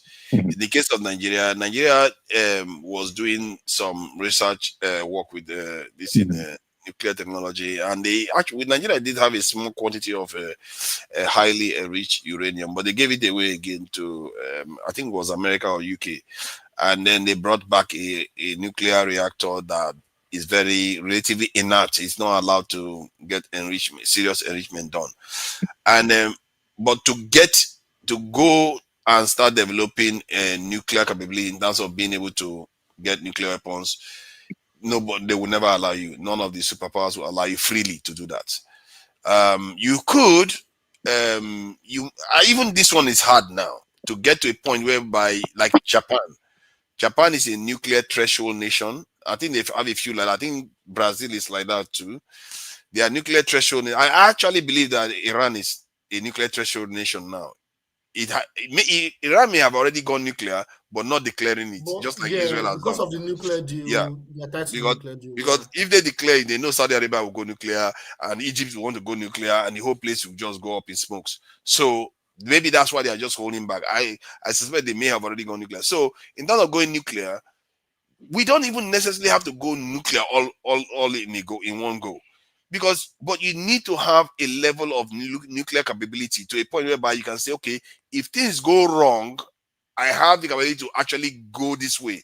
Because you can't live over 1.4 billion people without any form of protection. We've been enslaved before. We know that. We've been colonized before. And that's my argument. My argument is not about, oh, let's just go to war with everybody. My argument is, we have to remove that thing from the deck that says these people can just come back any moment and do whatever they like with us. That needs to, we have to take that off from the table. That is not too much to ask. This is why I like Neil Kuan Yew when he said he started that poison shrimp policy. His policy is, he's not very big. He's a small nation, barely 10 million. He says, if you want to fight us, by the time you are done, I will mess you up. That's why I call it poison shrimp. We'll poison you, in other words. And That, in other words, he's saying he doesn't care what anybody thinks. He's going to make his country as strong as possible. About 10% of his population is involved in the defense of that country. And that country is one of the richest in the world today. How did they do it? How is it that you are the richest, you are one of the richest countries in the world today, and you are one of the most defended at the same time? How did they Stolen pull it off? technology for one. Now it's stolen technology. Why don't you steal then? Stolen technology for Why one. don't you steal? But if I think technology or technology transfer. You steal whatever you need to survive. You really think America transferred That's what everybody else technology does. to China? That's what you think? America transferred technology to China, and that's why you have Russia there. Why do they have to meet America? And you think Russia's just going to give you their own technology? Nobody's handing you that. Okay, you can only get it in this world today. If you want this, let me finish, please. If you want these nuclear weapons that you guys are salivating over, you're not getting it, except maybe, except maybe you steal the technology. It's not going to be transferred to you. Or maybe by happenstance, somehow America decides, okay, you can have the United States and we're moving to Nigeria. I speak the truth. Barring those things, you're not getting all this weapons, all these ICBMs, all this. What we don't know is that true military alliance. You don't true have military the alliance. You can get technology. nuclear weapons. First You can of all, you can get nuclear weapons through military alliance. Do you have the alliance? That's the point. We can form the alliance. Based on we what? can form the alliance. Form the alliance. We can. If Burkina Faso, Mali, and Niger can work together. With who? Because you guys just like to talk. With who? Who are you going to form a nuclear alliance with now in this world today that's going to give you nuclear technology? There is China, there is potentially Russia. What are you going on about? There's even America. I speak the truth. How did Cuba do it? So wait. Did Cuba have the technology? Cuba. No, that is just Cuba, 90 miles of Miami. You just asked a question, so let me answer.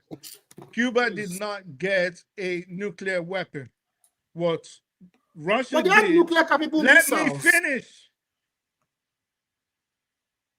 What Russia did was they took nuclear weapons themselves and headed towards Havana.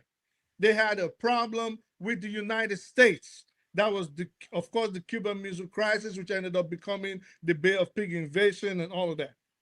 They took the nuclear weapons itself to Cuba. It wasn't like they built nuclear silos. No, they didn't. No, they didn't. You're right. I mean, you are right. So however, like they took that was a deterrence. My point, I speak the truth. Started enriching uranium. They didn't do none of that.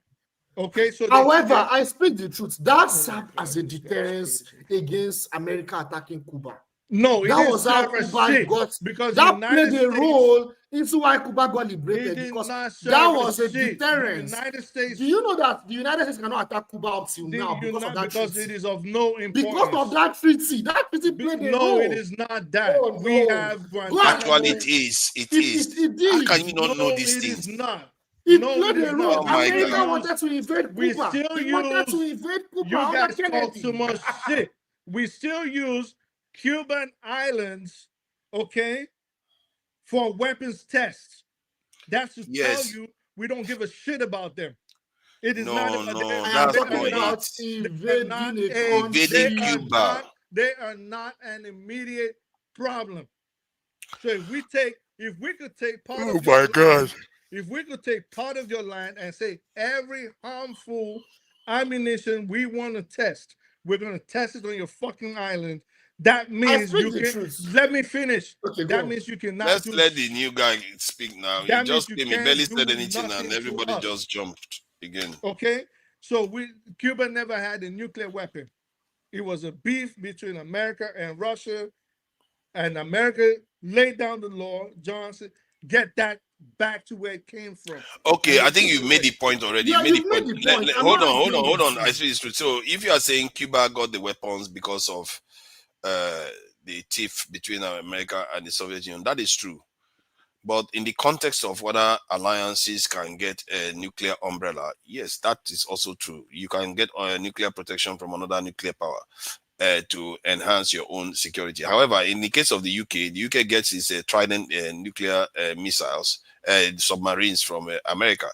So so America can give another country this in nuclear capable this in and the nuclear weapons on top of it. Okay, but why haven't you formed those alliances? If they can, well, maybe, well, why haven't you formed those? Isn't that what I told you I would do? You asked me what I would do. I said that's whatever needs to be done, I will do it. Because you have to remove that threat from the table. It's very simple. You think you're just going to go to them? It's complicated. You're going to go to them. So you think all the rulers of Nigeria, since at least 76, when Murtala Muhammad came into power, you think everybody from Murtala to AOBJ to Shagari to Babangida to Abacha, Shonika, all those people, they did not have the idea that maybe we should get an alliance with a nuclear armed country so we can also be nuclear armed. You think you're the one that is so intelligent? Those people were so dumb, they couldn't do it. You know why you can't do it? You're not in the club. You don't have leverage. They're not giving you nuclear technology. I mean, Muritala was. Oh my God, that's just so funny. See, people will only transfer technology to you if they know you are ready to handle it. And our leaders, because of the way we think like this, you are not ready. Why would they hand it to you? And besides, it's not impossible to build it. As a moment, when the Russians were sharing it with the Chinese, after a while, the Chinese kicked them out and said, we are going to carry on with our own thing and we don't need your wala anymore. They built it themselves. And they put that before the economy. And look at where they are today. You can't even build a Jokuda steel company. Now you see, now you're changing the goalpost. You think you can build a nuclear weapon? Why are you changing the goalpost? You asked what it would take. I'm telling you, this one needs to be done. I'm saying you're not getting a military alliance. It's not happening. Okay, that's because one. Because somehow we are children of slaves that shall never get it. Others should get it. We shall never get it. Something years you don't have. I leverage. hope people like you don't stop picking into office. No, because from the way you are thinking, we are going to remain like this forever. I'm thinking. I'm telling you how the real world. Okay, now is. let me put the ball on your table now. From the way you are thinking, what gets that existential crisis away from us? In other words, our ability to survive in this world, where other people can just come and take us as they see fit. What can you do to stop that? We don't have that threat. There is nobody threatening us in that way right now. Oh my God, my mouth is open. Let me finish. You're going to open your mouth wider than that in 2 seconds. Every problem we have is already, every problem Nigeria has is already happening. And it's happening through the pen and a paper. They don't need guns to get your people to come give them your money or your resources. It is happening right now. And they're doing it through phone calls, through meetings. There is no existential threat of someone putting a gun to the heads of our leaders or an aircraft carrier landing on the beach of Lagos and Marines running off and taking over the whole country. That does not exist. In your mind. Okay, hold on. Let me ask you again. Let me ask you then. Let me ask why do you think there is none? I'm a bit curious. Like why I do you just think said, there is because none? you're handing them everything for free already. Yeah, but what did they decide that they want to clear you out? What did they decide they want to clear you out? Because we're giving them everything they wanted once. Clear you out. Tell me what on earth would make the United States, for example, let's use the United States, because when you deal with scenarios, you have to paint accurate pictures. So we are getting these resources for free, because if they want to clear you out, it is because of your resources, right or wrong? No. Yes, right. Yeah. No. Sometimes because they want the land. Sometimes because they want the land. Resources. So your land is not a resource? It's a resource. Okay, land is a resource. Yes, that's accurate. You want to put it that way. Stop interrupting and let me finish. So it is for your resources. They want your resources, your gold, your iron ore, your bauxite, your columbite, the oil, your diamonds, your water, your land, your arable land. They want all these things, right? In your mind, this is why they want to come. They want to get it, okay? Why should we create a crisis where this, not my word, this is how they will speak, where these African savages will try to resist and start shooting back at us, and we cannot get these things in peace when we can easily corrupt them like we've been doing for over 300 or 400 years and get these resources for free anyways. They do not want problems in West Africa. It will be to their own detriment, not their benefit. The status quo is good for them now. Put people They like do have to, Bia, but there's put people like No, leave Bia, them, let them go. All these people. put people that are their friends, people like Bia, people like Tinubu, people like the president of Equatorial Guinea. Name any corrupt African politician. They need people like that. They don't want something that a potential skirmish will happen and it will disrupt the flow of resources in a peaceful manner from Africa to the West. We do not face that Consider threat, this. that existential I threat. hear you, is you have your made your mind. point. You made your point. You think that when we twerk for them, give them everything they want, they will never need to take anything from us. Okay, fair point, isn't it? It sounds good, doesn't it? You know, the Red and Indians, keep our people in the Indians in America once had agreements with them and thought they're not going to take more from us. Let's just keep going. It's all right. They get stronger, we get weaker. It's all right. There's no consequence to it. I see the day of judgment will not come. You see, I'm beginning to think that in the ancient time when we have prophets and we have people that come and tell us that, you know, because of the way we are living our life, there will be a day of judgment. I think it's maybe more literal than that, what they are telling people. We think what we do now has no consequence later on. They are getting stronger. You are getting weaker. You are actually inviting your extermination by default. They will not leave you and just walk away. Tomorrow, if they feel like they want to clear the area, they will just clear the anyhow. Comrades, let me even talk to him. Comrades, let me even talk to him. People that are human beings like you give them that much power over you. That is crazy. Honestly, like I speak the truth. Me and you, we are in the US. We're in this country. Look at what happened to the Native Americans. Do you know what happened to the Native Americans? You want to tell me what happened to the Native Americans? You know what happened? Because I listened to Clearly, you didn't learn the lessons from it. We didn't learn anything. We didn't learn anything. You read the textbook, but you didn't learn the lessons.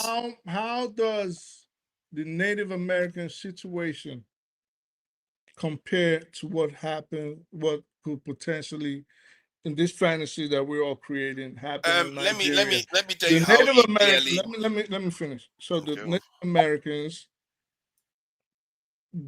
had a completely separate problem. They had people that came in looking for a new home. They were going to die. And they knew it. Although their cultures and that of the white man was different, they thought, oh, maybe there could be some kind of peace.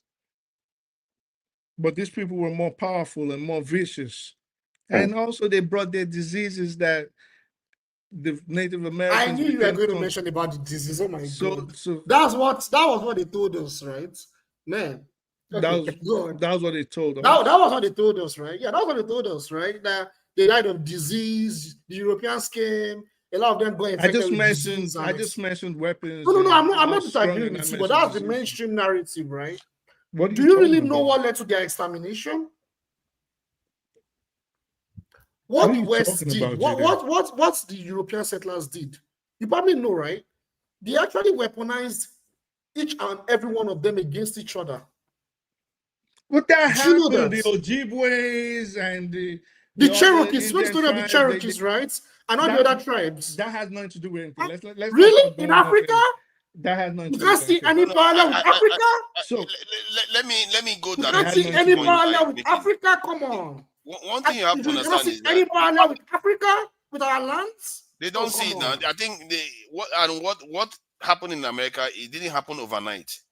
They will come, they will deal with Africans, they are the Red Indians and all these different type of Indian communities. They will deal with them, they will sign treaty with them, then they will break it because they are getting stronger. What happens when you get stronger? You need more territory, you need more, you need more, you keep taking more, and until it became completely a flood and they took everything. So the point is that if you see, the life has to have a balance. It's that simple. You can't leave a vacuum. If you are not strong, you are inviting your own destruction. It's not even their fault. I'm not even blaming them because we are the ones that are weak. The fourth leg of a stool that refused to stand, like we are discussing today. All the great races that number over 1 billion in the world have a nuclear umbrella. We are the only ones that don't. And we've been enslaved. Let me finish what I'm saying, please. We've been enslaved before. Our people have been colonized before. And you still want to remain asleep, thinking that, oh, because they will have mercy on you, because they don't need to kill you. But the fact that they have the ability to is not a problem for you. You talk too much. And you talk Oh a my lot God. about subjects that There's you no have point. you have no idea about. I think okay? you are operating on I don't know what brain you're using to operate, but it's okay. Let me ask How you. about that? It's Salah. Let It's me Salah. ask Today is you. Salah. I don't know Maybe what that's brain right. I'm Maybe hearing Salah. today. Let me ask you and Jide a question. I know Jide is going to go off on a tangent and just talk about things that do not correlate. But if the United States or any other invading power was to attack Nigeria today, in 10 words or less, tell me what you think the situation on the ground would be. Would it be peaceful or would it be pockets of skirmishes all over the country? It depends on what tactics they used, gang. If it's going to be a so shock what, and awe, wait. So I what speak the tactics? truth. Wait, you're gonna have your turn, bro. What tactics do you think they're gonna use? How many different tactics do you think they're gonna use? I think I'm looking at the American generals that has infinite taxes that they could use. I don't know what taxes they're going to use, but So if you you just paint one, mentioned if you taxes. paint one taxes, because you basically describe a scenario that is based on a variable that you don't even have. What do you mean? The variable is the taxes that you're going to use. That was You what don't I have did. it, and you Hold have on. describing something. You're gonna blow a gasket. Just hold on. All right. What I said was I gave you the only two possible scenarios in the case of an invasion. That was what I gave. I said, would it be peace? That's one. Or would it be pockets of skirmishes all over the country? Meaning, would there be carnage? That's two. So it's either there's going to be peace or there's going to be trouble, right or wrong. Yeah. If there's fight, there will be fight now. Except you have a third alternate scenario, we will be happy to hear it. Then I said, do you think it will be peace or do you think there will be pockets of skirmishes? No. You see, that's the thing. You are making them. Is a peace or war? Peace, simple. Not pockets of skirmishes. When you say skirmishes, you are introducing a dimension into it. Would it be peace or would it be war? It will be war. So you think Nigerians would resist an invading army? Oh, see, you dug yourself in that hole. I know you don't like the feeling of it. They will so fight. You agree that there will be war if the United States was to attack Nigeria today. Why would they want to do it? Why would they want to attack Nigeria today? Yeah. Why would they want to do it when they're already getting the resources through peace? Maybe because they became the superpowers of the world. Let's say they defeated China. They don't need this into Qatar to anybody anymore. They can decide whatever they want. Hold on. Can you just let me finish? Can you just let me finish? Maybe who became superpower? Can you just let me finish? It's based on your word. Maybe who became superpower? America becomes the sole superpower of the world. Like the way in the 90s. Like the way Iraq, man. Can I just finish what I'm saying? If they get very, very powerful, one man could say, I want Nigeria for myself. Okay. Like the way Leopold did with Congo. I want Nigeria for myself. And American government look the other way. Okay. They'll come and in what and happened? do whatever they like with our people. And what do the Nigerians do? What do Nigerians do? They will fight and they will lose. So there's going to be fights. They will. What is the use of fighting when you are going to lose? So there's going to be a fight. Why would they want to do it? Why would they want to do it? Because they want to do whatever they like with you. They've done it before. I don't know why this is even confusing. They've done it before. This is what Leopold did. Do you Leopold, by chance? oh my God. Do you by chance live I don't know what world you live in. Everything I'm telling you, I'm using the real world as an example, and you just keep saying it's impossible. Do you I'm by using chance, the real world as an example. Do you by chance live in Humboldt County, California? I don't know. You are confusing me today. You know, a lot of people have come on this thing today and confused me. Like, I'm literally giving you an example of things that happen in the real world, and you're saying it doesn't happen. Like, wait, do you sorry, know there are countries? Sorry, let me just add this last one. There are countries in the Caribbean, like you see American millionaires or billionaires. They will say this country is basically my turf, and they would do whatever they like with that country. And Like America which will one? Like which empower one? them. I think there was one that had to do in banana, if I'm not mistaken. Like which one? Which country? Can you calm down? I don't know the name now. That means you're making it up. You can't name it, then you're making it up. Okay, I'll get you the evidence. I That's the know one. country. That's I it resulted in need to this remember term that that they call country. Oh, Banana shit. Republic. That's I'll what check resulted in the I'll Banana check Republic. I know the country. So oh man, there are a lot of rich American or Western people that did a lot of things with some of their colonies that they had because they had so much power. And if you carry on in this pattern, the power will even increase. In what year did they do this Banana Republic thing? You know what? In what year? Listen. No need to get frustrated. Let me deal with your banana. Let me deal with your Banana Republic nonsense. You were about to say something. No, I wanted to say something else. I wanted to say. Dozy was about to say something. Okay, Dozy, go ahead. Yeah. You see, Dozy has hardly said anything. So It's Guatemala. United Fruits Company. Sorry, Dozy. It's all right. So all I was gonna say was what I'm getting from this whole thing is because, like, obviously you have the leaders who are basically cooperating with the West, and like you said, they're getting resources for free, next to nothing. So in that case, there's no need to, carry out an invasion. But then let's say tomorrow we have a leader who is like, okay, actually, no, resource control. We want to have, all the refining. We want to basically have control over a resource. Then potentially this is where we could be seen in the bad lights. And then maybe not directly an invasion, but indirectly through proxies, this could occur. Is this correct? And maybe this is where Fofada is saying that we should a possibility, but in this age and the way the world is fashioned and the way the world is going, almost an impossibility. So the name of the guy is Edward Bernard. What year? Like I asked you, what year? In the report, I think it's I was correct. 1946. Yeah, Guatemala. I said it. I was correct. So what did he do? Oh goodness, let me just see what it says. Summary: the United Fruit Company, with help from the U.S. government officials and propagandists like Edward Bernays, influenced U.S. foreign policy to protect its business interests in Guatemala. It culminated in 1954 coup, making Guatemala a classic case of Banana Republic. So this, what the point I'm making is that the more powerful nations get, their individuals become even more. Oh my God, can you just let me finish? You're not explaining nothing. Because what you told us was that there was a man that went to some Caribbean country, right? And said, this is my turf. And he claimed the land for himself. No. Remember, that was what we was all talking about. Oh my God, this guy, you are not listening. Let me make this clear. I said that sometimes when nations become very powerful like they were in the past, individuals in that nation become so powerful that they can do things to your nation. They can decide, one man from that country or is from another country. This is my turf. Can you let me finish my point?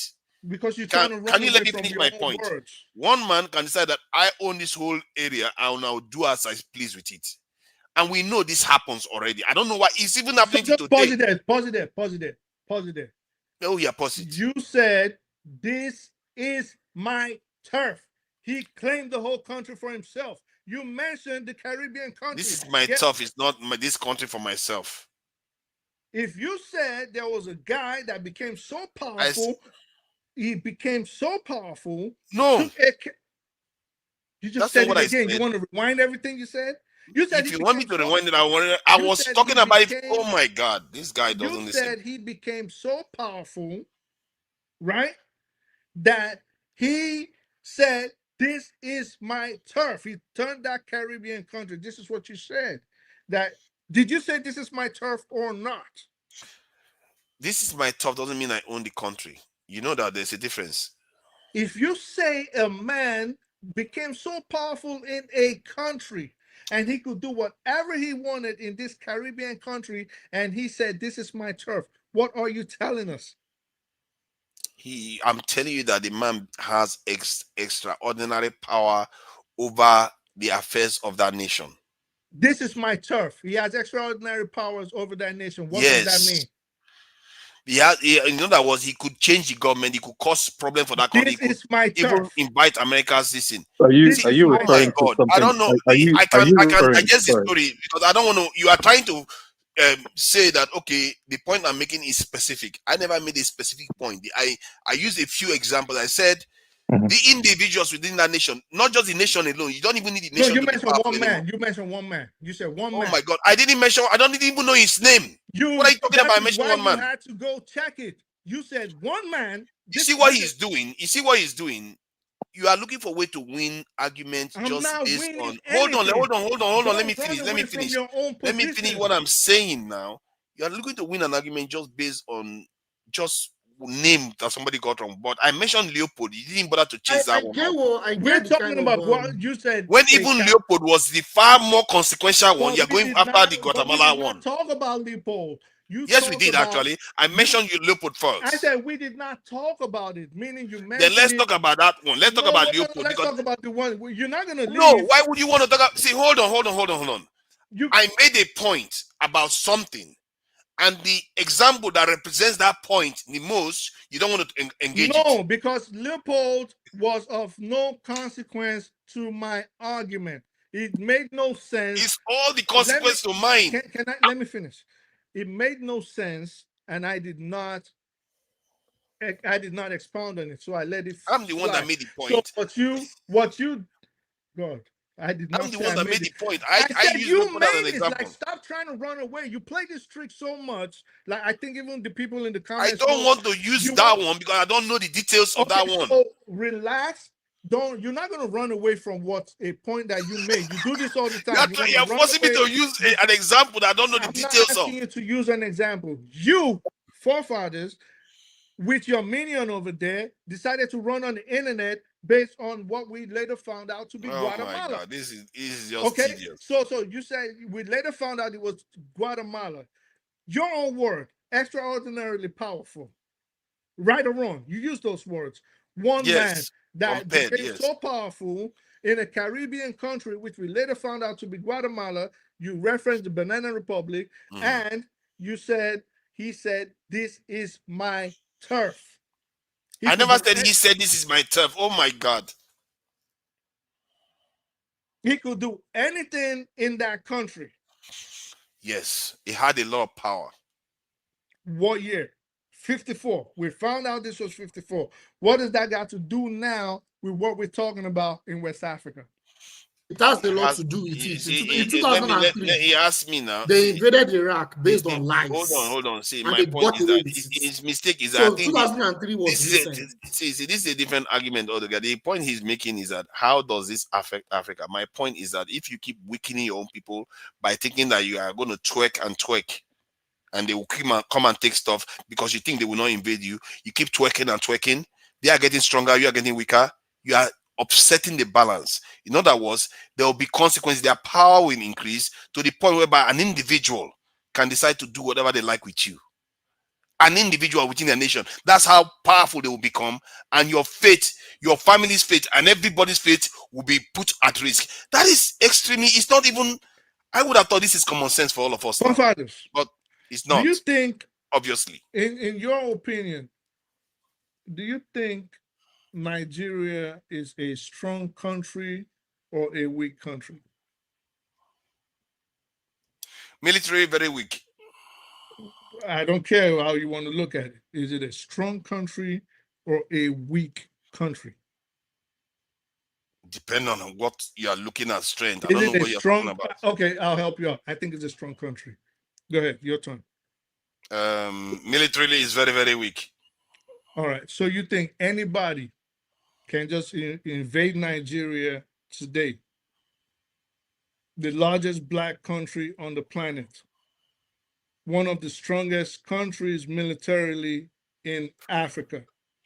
You think anybody? That's the boogeyman. You think anybody that's boogeyman can One of the strongest country in Africa, militarily. Yeah. So you think any invading power can just attack Nigeria today and won't have the terror of their lives?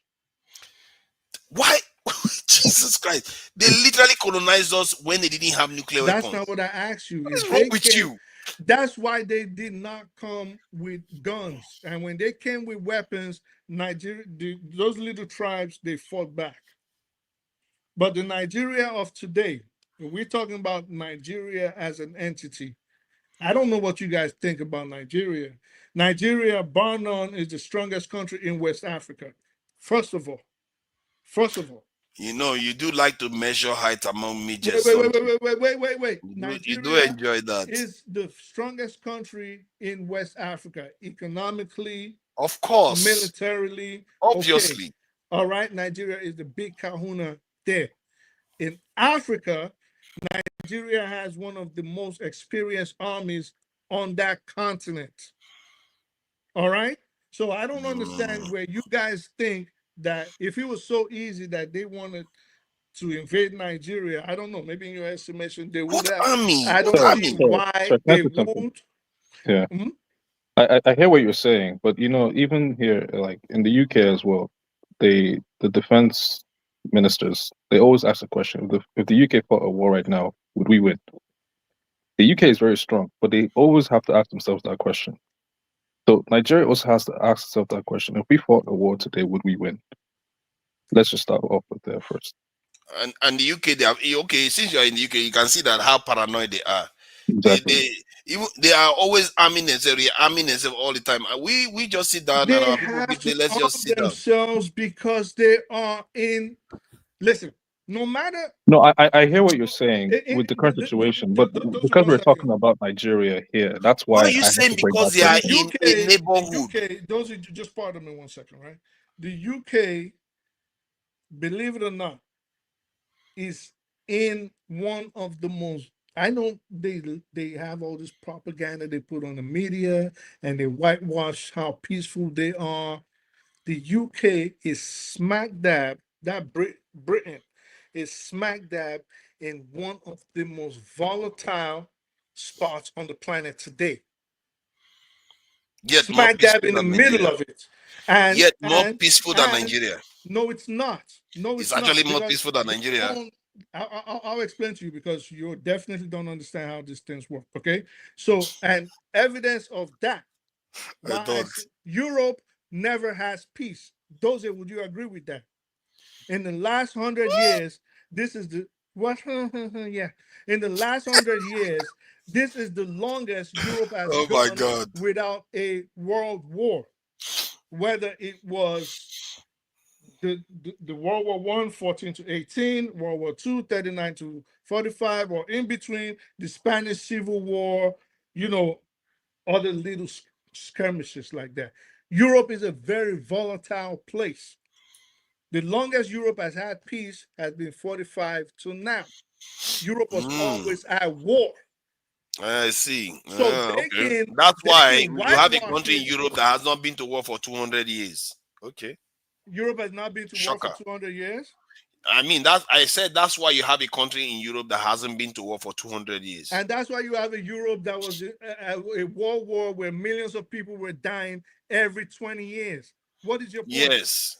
And by that standard, my point is that in terms of actual physical harm that is going on, the last time you had it in Europe was more than 60 years ago. Yeah, good. So let me just finish my point. So no matter how they want to whitewash it, they are right now on the precipice of a third world war. We are not living in a more volatile place. This is our African diaspora brothers and family in Africa. Speak the truth. Let me finish, please. Let me finish. Why you're done, I will Let him respond. finish. Let him finish. So we are not living in a more precarious situation than them. They are in a position right now, just like in 14 to 18, just like in 39 to 45, they are in a position where they can set the whole planet on fire. We can wake up tomorrow and Russia has used tactical nuclear weapons on Kyiv. So we are not in a, no matter how this panel wants to play it, because they think everybody else has been brainwashed, not realizing the mirror is right in their face. We are living peacefully in Africa. They are the ones that at any moment to start lobbying. Is there anything you learned from history at all? You just talk. Even Germany. Hold on. Is there anything you learned from history or you just talk for the sake of it? Those of you want were we not living in Africa before we were colonized and enslaved? How no? What does it take for you to understand? Just to put this into context, at that time, the Europeans were fighting each other. The Western Europeans, they were fighting each other. They actually had to sit down and form a diplomatic alliance to go and destroy Africa. That is clearly obvious. I don't know why you're acting as if you don't know. These things happen. Came together to divide Africa, to come and conquer Africa together. What is that I think I speak the truth. You know what I speak the truth is doing? It's like what I'm saying is okay, let's if they are fighting each other, hasn't said anything for a while. Yeah, I have to say something. So I wanted to say that we're talking about Third World War, but you are taking things out of context. You don't I understand what you are saying. What you are saying is very interesting. However, you are taking it out of context. Because to put things into context, Europe as a continent right now, you have Western Europeans and you have Eastern Europeans. The war right now that is going on is a proxy war in the Eastern Front. Now, you're now saying that the West right now, there's tension. They could fight a war right now. Actually, it is a proxy war. The West right now, they are the ones trying to instigate a war. Russia is seen and we don't need the history as lesson. an What does that got to do threat. with what we're So talking what you are about? saying, listen, let me talk. What you're actually saying is the essence is that if there's any country that has to be wary of any Third World War, it should be Russia. Western Europe, Russia is not just going to attack UK or US or France. UK is peaceful. Exactly. Except if UK or France would go directly and attack Russia, then Russia will have to react. What is that? What are you saying? Yeah, it has to do with what you are saying. Because what So you're saying is let's bring it back to Nigeria because the question was they just go all over the place. Like no, it's not. He didn't go all over the place. He answered you coherently. See, answer what? You are making it something. See, I speak the truth. I speak the truth now. Come on, man. Wait. Because you do this thing where you start getting spiteful when you think you still got the shovel. You can keep digging. Listen, if I mention the UK being in a hot spot, if someone wants to ask you commonsensically, who do I think the UK would go to war with? Who would you say, oh, I think I speak the truth is saying the UK is going to go to war with? Germany, Ireland, or Russia? if the UK goes to war with Russia, it's because no, that's not what I asked. Yeah. That's not what I asked. That's not what I asked. Because he's saying you answered succinctly, you're giving all those. I'm saying, of course, I meant Russia is about to go to war with the rest of Europe. We know these things. So what are you guys talking about? They are already at war with the rest of Europe. All right. So what are you talking about? So now, the point I'm making is that your tactics is we are going to use our peaceful ways and our uselessness to pass a shield. You're like, you know what? We are so useless and so peaceful that they are not going to attack us. So let's just do that. That is your tactics. It's like, that's all you plan. That's your plan. I'm on my own and I'm going to go and find someone's trouble. And I expect that. Wow. Why do I expect to be at peace? I'm going to go and find someone's trouble. Literally. I'm going to go and find that person. And you expect to be at peace? Make any sense? So every military analysts will tell you that. Political analysts will tell you the same thing. Go to any AI, they will tell you the same. This is not even like my knowledge. This is general knowledge. It's only our black people that don't understand it. Do you know that Asians, they instinctively know these things already? Like when you tell them, I was watching this program one day, and I was watching these Asian girls, and I think it was Black Panther actually. They were reacting to this this in Black Panther, and they saw this sharing information with the CIA guy. They were like, oh, we have this Wakanda, this in. The Asian girls instinctively said, you shouldn't be telling him that. Instinctively, they knew that they were not reacting to the program. They were just thinking from their own. You can tell that they were thinking about it from their own way of thinking. That you shouldn't be sharing that kind of information. But for us, oh, let's share. After all, we are going to kill them with our peaceful ways. They are going to give us way. They are the Democrats. That's not how the world freedom, works. You know, the land of freedom. That's not how the world works. I'm afraid. I really wish that's how it works. That hippies rule the world. Hippies don't rule the world. Period. It's people that can survive, fight for their survival, that rule this world. And as a matter of fact, this is not about human society. This is about the animal world. This is something that has been created, woven into reality beyond us. It's not up to us to decide. This is not. It's not even an option. The idea that we are even debating this. Who do you think is going to attack? Who do you think is going to attack you?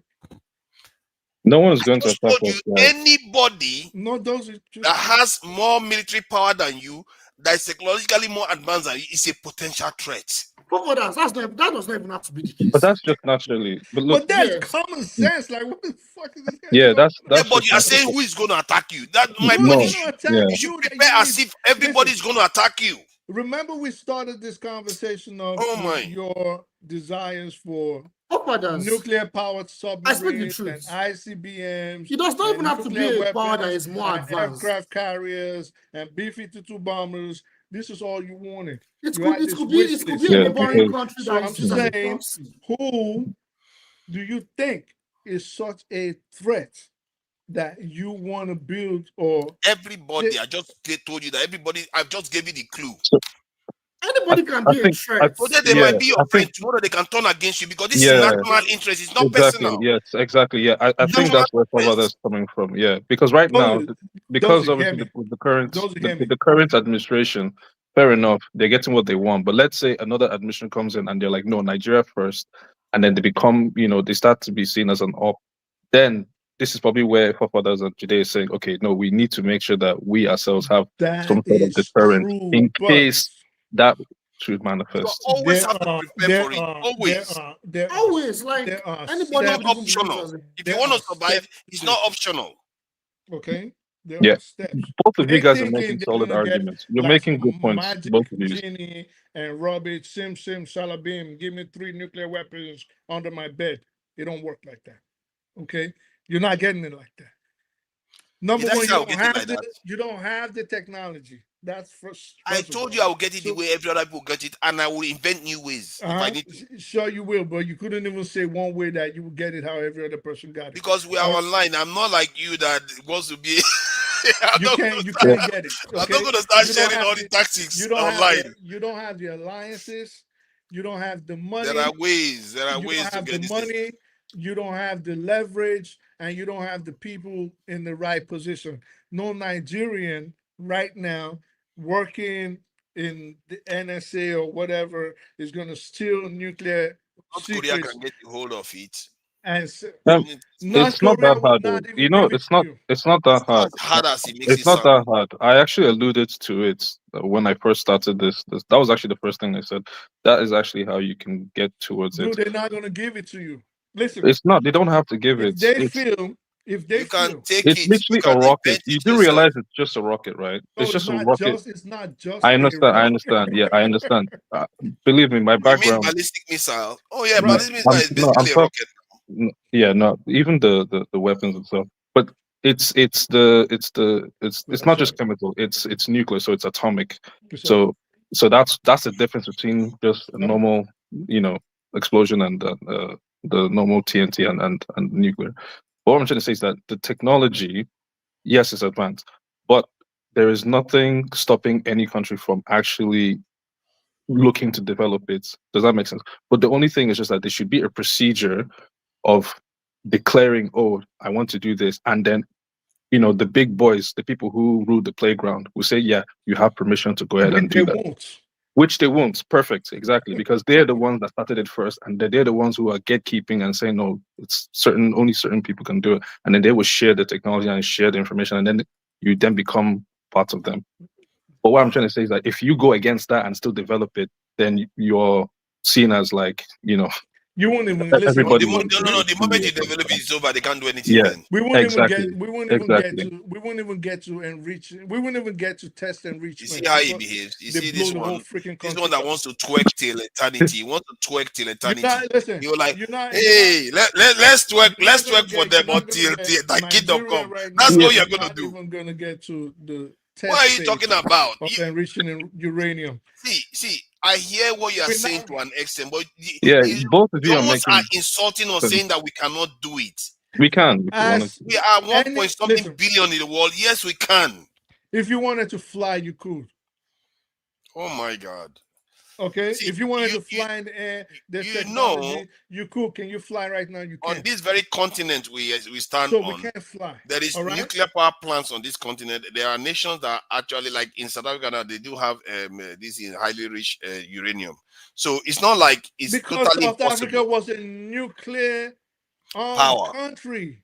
Yes, but the point I'm making is that you make it sound as if it's beyond us. That's how you make it sound. At this stage, it is. At this stage of the nationhood in Nigeria, it is.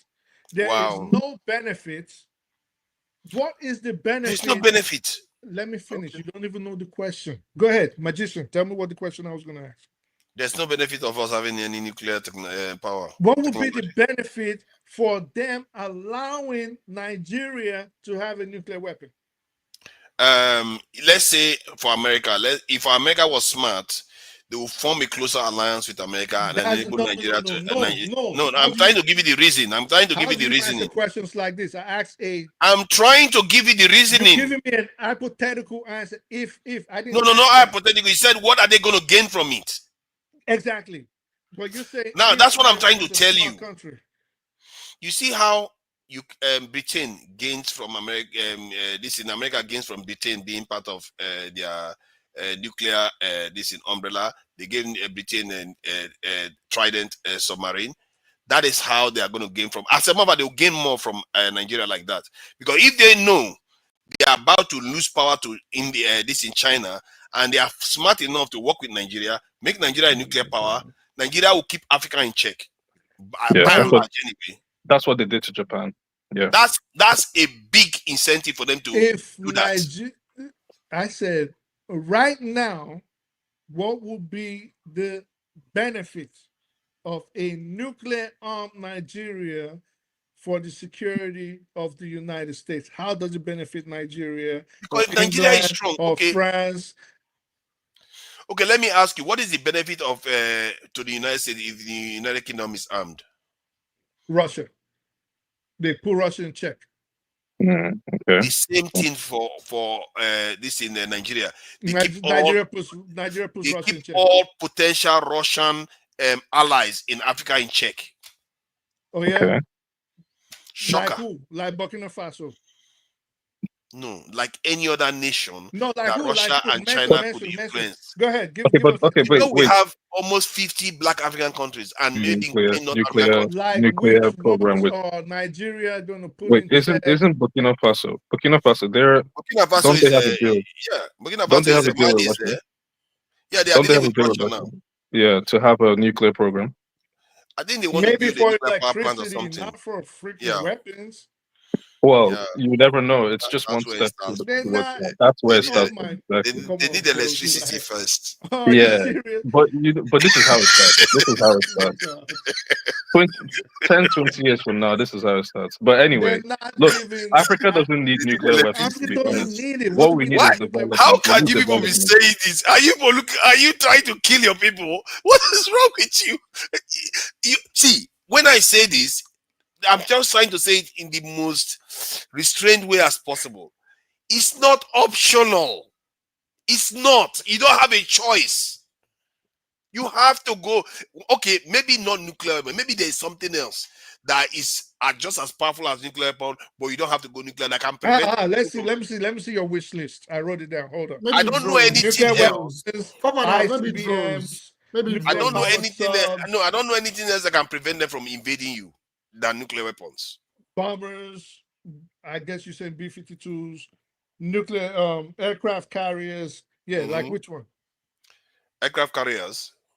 Aircraft carriers, to be fair, is not a massive one because aircraft carriers are offensive weapons. So I don't necessarily subscribe to offensive weapon. I'm more about defensive weapons. I'm not here like trying A to nuclear weapon colonize is a the world. defensive weapon? Yes, actually. You don't know. That's the whole point. What do you think they call it nuclear deterrent? A don't nuclear understand. weapon is a defensive And why do weapon. you think? Why do you think? Why did they Israel- call it a nuclear Why do you think? deterrent if Why it's do not you a think defensive Israel weapon? desperately does not want Iran does not to mean not it's a have nuclear defensive weapons? weapon. I That is speak the the whole truth. point. I speak the truth. Gideon, please. You know so much about say what you Israel, have right? to say. Like, So I want to ask you a question. Why do you think Israel does not want Iran to have nuclear weapons? why do you think, genius? Oh, the reason is because so that they can always use that as a leverage, so they can always find a way to weaken and attack Iran, using the US as well. So what's your point? If Iran has nuclear weapons, that will serve as a deterrence. So what's your point? My point is that's the reverse of nuclear weapons. It serves as deterrence against an invading enemy. So you use it to attack people. We all know it's a deterrent. Oh, so It looks like we are flogged. I speak the truth too much today. No, I if think you want to lie to this yourself, I flogging mean is the too much audience now. except you I certainly speak the can truth. read. You know, I speak the truth philosophy, hippie philosophy.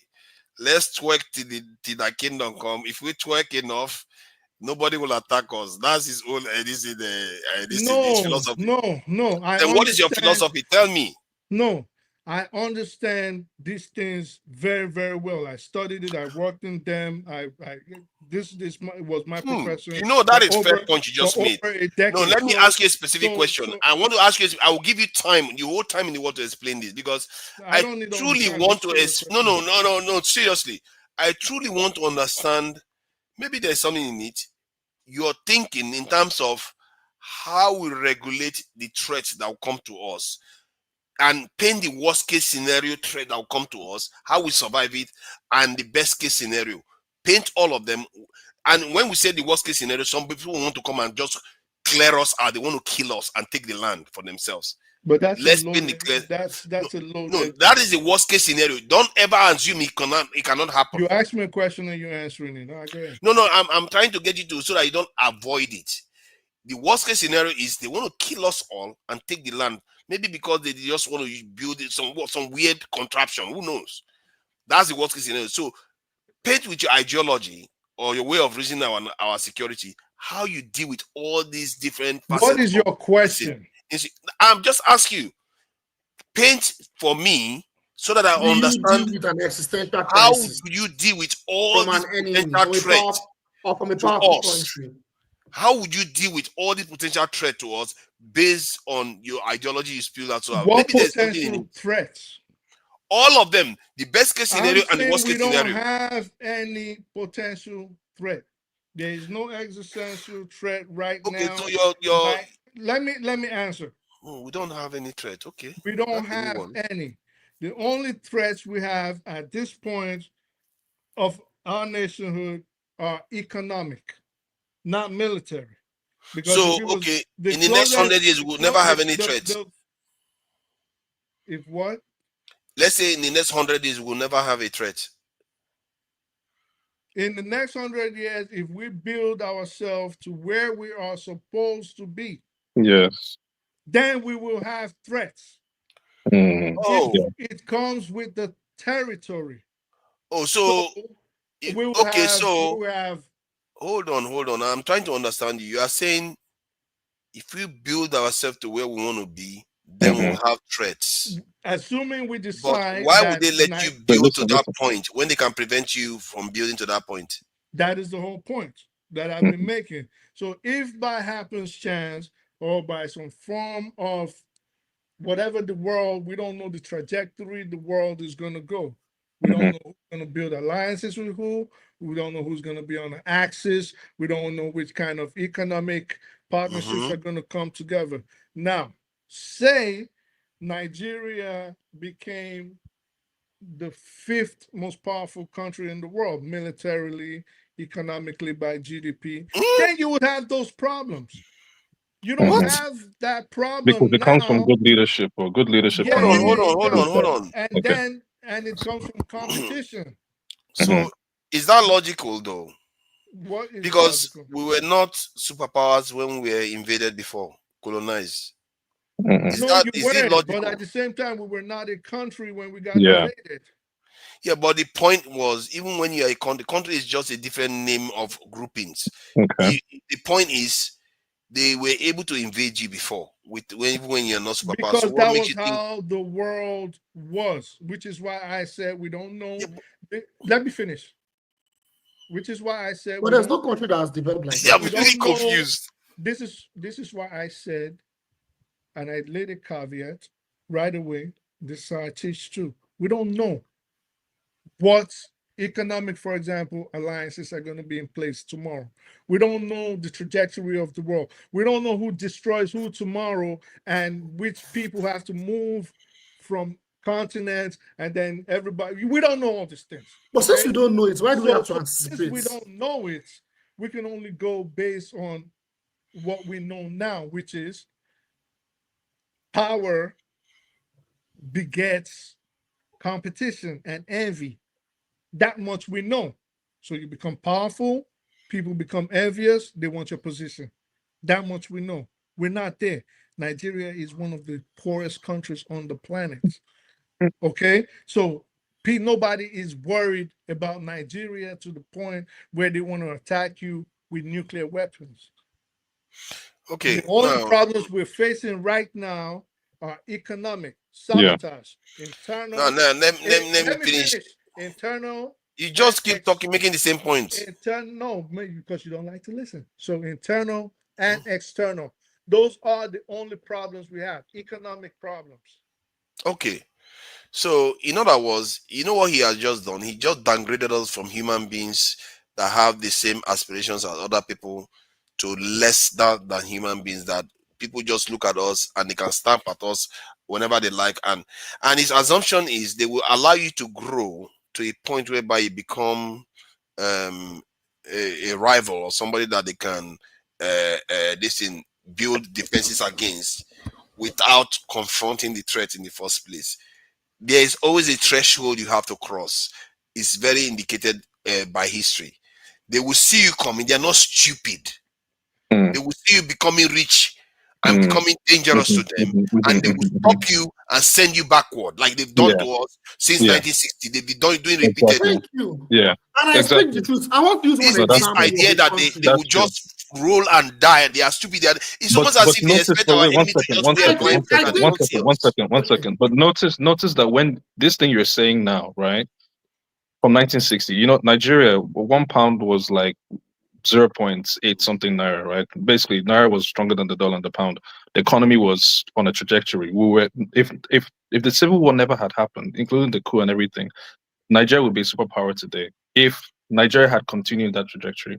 But here's the thing, just like what you said, for further, Nigeria was taking off, right? But the West, whoever clipped their wings, and ever since that civil war, Nigeria has never recovered. So the thing is, civil war did not. So, yeah. Civil war was not our problem. Let him just finish. No.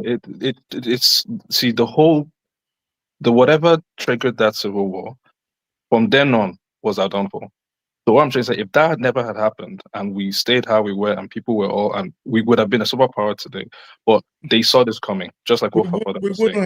But here's the thing. No, we would have. I'll tell you why we wouldn't have. But wait. I agree with you. What I was saying is very interesting. But here's the thing. This is what Papa was saying.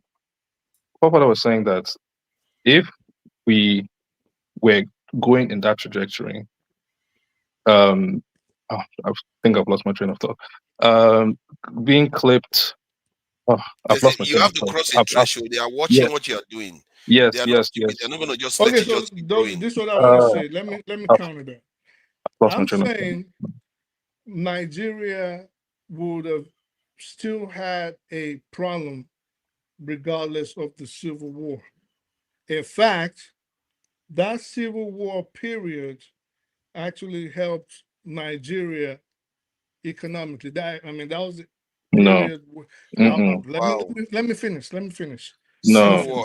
So that period was actually when the Go One made that statement where he said Nigeria, because we had the oil boom. All right. So we had the oil boom that period. And that was the period Go One said Nigeria has so much money. The problem is not the money. Our problem is how to spend it. Ask anybody that knows Nigerian history.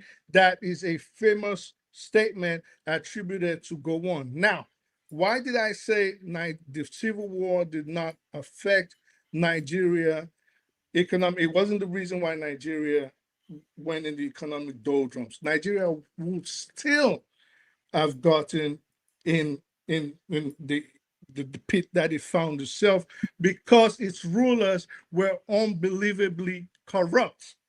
Nigeria's problems started from 63. And if you go figure out who Festus Okotie Ebo was, do you know Okotie Ebo? The finance minister. You don't. So figure out who I he know was. him very, very well. Sure you do. So when you figure out who he was, right, and then coming down to the Second Republic, okay, so after Murtala got executed in Marina, the Second Republic, the politicians became even worse than the ones in the First Republic. Then we had a little reprieve, and then we had the IBB era, which came with uber corruption, which came with the structural adjustment program. And then we had Abacha. And so it wasn't the Civil War, it was the leaders that we had. And they had a tendency to be massively corrupt. Wait, the leaders before. They were The controlled, I leader, speak the truth. the leaders pre-Civil War were far much better than what we had post. The thing is, and I remembered what I was going to say. Yeah, I remember what I was going to say. First of all, we had resource control, 3 regional or 4, whatever. We had Tafa Balewa that was, the golden voice. He was doing quite a lot. I'm not saying everything was perfect, but in terms of development, fastest growing regions, developments, and the strength of the naira at that time, the oil boom you're talking about, we used the the oil pound. boom that was good. We didn't use Sorry? the naira, we used the pound. Sorry, the pound. Sorry, yeah, thank you. The oil boom you referred to, that was already gonna come. That was already gonna come. So at the end of the day, you have to ask yourself, why did all of these things happen? They happened all for a reason. And this is what I wanted to say to forefather. It's not that Nigeria becoming a superpower. We were about to take off. Wings were clipped, but they weren't clipped directly. No country invaded Nigeria. It was done internally. So it was indirect warfare through proxies, and that was what happened with the Civil War. So just like what I said, they will never attack directly like how they did with colonialism. They will do it indirectly through proxies, Boko Haram, all of this stuff, Al-Qaeda, or whatever. That is what they'll use if they want to actually get what they want. And they got what they want during the Civil War. So that was basically it. So when you ask yourself, oh, we have to prepare ourselves nuclear deterrent, we could use that nuclear deterrent on ourselves, and maybe we're not ready for that. Yeah, it's true. We're not ready for that. What we need is a strong leadership, strong, good politicians, and actually just think about developing the nation and thinking Nigeria first. Then, if the time now comes where we are now ready for that, and we can, possess it and now be able to, we've shown that we're responsible, then fine, we can go ahead and do all of that. I think, but not right now. Let me put it this way. Hold on. Let me put it this way. Because it was addressing a point that I made. When they were here 400 years ago, they were trading with people over and over again. Every single change that was happening, they didn't happen all at once. They were happening gradually.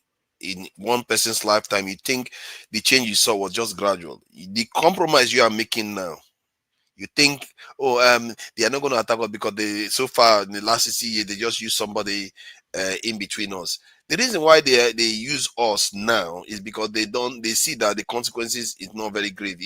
If our progress exceeds their ability to control it with our own individuals, they will intervene directly, because they've not had a need to do that, because they know if they do that, it's going to cost them a lot. Okay. One, Okay. let me So, finish the point. so Let me wait, finish let the me just, point. Let me. you're My gonna say, let point me just say one is thing, connected to Okay. quite a lot of things. So If they do that, meaning there is currently no existential threat.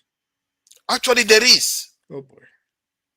So the point is that if they come in and say, okay, they want to go all out after us, they know that they are going to wake 1.4 billion people up, and that could lead to some very, very serious problems, including even within their own America itself. So they are not stupid. They have to calibrate and say, okay, is it worth the trouble going after an African country directly head on, especially when those people that they handed power over to were collaborators. They didn't fight the British people or the Americans to take over the country. They just handed keys over to them. Those people serve them, worship them. They belong to their secret societies in the West. So it's easy to control them as it is right now.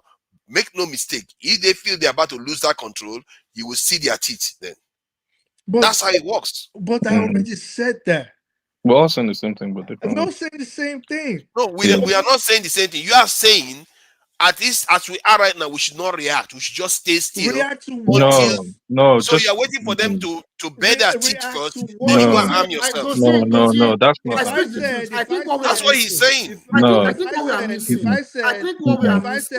If, for example, if we get to the top 5 richest or strongest countries in the world, did I say that or I didn't say that? I don't know. Carry on. Of course you did. Of course you did. So I said, if we ever, for example, found ourselves amongst the top countries, the top 5, I specifically said top 5, then we know that, this was my word, my saying again, that success begets envy and jealousy. We are not, and I said, we are. Jide, try to listen without, you're always waiting to answer without even listening to what the person is saying. So I said it begets envy and jealousy, and Nigeria at this point is one of the poorest countries on the planet. I did say that. So we're talking, and you said in 100 years, well, let's get to 100 years. But for now, we're not eating nuclear centrifuges. Okay, let me give you a straight example. example. Can I say something? Papa, I need to say something. Say what you want to say, then I want to say something. Yeah. I want to say that actually we don't even have to get to the top 5. That's the point. Other countries that have actually emerged, that have actually broken away from the monopoly of Western control, even before they get to that point of enhancing their GDP, they still have to go through. Jide, when I say top 5, I don't mean specifically top 5. I just mean a successful country where, like you're describing, we can say we're not listening to you anymore. That's what, when I say like top 5, that's what it means. So we could be the 20th richest country, 30th richest country. The thing is, we become powerful. The thing is, I mean, even if we keep listening to them, we may not even get to where we want to be at all. That's what the dilemma is.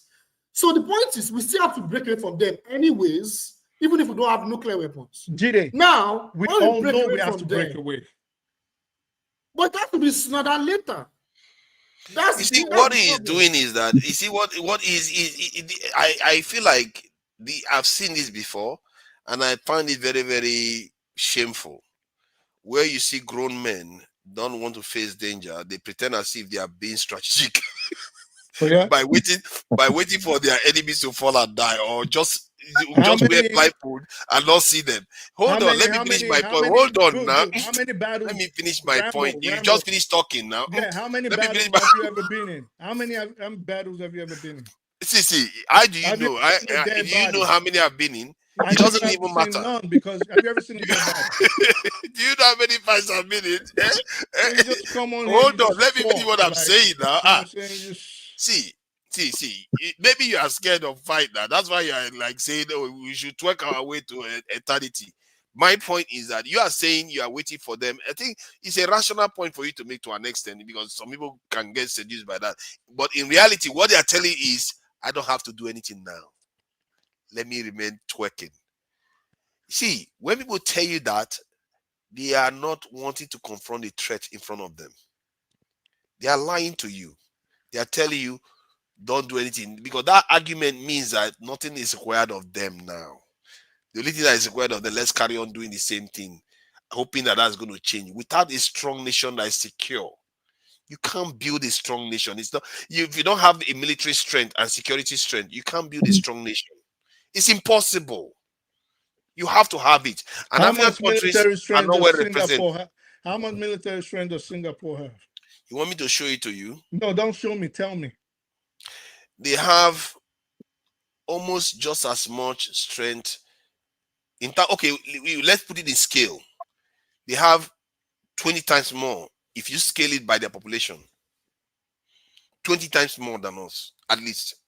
10 times more what? 20 times more power than us. In terms of? In terms of their population. No, in terms of what? Like what kind of weaponry?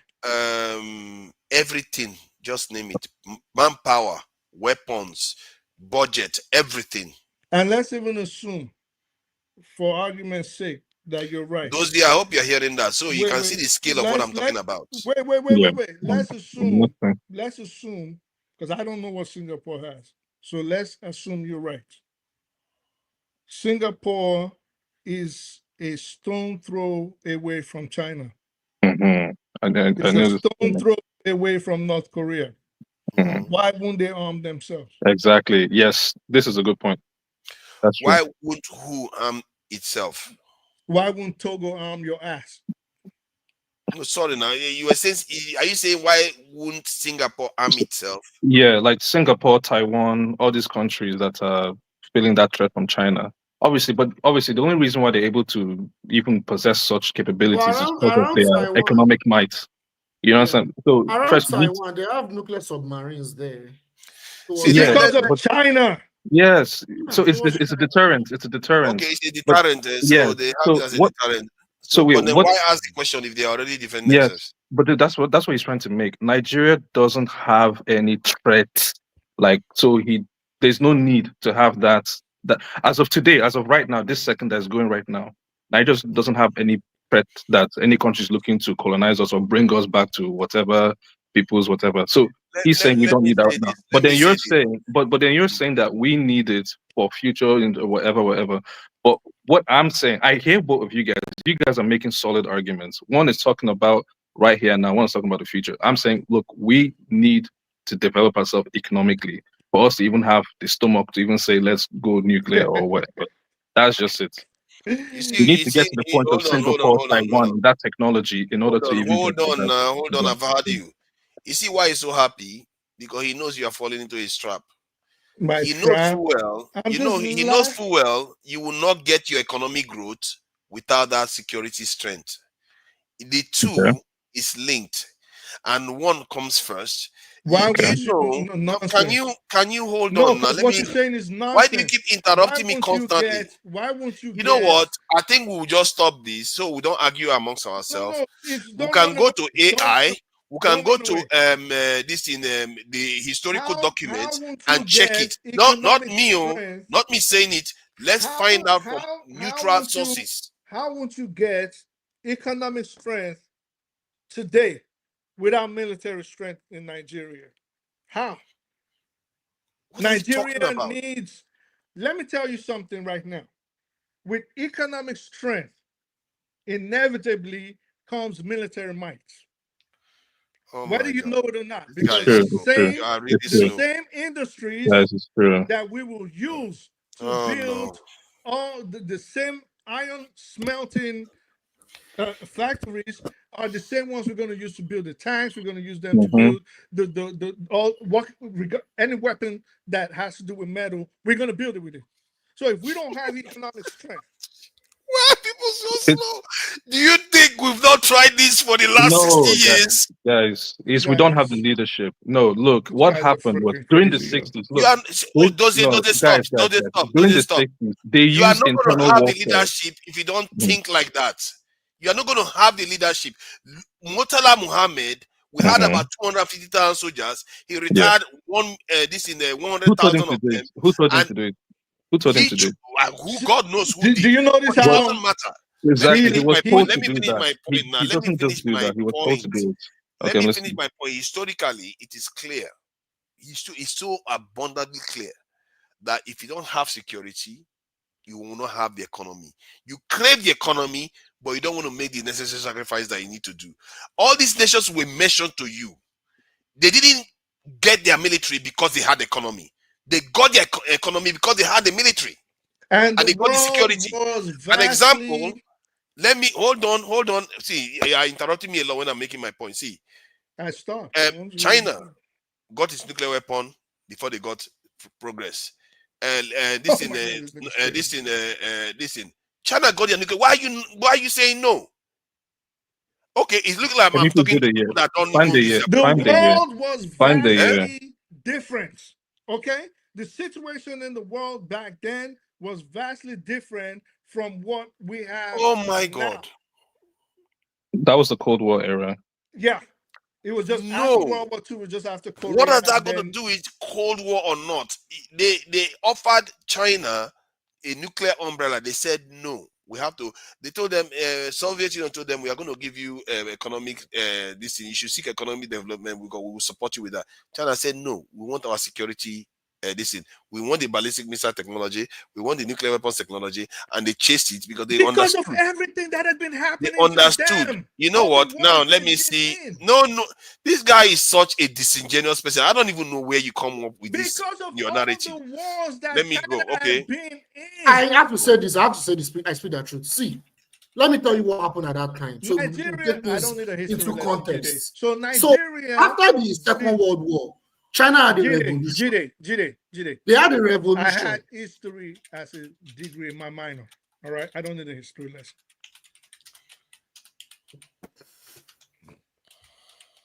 Okay, let me continue. So what I'm saying is, China, after the Second World War, they still had another fight. They had a revolution under Chairman Mao, where they defeated the nationalists.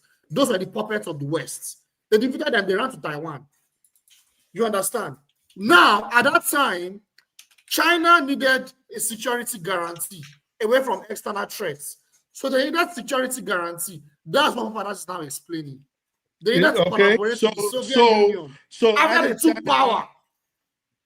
Wasn't China involved in Korea? Yes, they were involved in Korea. China involved in after World the revolution? Wasn't China involved in World War II? That was before the revolution. Yes, they were. I'm not asking. That's what I was correcting. Yes. So basically, because you want to jump on forefathers' back and start humping it like a little. So basically, it was because of all the wars, like I stated, that China had been in previously, is why they decided to arm themselves with these ICBMs. Yeah, well. Was it well? Yes or no? Yes. But still, good. But But don't talk about the war. But knowing this, you decided to hop on an internal struggle, trying to negate what I said. The reason. Jide, let me just finish. You're always all over the place. I don't know what's wrong with you. So basically, the reason why China decided to arm itself was because of the external conflicts that it had previously been in. World War II, Korea, to an extent Vietnam, things of that nature in its sphere of influence, right or wrong. That was more of a proxy war. They supported Korea. What does that got to do with anything? Korea. That was why they decided to arm themselves. Well, yes, partly yes, but you can make a case for Cuba too. Cuba did not go through the Second World War like China. Again, It was a But different they see world. arm themselves, like you mentioned. So it was first of all, it was a different world. It was a Cold War era, like Dozie said. We are not facing that. Hold on, I know you want to talk. We are not facing that kind of situation. But we don't have a unipolar movement anymore. We don't have a what? We don't have a unipolar movement anymore. There are What are other you talking forces about? that can always back weaker countries. And that's what Iran is doing with Russia now. In 2001, America can go and bomb Iran, for instance, try to stick to because the Iran was a much weaker country and Russia was a weaker country. America can go and bomb Iran and get away with it. Now it's not going to happen. Does Nigeria... The balance of power in the world has changed.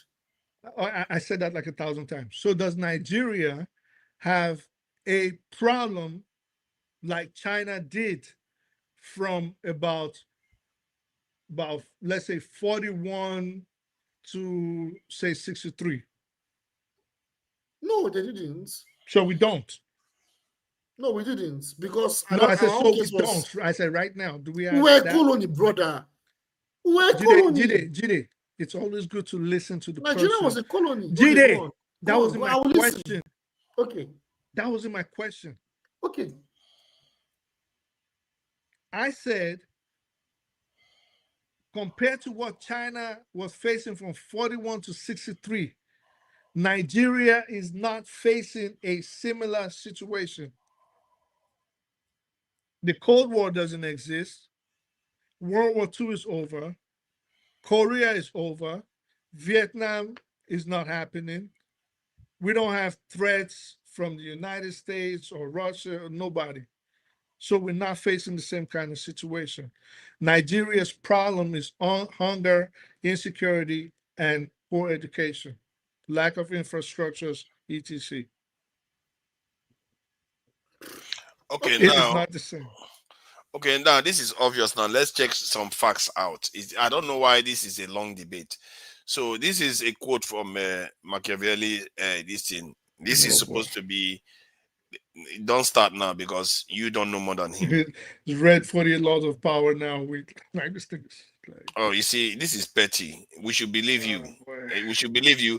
You see, I can go from one source to another, from written documents to from written documents, because I think we are having a retarded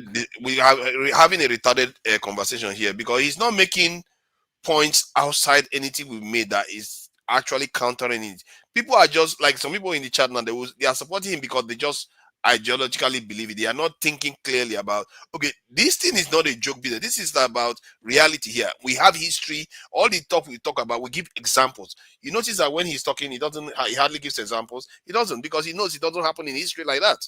And that is the problem. How can you be talking? I don't give examples. You don't have, you hardly give examples in terms of the actual point you are making, that we should be twerking. You don't do that, because you know that if you tell us that there are people that were twerking around in the world, I will tell you that no, they were not twerking, because they actually went on to make themselves strong. Let me finish my point. Let me read this before you start distracting me again. So, to build a strong nation, the question I asked was, according to Machiavelli, what does it take to build a strong nation? Therefore, Machiavelli advocated that a well-organized and ordered and militarily strong state. Without a strong state, any country had no hope of survival in international politics. Where is Dozie? I hope we are getting this, because this is supposed to be the father of modern political science saying this. He has studied all this stuff already. You don't have any hope. He believed that an organized state has the only security against forces of external aggression and internal chaos. External aggression and internal chaos. And hold on. Then he went on to say that to have a strong state, and you have to have a strong military and a strong law. But without a strong military, you wouldn't even have law. So he put the military to be the strongest in terms of security. Basically, he said the strong. Then he went on to give examples of nations that are extremely strong in history. And you know what other thing he went on to elaborate, and you will see that to show you what he said was true. He said the strongest nations are the freest ones. Yeah, definitely. I thought he was wrong. When he no. What he meant by that was they are freest on the inside too. You would think the strongest nation. Hold on, no, it's not. For me, that wasn't counterintuitive. That wasn't. Let him talk. Let me finish.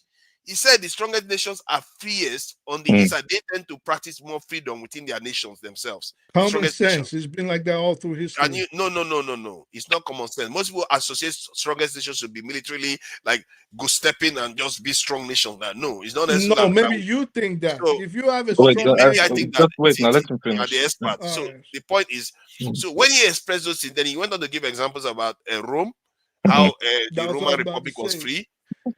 Hold on now, because then America didn't exist. He doesn't know about, at least maybe America Rome, is. Persia, Greece. Can you let me finish? You're not taking nothing. Can you let me finish? Because you're not listening.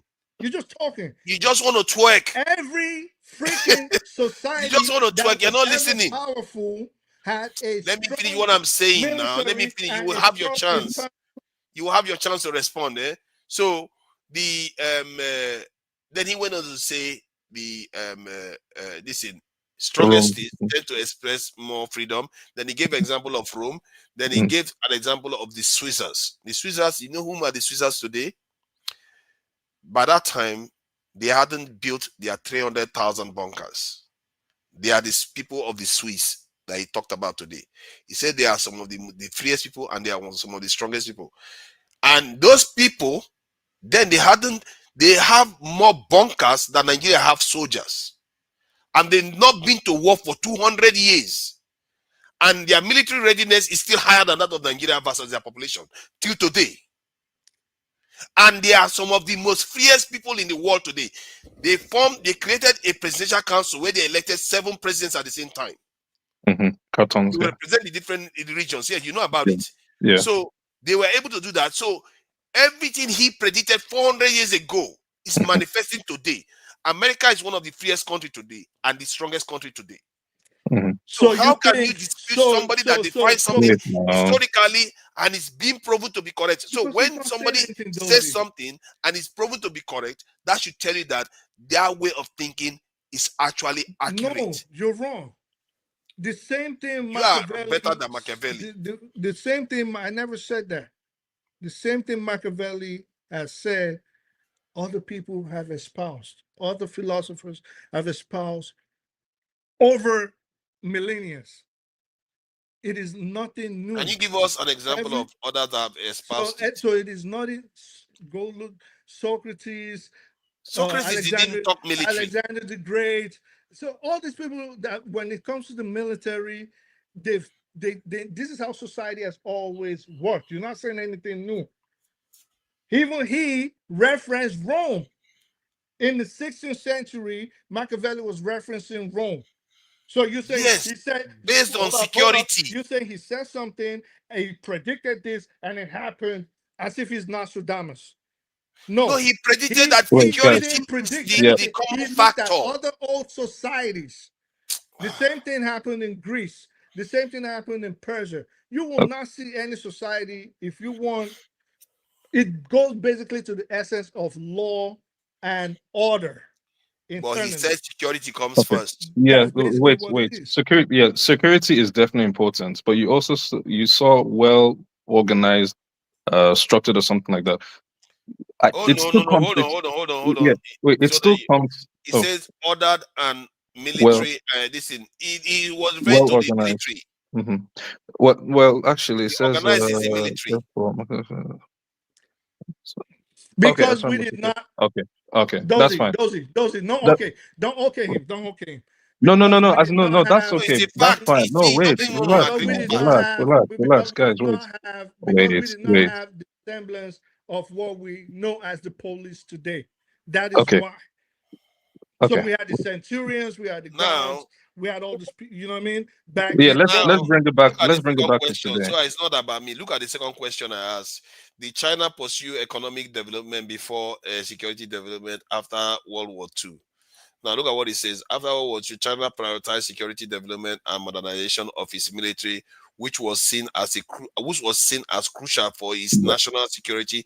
And remember, look at this: future stability. All right, go to the very next sentence. While economic development was also a key goal, it was often considered secondary to building a strong So military. they were building both at the same Hold time. on, you don't over talk. The facts is here now. He literally said, they literally told you that the Chinese considered economic development secondary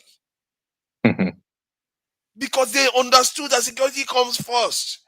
And they did that. Look at where they are today. Forefathers, because of what they were going Yes, through exactly. at that time. Yes, So you are try to waiting to go understand that. through it first before you No, wake no, up. Oh my guys, God. wait.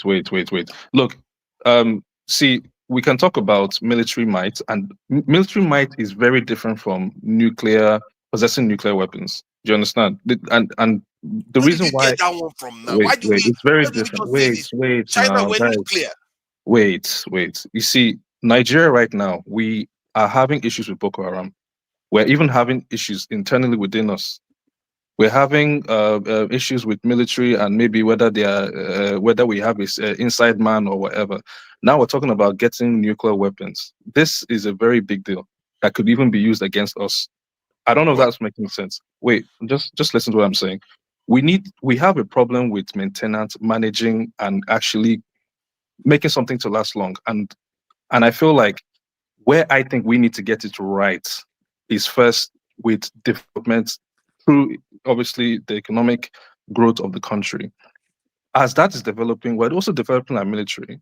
And when the opportunity comes, which we have to present to the international community that we want to go this, we would have shown that we have that readiness. Right now, today, if Nigeria puts an application, it would get rejected. And if we decide to go against them, then they'll say, oh, Nigeria has maybe chemical weapons or whatever. They want to go and now invade. And then they can do that. We can't just go nuclear right now. That's just we'll be seen as the enemy of the world. Is Nigeria Okay, name a country that has don't do that and doesn't look bad in the eyes of the world. Iran. See, and the thing are they looking good in the eyes of the world? They are looking better Yes, than they all. are. Yes. You see, hold on. Iran is even more respected than Nigeria right now. Calm down. Let's calm down and transfer. Me and Jide, we are on the same page on this because we can see these things clearly. For some reason, I recommend that people do a bit more geopolitics. See, Iran on almost every matrix. Iran has been under sanction for over 50 years. On almost every matrix, they are better than Nigeria. Iran is also. Is it life expectancy? Is it power generation? Is it education? No, hold on now. Name it now. Life expectancy, education, power generation, name it. Iran is also thousands and of guess years what? Old. Forefathers. Most of Donald Trump just so nice. Thousands of years old. Do you know how old we are? Most of what you use in the world today, from oh my God, you see how you're making an excuse? So because let me finish. It doesn't have any arguments. Most of what, you used to live. You lived in bushes and caves when Iran had cities. Okay, so most of what Iran, the world uses right now, where did Caesars on what do you from the Persians? All right. So those are what I wanted to say before he brought up this asinine position. Was I want to say something categorically, okay? And this is to you. If Nigeria, for example, was to have a stable society, meaning elections counted, just hear me out, elections counted, the economy grew to let's even say $3 trillion. Okay, there weren't a first world society, right? Where there wasn't internal skirmishes and all these Boko Haram things we have. Trust me, the rest of the world would actually be offering Nigeria a seat on the permanent council in the United Nations. It's like saying I will satisfy my taste by eating sand. You can't get stability. You can't get those things you crave. So you are describing as positive without an element of strong security. It doesn't have to be nuclear. I have to consider that point. It doesn't have to be nuclear, but you have to first take control of your territory. Because China was very much in control of its territory. We barely control our territory. It's external forces that are basically guaranteeing our security. Because the manpower of our security force is very low to secure the population that we have. We didn't even do that one, that basic one. And this government promised to do that. They didn't do it. Dozy, this is someone This is someone that he's going to try to argue now. He knows what I'm going to say. This is someone saying all this sweet nonsense right now that does not believe that Nigeria should have a census to know the birth and death records and the movement of its citizens. He Wow. thinks the way we should know the population in Nigeria, him forefathers, this is an argument we've argued on here multiple times. He thinks the way to know accurately, well, he doesn't even believe in accuracy. He says, well, if we can have an approximation, is we should use bank accounts to know how many citizens we have, not a census, not a Bureau of Vital Statistics, not something to measure human movement or know the deaths and birth and to a T the citizens of Nigeria. This person, See, you is like who's it or not, talking about internal you like it or security. not, I don't know where you are, how you think about these things, but you like it or not, in the future, they are not going to be doing census anymore. Because everybody's already logged into one thing or the other. And they can count people very easily. Yeah, They don't. but for now, So do you you know need a that. census or not? No, I think, well, like in America, all that everybody's logged. We're fighting it in America because we don't believe in that nonsense. So we're against it. Oh, look at that. This one that has been logged left, right, and center. Well, They maybe you, will log you everywhere. Yeah, but we're fighting it in America. We don't They want know a who we central, all are we don't, already. They know whatever. who we all We don't are. want a central database in America. But that aside, But that is not even the point. The do point we is that, need a census in Nigeria? okay, Wait. we do. But that's not the discussion. The discussion Yeah, was that's about what whether Nigeria, we have to keep the country stable. Let's Yes. say if I was approaching in the context of Nigeria right now, first thing is to do is get the minimal, get Nigeria to a standard security this Yes. posture. In other words, Nigeria, to get a standard security posture, we need at least 1 million standing this military. Egypt already has it, but Egypt is half our population. I'm saying 1 million as a minimum standing this military. Then you want to this in other security forces altogether 1 million, secret service and everything, increase their sizes so that we can start actually monitoring our environment. Then you go to West Africa, instead of having this useless ECOMOG and it's not a military alliance, you create a military alliance within them, so that if one nation is attacked, you're attacking every other nation. Because one, you will probably prevent a coup, because if you remove a president from office, the other leaders will come and remove that one, because West that's African an countries attack. have the station to Hold on now. If you are serious, if you are a serious person, that should be your aspiration, because Europeans and every other group that has a chance of signing military alliances, they jump at it left and right, and they sign it and get stronger. even with your ECOMOG, Oh, stop your it. ECOWAS, they Why never are you used talking to obey about this the guy? rules. Did They you even formed a work in new security Sahel- organization? They formed a new Sahel thing. I gotta go, guys. Yeah, thank you, Jide. Thank you, Thank you Jide. for this thing. Jide was, backing up the point I was making. Otherwise, if he wasn't here, it looked like I'm just talking, talking with this guy that is just shouting me down every single chance he gets. Both of you were talking rubbish. As Of usual. course, we're talking rubbish. You were saying we should be twerking our way to oblivion. That is your that is your recommendation. Let's go to the West and twerk to oblivion. It's like forefathers. You read a topic. This is what you do, and I've understood it. So this week, for the next 3 weeks, is going to be Machiavelli. It's going to be everything you mentioned. If you had come 4 or 5 months ago, Dozy, it's the 5 olds for like a month. After that is Lee Kuan Yew. After that, he reads about, say, Lenin and the Bolsheviks. And then that's all, everything. Oh, the Bolsheviks. You could be talking about how a chicken lays an egg. And he starts talking about the Bolsheviks. You're like, yo, wait, what?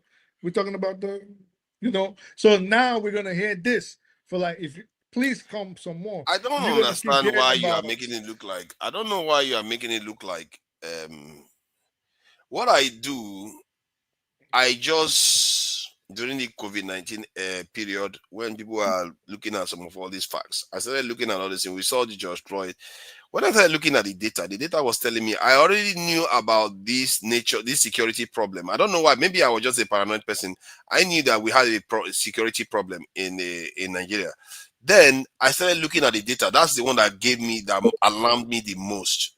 That black nations, if you want to hear this is very, very important.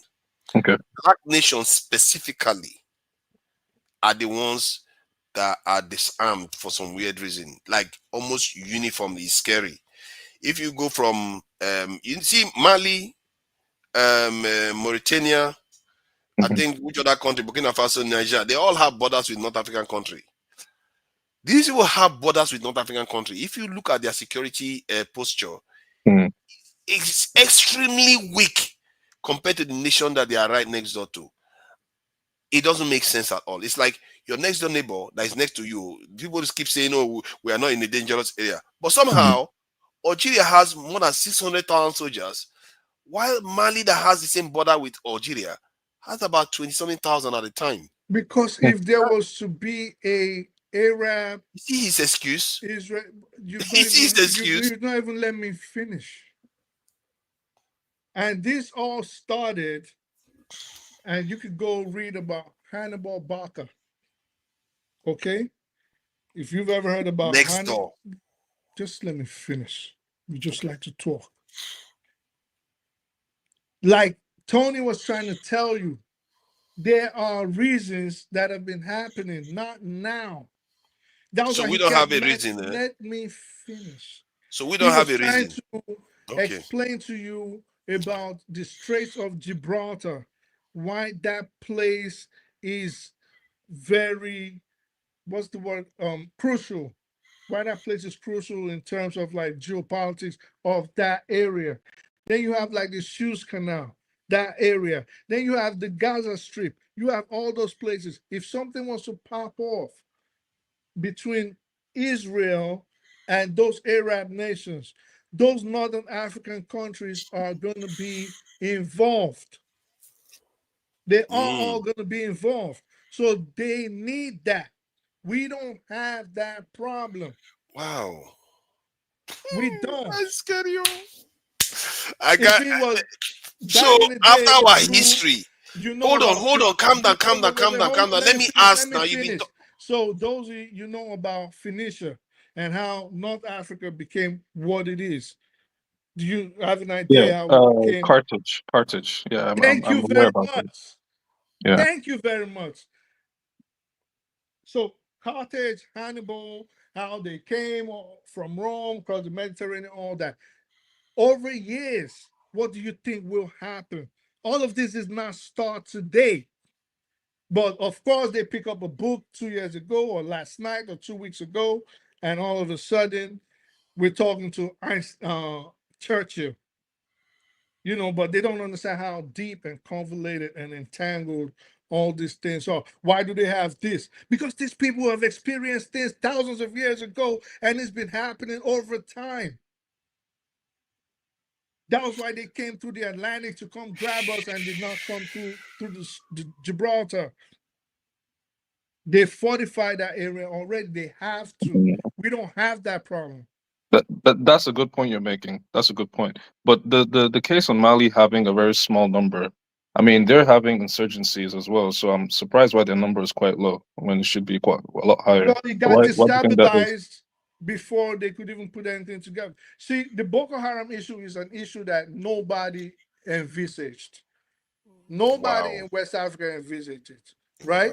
Because after the fall of Gaddafi, who even thought that they were ever going to go knock off Gaddafi? Who thought they were going to go destabilize? That's what I'm trying to tell you. They will. That's what I keep saying, guys. They will never attack you directly. Yeah. It's always indirectly through proxy or even your own people as well. I keep saying this. He said something else. He didn't let me respond to it, and he just changed the topic again. They are talking about Mali.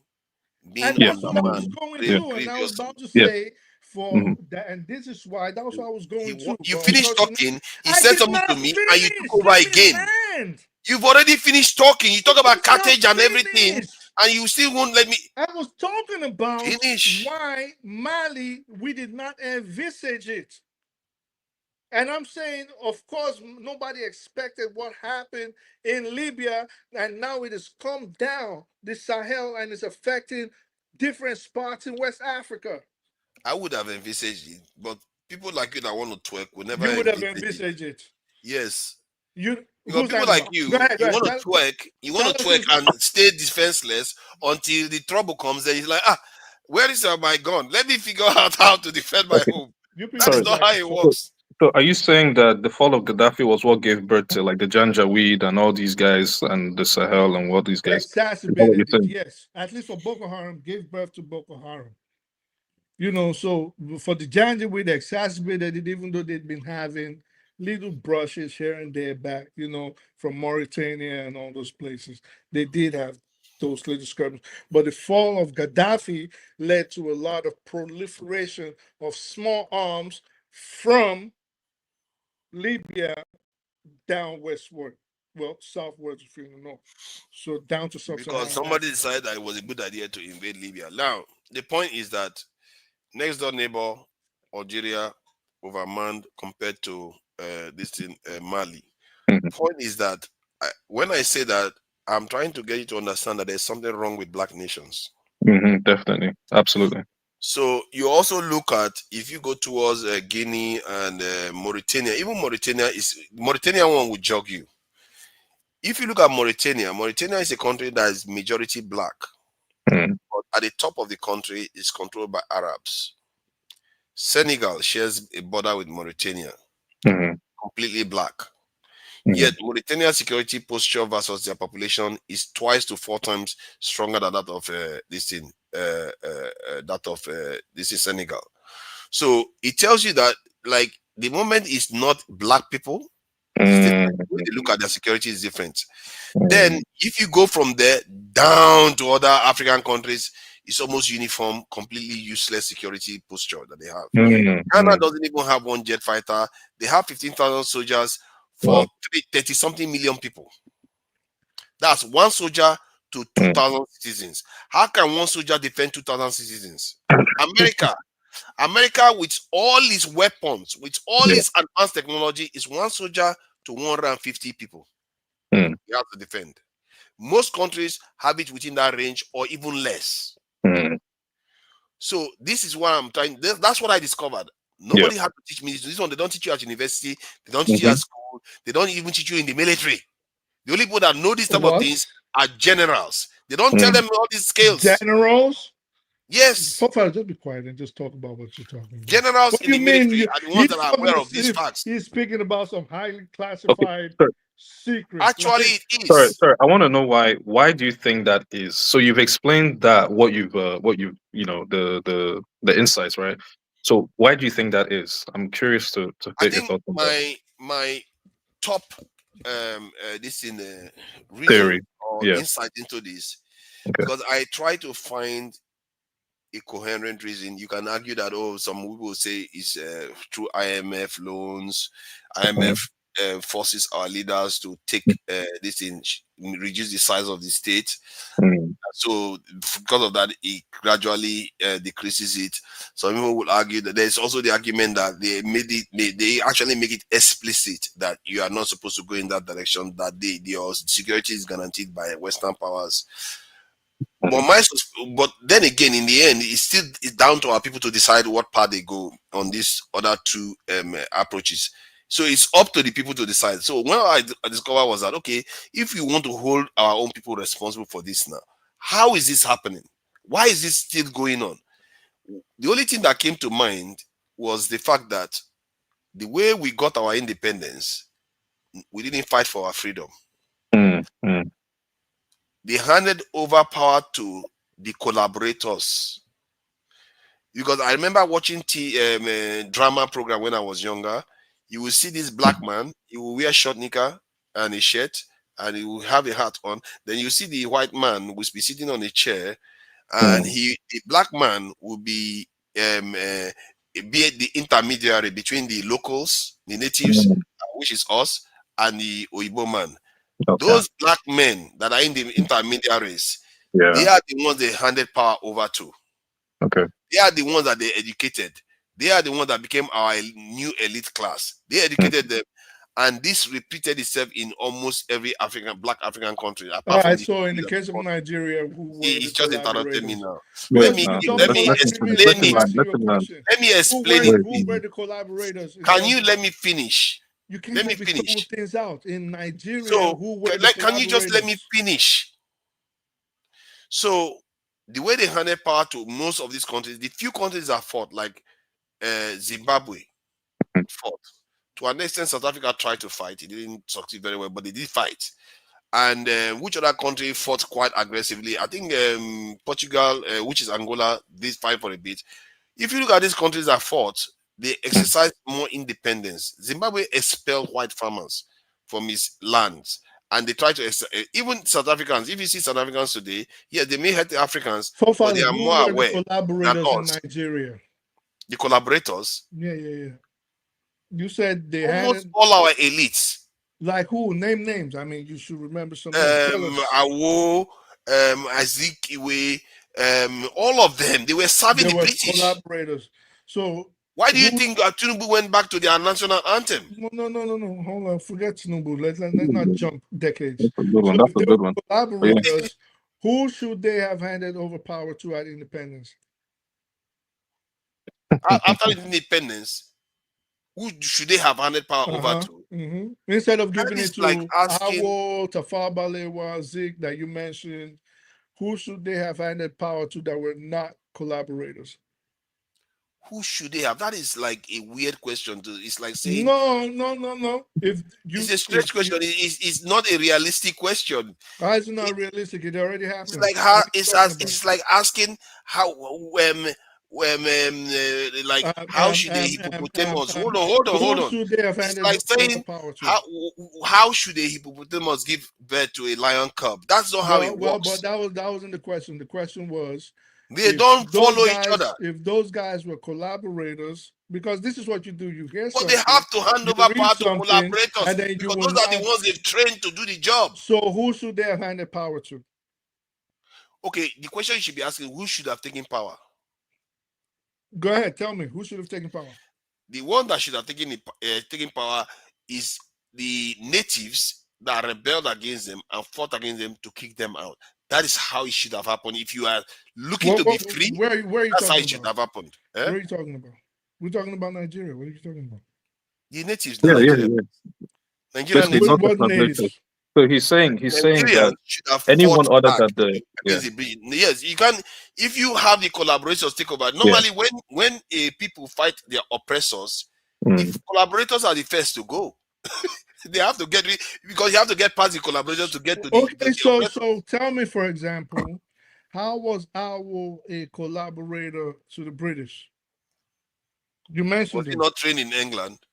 Was so he not just being educated by trained, them? my grandfather was trained in England. That makes him a collaborator. No. Okay, let's So use maybe being Awa might trained. not be the best, but let's use the guy from the north. What was his name?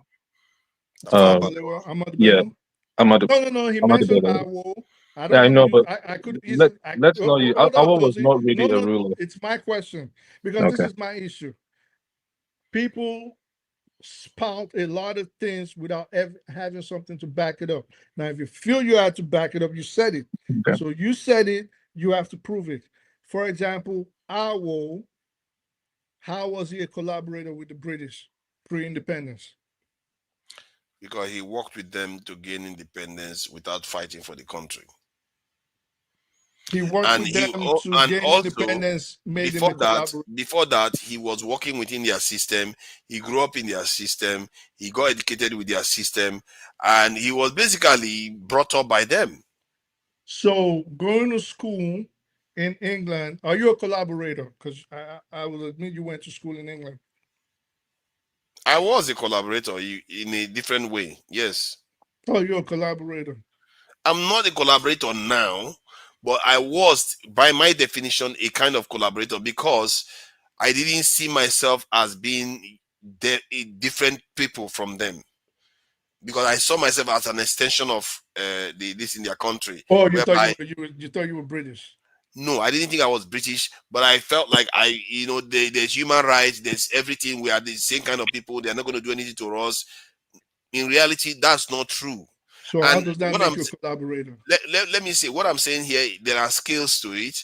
It's not like I will in his mind, in his heart, thought, I'm betraying my people for the British. No, that's not how it works.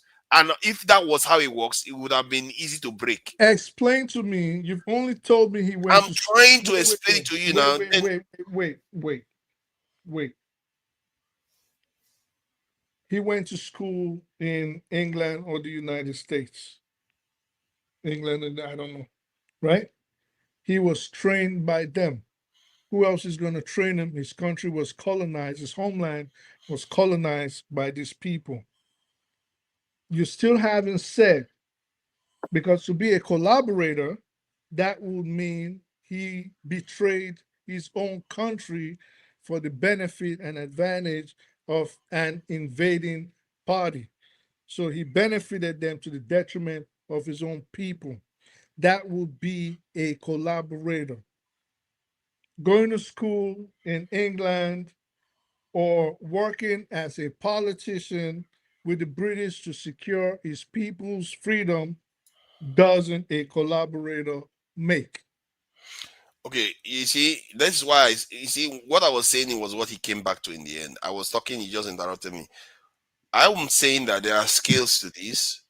That it's not all collaborators that are even conscious of their being betraying their people, because they actually think they are doing the right thing, because that's the only thing is their scope of awareness. That's what they have.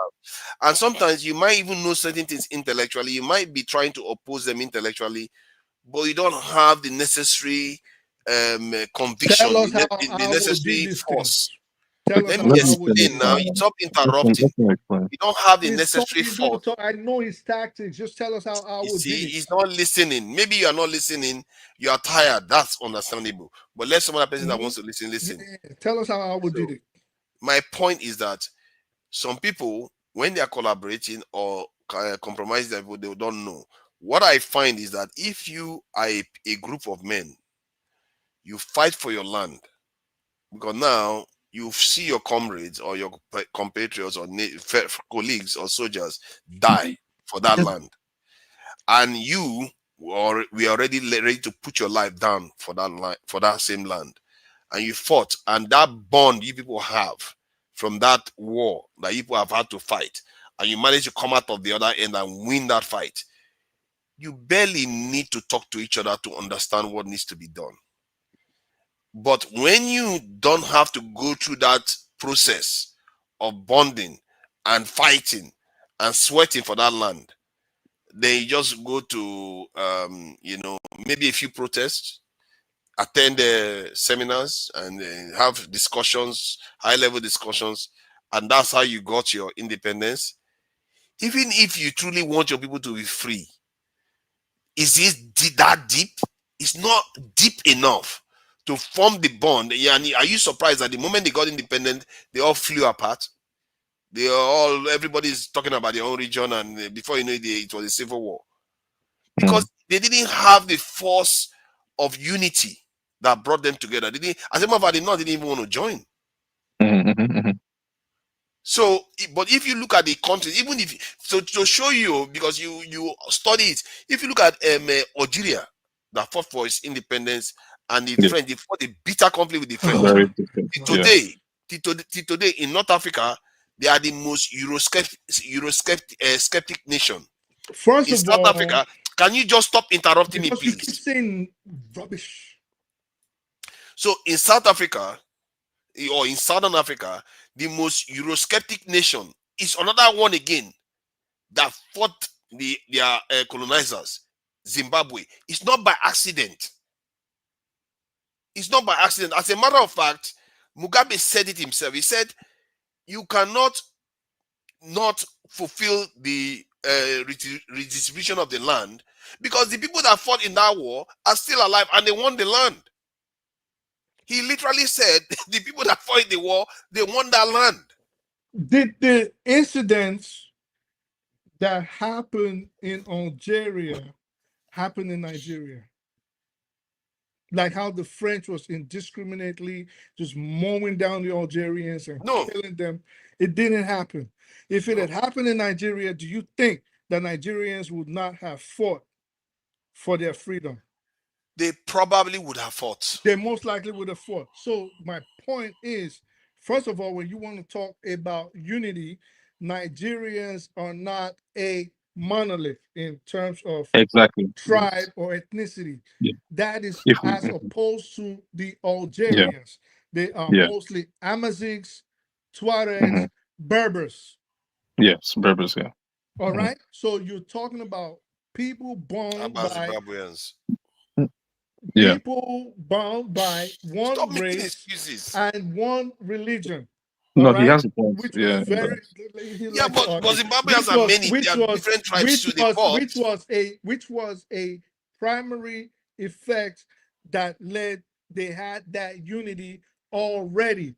Nigeria was Oh my a God. bunch of Do we even have deductive reasoning anymore? Nigeria was a bunch of different nations. How do you explain Zimbabwe then? Were already I'm talking Compared about to Algeria. Zimbabwe, Nigeria is more diverse, and we didn't. If we had had like an empire, like maybe three whatever, fine, maybe we would have all fought. You know what I'm saying? Like look at how they colonized Nigeria. Different. They were picking out different tribes, but if we had all fought at the same time, you know, then maybe that would have been a different thing. Say the But British. that's not the point. He shifted the goalpost now. You basically shifted the goalpost. Look at him. He takes no, because you made a false analogy. He points a finger and then forgets that four pointing back at him. Hold on. You made an analogy that because first I said the original argument was that if you fight for your land, you tend to be more bonded. Now he changed it to diversity. You see what he did there? Change it, see? Hold on. You basically did. No. First, hold on. You're not gonna. No. Hold on. I'm not gonna do this thing that you just make noise for the sake of it. We all don't have a lot of time here. We've been here 6 hours, 20 minutes. So let's try to get to somewhere. Hold on. Let's try to get to somewhere. Let's get somewhere here. The original point was about fighting, becoming united, and being able to build a nation. Then you said. You first asked me, was Nigeria subject to this kind of conditions? Let's not rehash it. Hold on. No. I said yes. Then you shifted the goalpost immediately to Algeria having one monolithic group. You just shifted it to that point. Are you done? You're not. So, you play. And you shifted it. Hold on. You shifted it to that point without addressing that Zimbabwe has multi. All right, but this is what I did. I went with your own words. Okay, so you can cry about it all you want. It was your own words. My own words. Algeria was your word, so I could pick and choose which one I wanted to talk about. Maybe let me finish. Maybe I am not versed in Zimbabwe. What about that? So I am more versed in Algeria. So your word, you use Algeria, and I started talking about Algeria.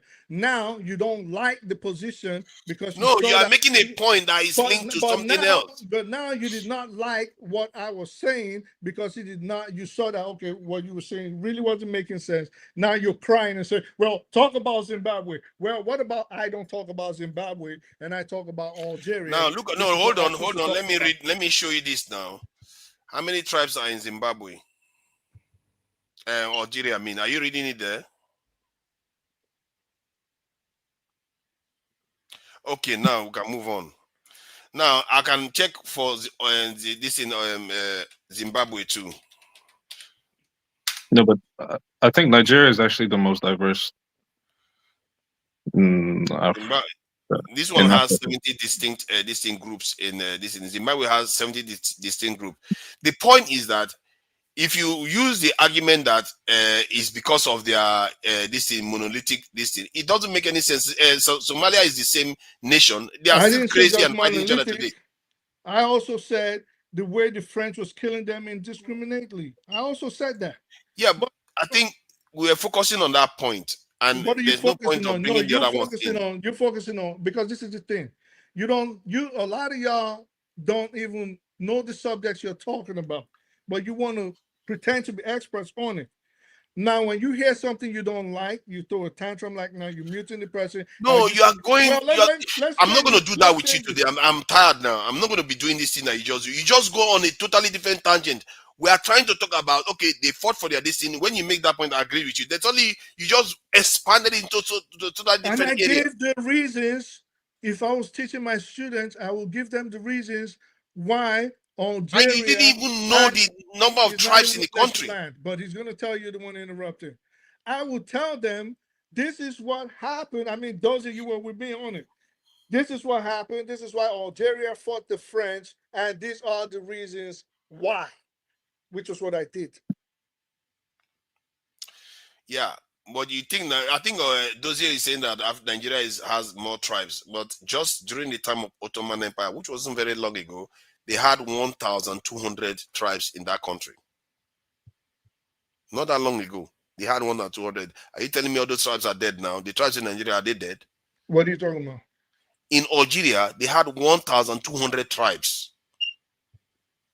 Are they dead? Most of them are what? Berbers, Amazighs, Tuaregs? They probably assimilated over time. But the They thing say is, the tribes encompass various ethnic groups, including the Arabs, Babas, Arabized Babas, and different groups. But they have different tribes. Listen, the bottom line is, were they Berbers? Yes. Were they Amazighs? Not all of them were Babas. Oh my God. If but all at of least, them were Berbers, would I say all of them were Amazighs or Tuareg? You see what he's doing there? Tribes are different from just Babas. It's like saying a black man or a Bantu. Bantus have different tribes. Not all Bantus are not one tribe. Okay, let me ask you something. Do you think all Arabs are one tribe? No. All Saudis are they one tribe? Not likely, no. But they're Arabs. Yes. Same with the Algerians. Yeah, but no, you are trying to imply that Babas are one tribe. You are trying to imply that Babas are one tribe. I did not say that. I mentioned at least three different. I mentioned the Berbers, I mentioned the Amazighs, I mentioned the Tuaregs, and who else? Then why are you using that as a way of saying they are monolithic? Because in a way, you can say the same thing about black Nigerians. You can say Nigerians are black people. Okay, we are black people, we are one people. No, it's like saying you have Yoruba as a whole nation, nation or tribe or whatever you want to call it. But in that Yoruba nation, you have different Ijebu, you have this, you have that, like that. Same thing for Igbo, same thing for Hausa, things like that. They have their own different ethno-linguistic groups. It's different from tribe. Nigeria has over 500 ethno-linguistic groups, but there are three major or four Let's major see how tribes. many language groups do they have in this? Because some of them the language dies, some of them it remains. Exactly. So what I think we're trying to just say here is that if Nigeria had been, if one of the tribes had maybe had an empire across Nigeria and they all fought, then they would have had something in common. But when the British was colonizing, the time at which the Yorubas were fighting were different from at the time when the North were fighting. So they weren't all fighting simultaneously. But it was only when they came together as a country that they now obviously didn't fight through physical warfare. It was through political, trying to make agreements and whatnot. And that's where you're coming now with your idea of the what do you call them? The mediators, the guys in the middle. Right? Collaborators now. Collaborators, yeah. So the collaborators, obviously, if I colonize the country, I'm not going to give it to the masses. I'm going to give it to people I've been working with because I believe that I've been able to educate them. They are more enlightened, this and that, and they'll comply and things like that. So obviously, it would make more sense to give it to the collaborators. So I think you were still trying to make a point which you did not finish, but yeah. My point is they were not collaborators. So what were they? So what were they? So what were they then? If they were not collaborators, what were they? If they weren't guys that they were nationalists. Okay. Nationalists. Okay. So okay. He hears a term or he hears something, he reads something, and he'll bring it up and just start saying it. And if you're not versed in that, then you'll take it. This is the first time I heard that Owl was a British collaborator. At the most, if you wanted to say collaborators I would say if he had said, and this is why I asked him about Owl, I would have said it could be if he mentioned Zik and he mentioned Ahmadu Bello Tafawa Balewa, which I could have agreed with because the British had some sort of favoritism to the north, and for what's his name, Nnamdi Azikiwe, they also worked very closely with Yeah, him, yeah, and yeah. because of film, they Mhm. refused to add the secession clause Mhm, in mhm. Nigeria Yeah. independence document because he requested it. So that was why I did not pick those two, and I said, "Tell me how Awo was a collaborator with the British." Okay, no, okay, fair enough. He was a nationalist, but okay, I think what maybe the terminology is where we're trying to say, but let's look at the bigger picture. The bigger picture is that there's no way a colonizer would give it to the masses, but they would rather give it to people that they believe that if they put, if they're in power and they are saying this is what we want, they would deliver. So I think that's just where Which we is are. why they I believe. chose Nnamdi Azikiwe and Ahmadu Bello and Tafawa Fair enough. Balewa and Okay, cool, sidelined Awolowo. cool. Okay, agreed. So, because somehow you think Awolowo is exempt from as being part of this thing. If you ask me, even I'm even close to even calling even someone like Kwame Nkrumah a collaborator. But the only reason why I won't even call him a collaborator is because he fought hard. He fought Yeah. hard to drag Africans out of that mindset. But obviously, the twerkers, they won the debate and they are still winning the debate. Until we see fire, that's when our eyes will open. Everything Kwame Nkrumah said, Yes, those people that were alive at the time, they thought they were patriots themselves. They didn't understand that they were part of the game Yeah, that yeah. the West was playing against the Red. Today they are still That's doing true. it. Just That's like true. I Spirit Truth is doing it today. He thinks he's being smart. And those people don't they blindfold themselves, they don't see you when you are trying to be smart with them. Oh, I'm gonna pretend I play dead. I'm gonna twerk today. Tomorrow they are not gonna attack me because they don't see me as a threat. You will remain like that, and they will keep getting stronger and stronger, and you condemn your children to extinction. Have you That's what you're noticed? gonna do. Have you So, noticed? The day you decide to raise your head so, up, and they will crack it again. so my question is to you, for Yes. further. How do you think we can be able to? So you're saying all of this now that is happening today.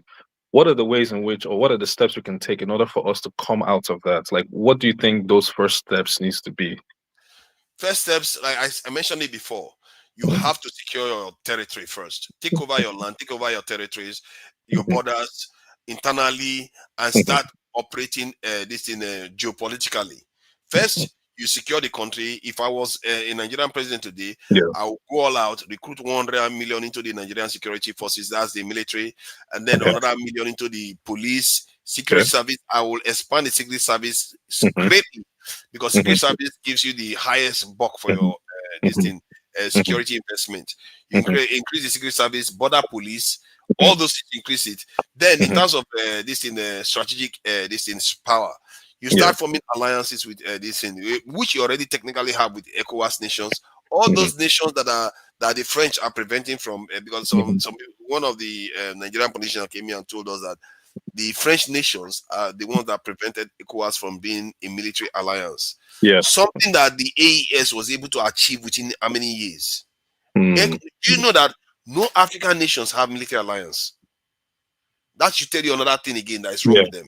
Mm-hmm. They don't have any military alliance. So they should have formed a military alliance between this ECOWAS nation. In other words, that brings all ECOWAS nations under a level of stability. Anybody that threatens them, they know that they will threaten more than 500 million people. Anybody that threatens them will threaten a massive economic power. Also, coups will be reduced because if you remove one leader, the others will come and remove you. You see what I mean? So you have a better and a more stable this is the West African this thing. Then, if you want to project your power outward from there, the West Africa this in Cameroon is right there. You can form an alliance with Cameroon. Personally, I really think that Central African Republic, because of the landmass, they have a massive landmass, green landmass. Not a lot of people there. Nigeria can invest in that place, do a lot of agriculture. As a matter of fact, we can start marketing Nigeria, start making things that West Africa can purchase, Central Africa can purchase. If we start expanding our influence in Africa, I'm telling you, even the West, they will start seeing us as a point of call. when they are coming to Africa. That's what they did with the UK. They treat UK as a point of call when it comes to Europe, until the UK went and stupidly left the European Union. Okay. Now they are going to France. So now let's bring it back to Nigeria and focusing on Nigeria as a whole. Now I completely understand and just touching a little bit on the title of when I came in, in terms of military strength, whether we go nuclear or not. Now I agree with you completely. We need to make sure that our security is airtight and borders are secured. As president now, what if you see that there are resistances, like there are people who are self-sabotaging the whole entire, the operation of what you're trying to implement? You have cases of Nigerian military even killing civilians through airstrikes, and I was alluding to that because I was like, if we had nuclear, what's the possibility of us using it against ourselves if we're even just using bombs against our own civilians? So what would you do as president, seeing that, okay, there's some sort of something going on to try to destabilize that plan? Because without security, forget economy, forget all these things that we want. So I think generally, from the examples I've seen all over the world, the larger the military, the harder it is to a coup to occur. And secondly, if you have a large military, the elements, let's call them fifth columns or saboteurs, their effects is reduced because of the size of the military. For some reason, I'm not exactly sure how the mechanism works. Something stops the fifth column from being able to operate as well as they would when you have a large military, because they are influenced. They too will be scared, because the moment they pop their boom, and if anything happens, they will just find them out very quickly. And in the case of a large military, one of the reasons why I suspect that it's very hard to start a coup in a large military is because if you, let's say, one division or one barracks or whatever they call it, decide to go rogue and want to take over the state, all it takes is for one to disagree, you have a civil war on your hand. So nobody starts a coup with that prospect in mind. They want to start a coup and hope that they take over. But if you have a large military and one of the generals say no, over, it's civil war, and because of that, you rarely see that. As a matter of fact, I saw an example of it in Turkey recently, where there was almost a military coup, but it failed again because one side refused, one side didn't cooperate. So it tells you there's something about large militaries that don't do that. And if you look at the countries that coups happen the most in Africa, they tend to be the ones with the smaller military. So they tend to have quite a lot of coups too. Like all these Sahel nations, they're just having coups left and right.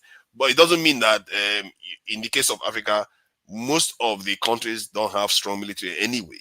So you do get coups now and again. Ghana is an unusual case. They don't have a lot of coups. But that said, in terms of saboteurs in the country, obviously, that's why you're going to have what they call it, large this intelligence, forces, and you just follow the basic. These things are not new. You follow the basic practices that ensures that all those saboteurs are flushed out, and all the necessary action is taken to minimize their. They are always going to be there. You just have to minimize their influence in the state. There are people sabotaging the U.S. right now. But the US is always working to reduce their influence. And the same thing in China. All nations experience this. You just have to make sure yours is at a level that you can contain it so that the nation can function successfully. Let's put it that way. So that you can move forward. So for me, that is where you start from. If you build from there, then, because what that does for you is that, one, you control your land, your territory. You're not worried about anybody that wants to do something to you. They probably have to come and bomb you then, like the way they did with Gaddafi. And then you also have influence around your surrounding, which means if other nation wants to use their territory to come to you, it's harder for them too, because you have alliances around you. Thirdly, internationally, you are able to speak clearer as a nation for your own purposes, because now you're not that weak anymore. You can defend your position. If somebody wants to take advantage of your rights, even your professors or your researchers, if they discover something, because your country is so weak, they can take advantage of it internationally, because you don't control the three protocol that the WTO uses to control intellectual property rights. You can't challenge them. So everything you do in this life, what I found in this life, not only because of WTO and all the stuff they've created, you have to be able to defend it. You have to have strength to defend it. This twerking thing is our debt. See, our people can't even travel the world without getting. They will be seeking visas and they will be begging and they will pay money. Many of them don't even get it. While a Japanese person will just get up in the morning, get a ticket, they buy ticket and he goes. British person will get up and buy, it goes. How can our people live like that? So personally, I just feel like you have to get your nation to a point whereby you are strong enough to argue the interests of your nation in a way that you can back it up. You can't just say, "Oh, I'm strong," and the next thing, When did by the time you get Nigeria home, another regime is in place. when did Another regime is in place by the Nigeria time you get stop home. being visa free to the United Kingdom?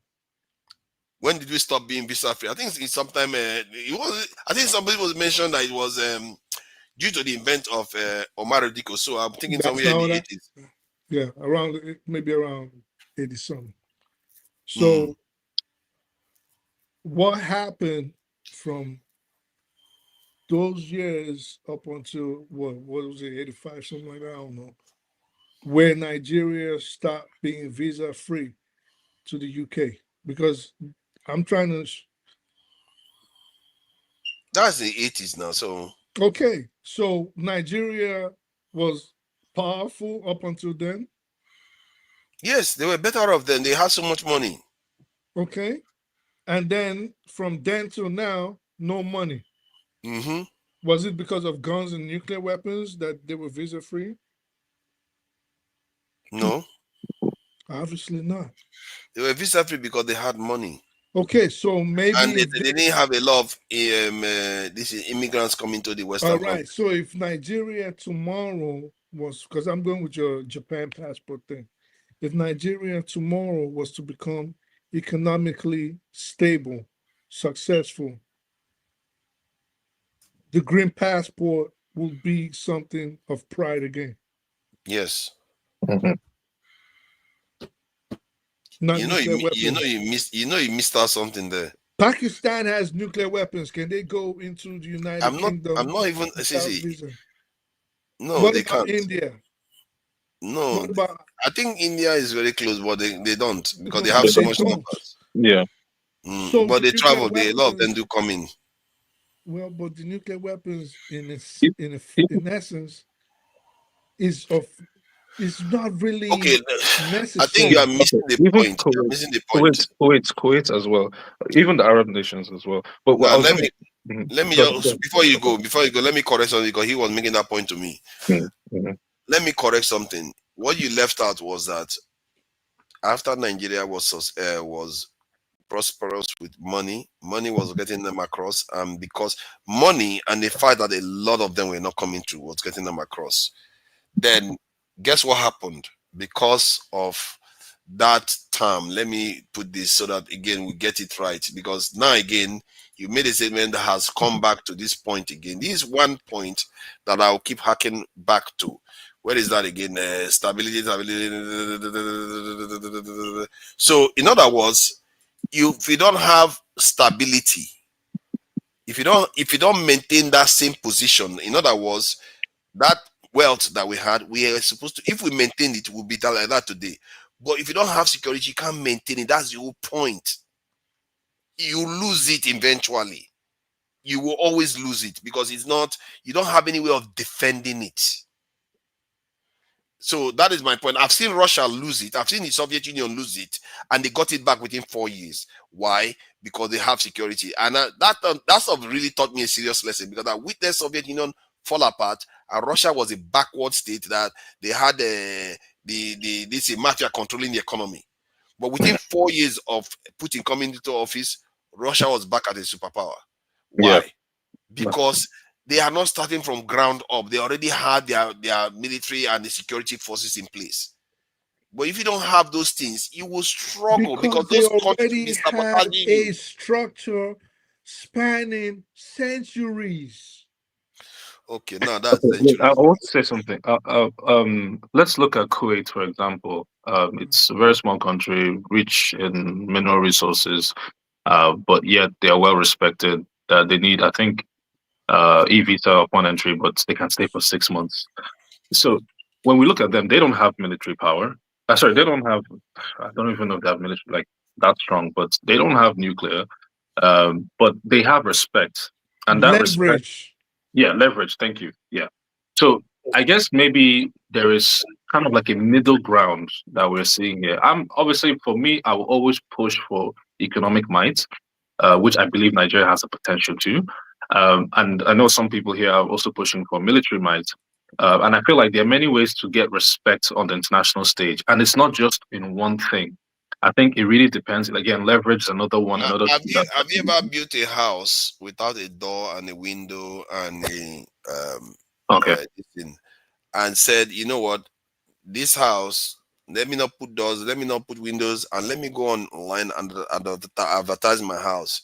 Then let everybody know the job that I do, that I will be making money and bringing the money into this this in all the wealth that I have into this house. How long do you think you will ever be rich?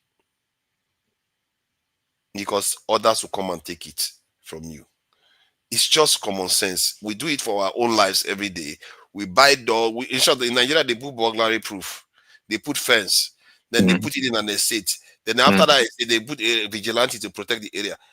And yet you don't want to do it for your nation. We put fence. The money we spend securing ourselves individually, like we buy everything, we like to do it small.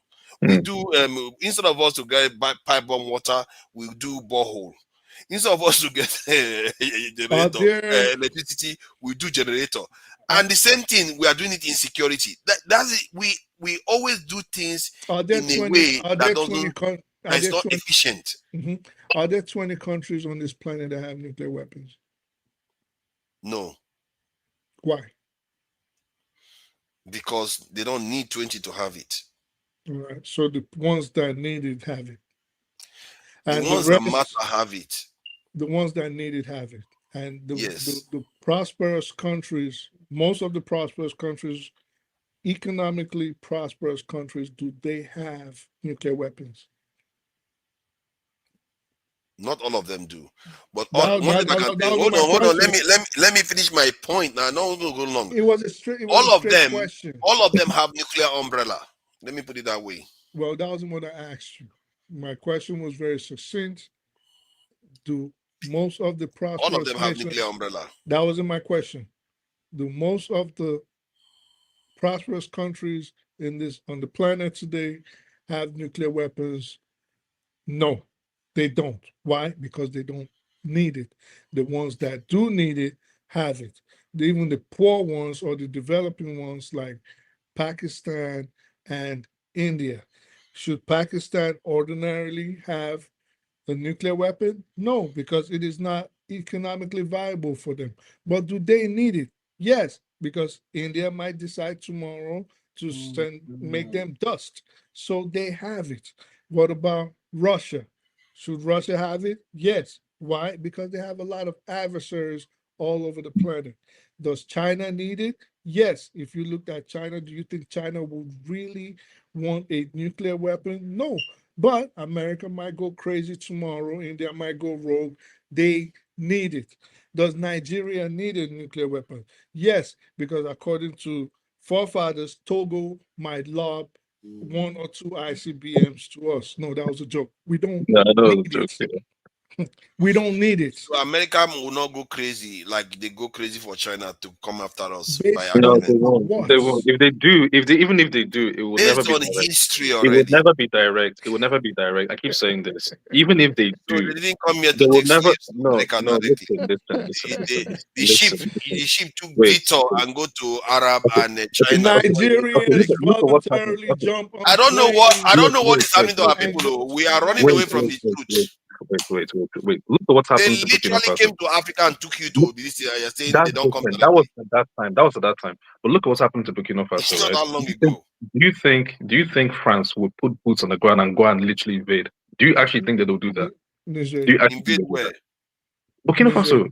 Oh, Burkina. Oh, Burkina Faso, right? This guy, where this guy is currently right now. Traore, right? Do you think they would put French boots on the ground to go and attack, or they wouldn't find another way? Proxy. Not likely today. The paradigm hasn't changed yet. Oh God! See, I think you are. You see, I will excuse you what you are saying now because you are relatively young. I can assure you, this world that you see today can change. Of course, definitely, yeah. And it can change. And the only truth of this world, I would. You are a young man. I really want you to remember this: is survival is something that is woven into everything. Your ability to survive is very, very important. Don't let any of these narratives, they'll say UN here, all this stuff. Not don't if they would Do whip you you with it, you are do dead. you think France can invade Niger today or Burkina Faso without incurring a lot of casualties that will make the French citizens turn against their government? Even the whole of Africa. Exactly. They will not No, invade let's Burkina even Faso forget today. Africa. I'm even saying French citizens themselves. They will not invade Burkina Faso. The stake hasn't gotten that high. But that's what he was saying. Do you think they will put boots on the ground? Then you went on a rant. But the point is that you don't understand when the states get that high, then they will put the boots on the ground. They won't. No, they France won't. is not that Instead, strong. they will never.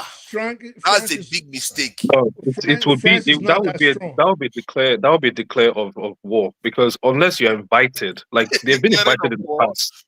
Yeah. Since when do they need your permission to declare war? You have to be you have to be invited to come. If not, it's I a will leave declare. this conversation. I'm really surprised about Wait, the way am I right or wrong in saying that? You're very right. No. They will declare war, but in reality, they don't need your permission to declare war. They can just start war with you when the circumstances demands it. And I can categorically say this: if France was to invade Niger today or Burkina Faso tomorrow, they would leave Africa in caskets and in disgrace. Repeat that again. If France was to invade Niger, like they wanted to tempt Nigeria to do on their behalf, or they were to invade Burkina Faso, they, again, this is hypothetical based on Dozy and yourselves' discussion, they would leave Africa in caskets, in body bags, and in disgrace. They are not that powerful. Okay, now tell me again how that's gonna happen. Who's gonna get rid of them? I'm not saying they won't, but I'm just telling you. I'm just want to hear how you think they will get rid of them. If they go to Niger right now or Burkina Faso, the chances that even the Islamists and the militants that are fighting in Burkina Faso, number one, the citizens are going to pick up arms against France. That is number one. Burkinabés are not going to give France an easy ride. And then you will see fighters coming from all over Africa. You see those Muslims you guys fear so much, they're going to make Ouagadougou the next hot spot. France will leave Africa in disgrace and in body bags, and they know it. And that's why they wouldn't dare do it. They're not that powerful. So you believe that the Burkinabés will be able to fight the French off by themselves without anything in the world happening? No black community, nothing. Okay, how do you think they're going to do it? I did say, see all those Islamists, even the Islamists giving the Burkina Faso government problems, will join in that fight. Those Muslims that you guys fear so much, that you hate so much, will come in, and Burkina Faso will become the next party. They will run the French out of there. France, they're not that powerful. They're not that strong. They can't do it. I feel sorry for some. You know what? I'll just leave it. There's no point. You don't seem to understand that there are different layers. Yeah, you don't understand that there are different layers of politics. There is what they call total war, and there is what they call invasion. Someone that worked in department. See, you may work in the department, but sometimes two people can read the same textbook. They get different meanings from it. So I'm not under any illusion that just because you work in the same we are going to share the same opinion. I didn't say anything about where I work. I just said my point is that the idea that they are going to fight those people off If you tell me that if they came into this today, they're going to leave with body bags, and the French are going to lose the conflict based on the scenario that we have in the world today, it is true they will lose, and that's why they didn't come. So Because what the we are, stakes so are what not we that high. arguing? So what we So we're on arguing? the same page. What Yeah, we're I'm on the same page. arguing is that when it comes to total war, Oh boy, they will that's win. crazy. You see, because you don't understand you don't know the difference between the two. When we say total war, it's a civilizational war where you have, you know how they were fighting the Second World War, where they were going all out. Yeah, If that was the destruction. case, no human rights, no nothing, no UN, forget it. We'll be gone. I mean, Burkina Faso will be gone. I assure you, they won't last. They might be doing guerrilla warfare now and again, but by and large, in short, they may even go all out in such a way that even guerrilla warfare is not going to happen like the way they do with the Japanese, where they just surrendered. But you see, what I'm trying to say here is this. The thing is, how wars like it used to be fought back then, say, the Gulf, Vietnam, all this, America has always been doing it direct. You know what I mean? But now we're moving to the stage where these things aren't being fought directly, if that makes sense. So I don't see, proxy, always proxy. I don't see, like, yes, having a strong military is good. I support that for Nigeria, for African countries.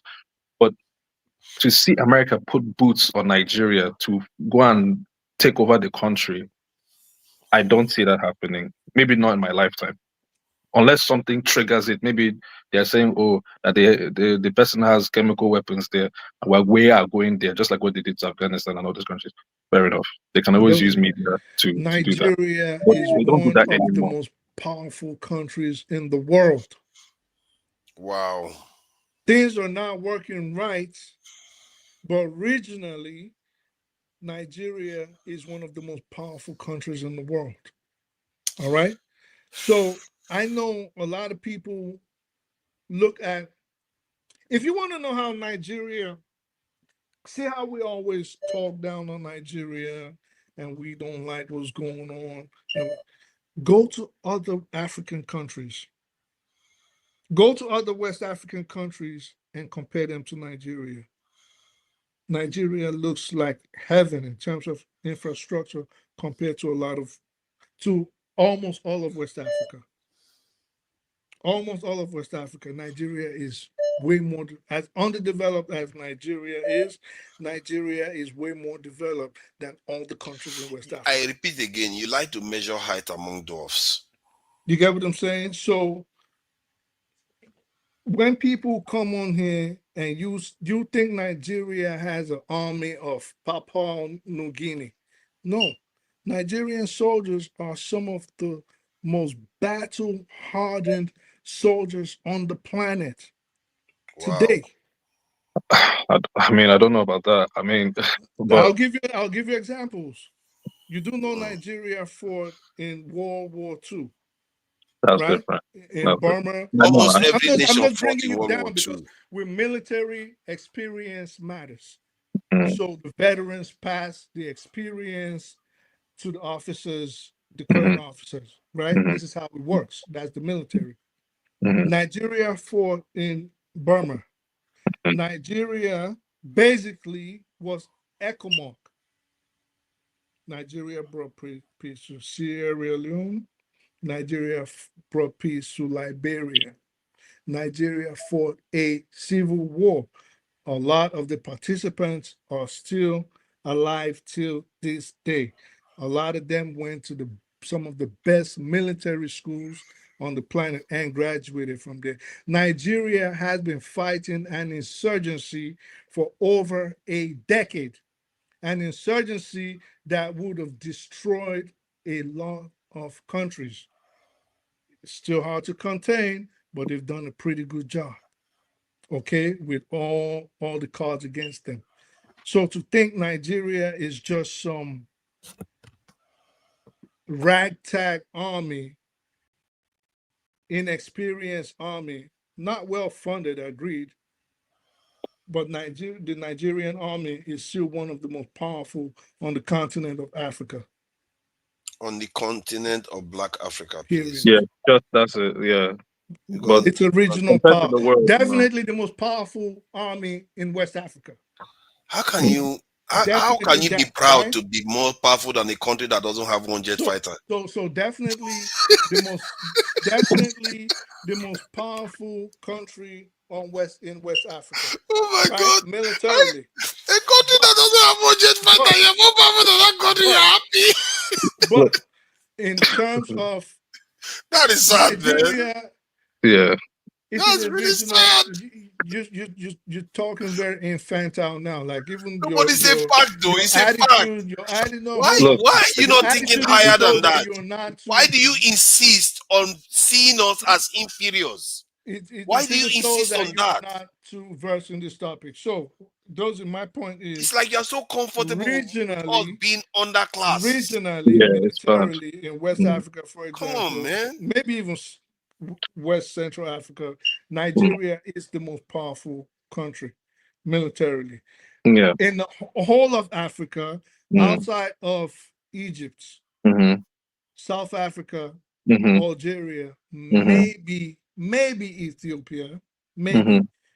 There I are don't no understand other it. armies stronger than Nigeria's. Okay. None. Yeah. Of course, you are Okay. stronger when you are fighting you are fighting little children in a playground because the guy that is Exactly. the weakest. Yeah. You're measuring height among dwarfs for crying out loud. Don't do that. I don't know why you don't aspire for your people. You even Egypt. You are literally You considering don't. that Egypt that is half the size Your of problem Nigeria is you don't is stronger listen. than us. Your problem. Look, You the say thing, Egypt is the thing, stronger. You consider that Egypt is it stronger than doesn't. Nigeria. Of course, Egypt is strong. You don't think Egypt Yeah. is stronger than Nigeria? No, the fact that you consider that, and the only country you can compare Nigeria to are nations. Okay, guys. I can only I think what we compete. can. Hold I on, think what we can all hold agree. on. Let me just land. Thank Okay. you. This is why I say you need to calm down when you entertain or enter discussions like this. You can only compare first your background. That is what you do, except maybe you are a world power, which no African nation is. So we can only compare where Nigeria should necessarily hold ground, the Western Africa, and then we have to move to Africa as a whole. And this was what I did. So what was so hilarious? What was hilarious is that because when you move to Africa, you just discover that there were nations that are not black that are stronger than Nigeria. Yeah. Even if they are lesser population. What do you mean? They are not black, they are lesser population, but they are stronger than Nigeria. In Africa? Yes. Like which one? Egypt is less population than Nigeria. Algeria. And way stronger. What Algeria is is the less race? population than Nigeria. What does the race got to do with anything I said? No, it's got everything to do with what you said because no, maybe for you it doesn't, but for me it does because they are different from us and we are the ones that don't have any protection. Yeah, but we're also not on the edge of the Suez Canal, and we're also not facing the IDF. Yeah. No, So you No, guys we are have not valid facing the points, guys. IDF. We are just facing all the other nations that have. Yeah. Your problem is that just because you don't see it now, you think you don't. Yeah. It's always there. Yeah. No. Forget about your existential threat. We're talking about military might in Africa now versus West Africa versus the world. We're not talking about the existential threat. I think we're comparing apples and oranges here. You guys are making both solid arguments. I understand, obviously, with the Suez Canal, what's going on, the Yoti Yemen war going on. Yes, it makes sense why North Africa is well armed. You know, Nigeria right now, the only conflict we have right now. Sorry, I just read some crazy. The only conflict we have right now is just Boko Haram, and that's it. But even at that, we are not. I mean, why hasn't it been squashed already? If our military might is really that strong, so I feel like. Wait. Hold on, Desi.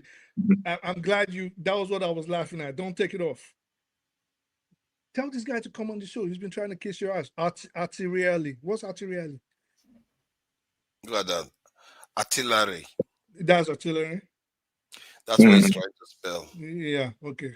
He's just been on there trying to be kissing your ass. Tell him to come up on the show and do his thing. No, but he's giving you the numbers now. So Nigeria has 15,000 in the army? Niger, Jesus Christ. Oh, Niger. Who cares about? I don't care about all that shit. Anyway, I'm listening to Yeah. Oh my God! You know, to me to be saying a whole nation doesn't have one jet fighter is scary. Like, It's actually pretty bad. But Yeah, look, but that's Africa. What do with you the want them to potential do? of Nigeria, no, it's true. With the potential of Nigeria, with the potential, definitely we can do much far better than this. Definitely, I completely agree. But I feel like even with the current threat that we currently have, Boko Haram, ISWAP, we are not showing that we are capable of even squashing internal stuff. And this is where Papa is coming by saying we need to boost that. And I completely agree. Yes, we So you do. have to deny them We space. do. The problem Let is me that we ask don't you, have Dozie. enough manpower to take over Let me the ask you, land. Dozie. Yeah. If you were, let's just pretend hypothetically, you were a military commander with an air direct line to the president, the commander in chief. How would you propose to squash the Boko Haram insurgency? Well, I don't have any military knowledge like that, but Yeah, just well, first of all, it's to gather as much intel as possible to know what I can be able to do. That was it. That was it. That was it. That's it. And that's what Nigeria doesn't have. You ask someone like forefathers, they're talking about we need 1 million people on the ground. You can have 10 million on the ground.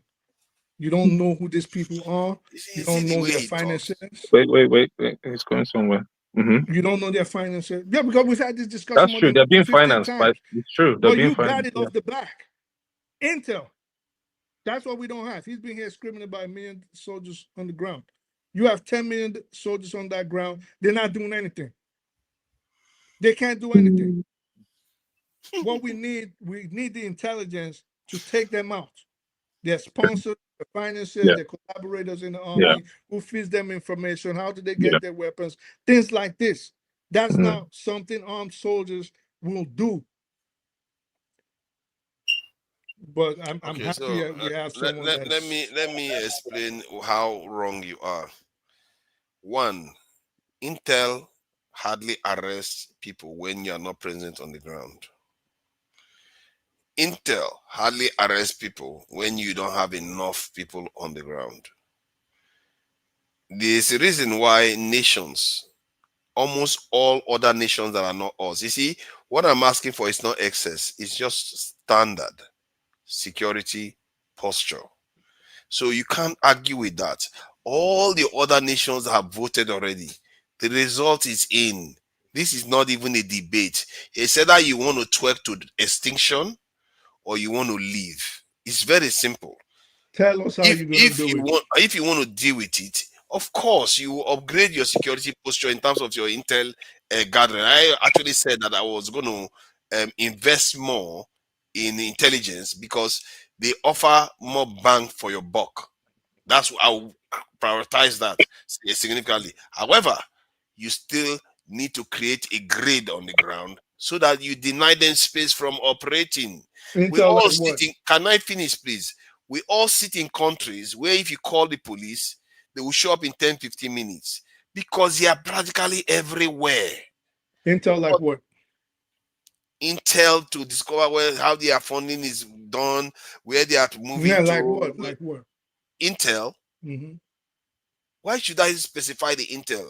The important thing is that I'm going to invest in. Is there anything you only ever specify? Everything you don't want to say? No, because we are online now. You can't just be specific. And besides, I'm not a security officer in that sense.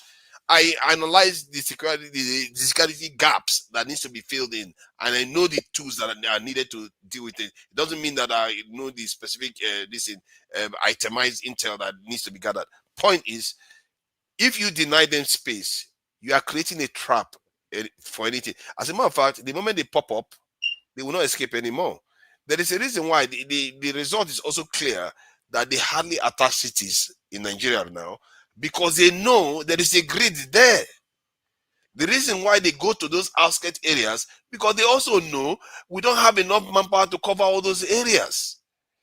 That is what they are doing. And if you want to stop them, you have to have outposts. You create a national grid. You deny them space. As a matter of fact, you are supposed to control your territory completely. In this world of today, you're supposed to control people. There should be outposts everywhere, manning the nation, making Where, sure every like territory is where? monitored. Give us. Because people can show up in your country and you won't even know where they came from. But you don't want a census and you don't want data. So how do you want to know? You want to use magic? We know we have grown-ups that that more than 10 million youths are without jobs in Nigeria. And this thing we're talking about, do you know, Dozie, that Nigeria loses almost $50 billion in GDP annually due to insecurity? $50 billion. Okay. So in terms of investment, is the most important economic investment actually. So how do we know all of this? How are you going to do it?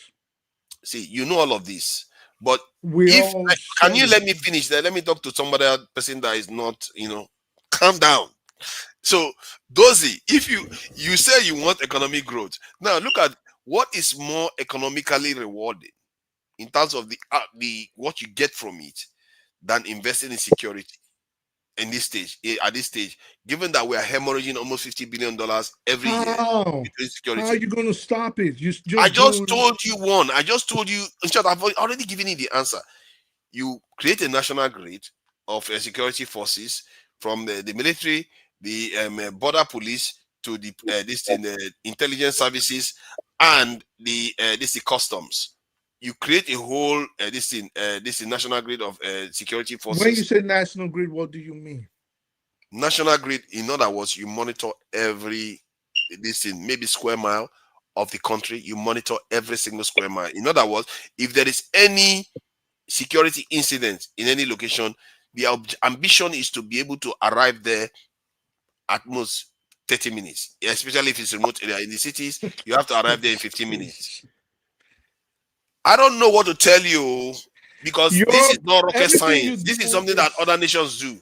I don't know what to tell you, mister. Wishes, if you know, it's not wishes. That you asked me a question, I gave you the answer. Is if wishes were horses, if wishes were horses, if beggars would ride. See, right? You asked me a question, I gave you the answer. This is not even me making up. This is what my question was: if you have an heir to the president right now, this is you that is laughing and cackling, saying Nigeria does not have enough manpower as it is. But when you decided to talk about how you will solve it, you decided to go with fantasies, talking about, you know what? I will man every single square inch mile in Nigeria. I would have officers everywhere. You have the heir to the president now. That's what you're going to tell him. Wow. You don't even know how many people are in your freaking country. So what are you talking about? Are you telling me we don't have 1 million youths? Can you pay 1 million youths in the army today? Yes, you can. I've done the numbers. Corn, like the president said. I've done the numbers. And make your peace with that. I've done the numbers. So give us the numbers. It's way cheaper than $50 billion in GDP. So give us the numbers. The number I got was around 3.3 billion or so. If you get up to 2 million altogether. How much is Nigeria's budget every year? 28 billion. Oh, so approximately 30 billion. The last one was 28 billion, yes. Approximately 30 billion. So you take out 10% of that. How much is Nigeria's defense budget? I don't know. As a matter of fact, you will need more of that. There you go. So how much would you need more? No, my point is that you can actually borrow money to do that, because the return you get from how much would you need more? That was my question. Oh, no, if you can decide to just borrow the 3 billion to do the job. You said you need more than 3 billion. No, because the current security force, I'm not even counting this one. These ones are very few. They're just about 200,000. Do you need 3 billion or do you need more than 3 billion? You need 3 billion. But the 3 billion, say, hold on, there's a current budget.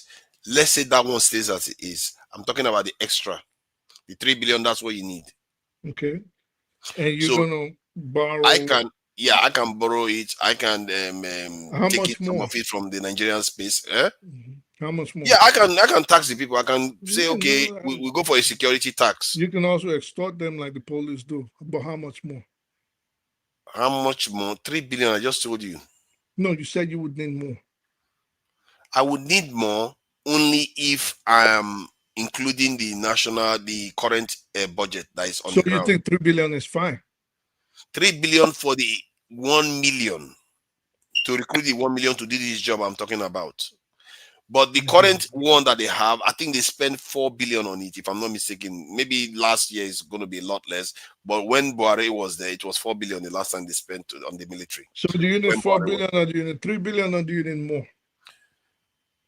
The total, if I'm going by my number now, it's going to be about 7 billion. Good. It wasn't that hard. It was like pulling teeth, but not that hard. Now give us the numbers that you came up with. 7 billion, yes. Yeah. So give us the numbers plus your 1 million soldiers and how are you planning to do this? I've already given the number for the 1 billion. This is 1 million soldiers. The 1 million soldiers is going to cost $3 billion. That's not just on the salary. That's on a lot of other things that goes with it. Not only salary, uniform, and all the stuff. I did that calculation already. So if you have that and you're able to use them as a rapid response from any location where they are, and you show up in 10-15 minutes, instead of you going to hear that bandits are operating from 11 p.m. in the evening to 5 a.m. in the morning, slaughtering people from house to house, when you can be there in 15 minutes. And if they know you can be there in 15 minutes, it will foil the entire operation. That's what you need. You need to be everywhere, because drones cannot arrest people. Intelligence cannot arrest people. Sometimes our military, they say it all the time. They get intelligence, but they can't get there. You have to be there. Why do you think they haven't done it? Because I don't think me and Tone had I know you know this, we had a similar conversation. Tony. And we talked about all this, the minings, the CB4Ys, all that. Why do you think? Because this is not, what we're saying is not innovative. It's not ingenious. So why would you think the Nigerian government hasn't done this if it was that simple? I have a few theories. One, they are scared of or to offend certain people. Maybe that is part of the deal to make sure they don't do that. Secondly, they don't see the national security threat as an issue, just like a lot of Nigerians don't. As a matter of fact, on this panel, we experience it. That's another option. And thirdly, they just simply they want to rather eat the money than worry about this thing. Spending that money recruiting more people into the military. However, in my mind, the main issue with it is that because they are very much aware of it. If you look at the last election, every single presidential candidate said they were going to recruit 1 million into the military. Every single one of them, they know the problem. That should tell you something. So this is not even an argument. They know the problem, but they are choosing not to act. One lady that claimed to be close to Tinubu said Tinubu said that if he tried to solve this problem, that they will kill him. That's what she said. Najatu was her name. So why she said those things, whether it was true, I don't know. But if it is true, it means that there are actors out there, there are forces out there that even the current president was scared of, that if he tried to solve this problem, that he will be dead. I didn't say it. Najatu said it. So I asked you this question. I said, if you were the one now, the president, and you found saboteurs trying to undermine your plans, how would you go about it? Would this not lead to your removal or coup or even your assassination? I will remove them. If you get in the way, someone like me, because of my clarity of thought on this, if anybody that has the kind of mindset that I have, I'm not anticipating that maybe I will survive for very long, because this sort of stuff is very, very risky and it's very, very you have to even assume that you might even die the second day. You always have to be prepared that this is not something that is easy. But the point, because if you so then how then can we be strong? how then can we be a strong nation? Like, because you made the point of having that strong military might, but then you've also said as well that, oh, if we become a strong military might, then we'll be an opposition to the external forces. So there's like a dilemma. So how do we come out of that if you were the president? How you come out of that is to recognize that in this world, you have to earn your respect. You have to earn your way. Pretending as if that necessity is not there, is not going to go away. You are just going to Oh, I weaken forgot yourself. Puppy was there. There is no other choice. You can't escape it. Yes, yeah. Fathers, keep quiet, keep quiet, keep quiet, keep quiet, keep quiet. It started now. You just gave me that, telling me to keep quiet. No, All these troublemakers have come up. I came here seriously. You just be talking. Your mouth not dey pain you. You'll be talking. Go ahead now. Look at this. Listen, yeah. Look, Fathers, that's my guide.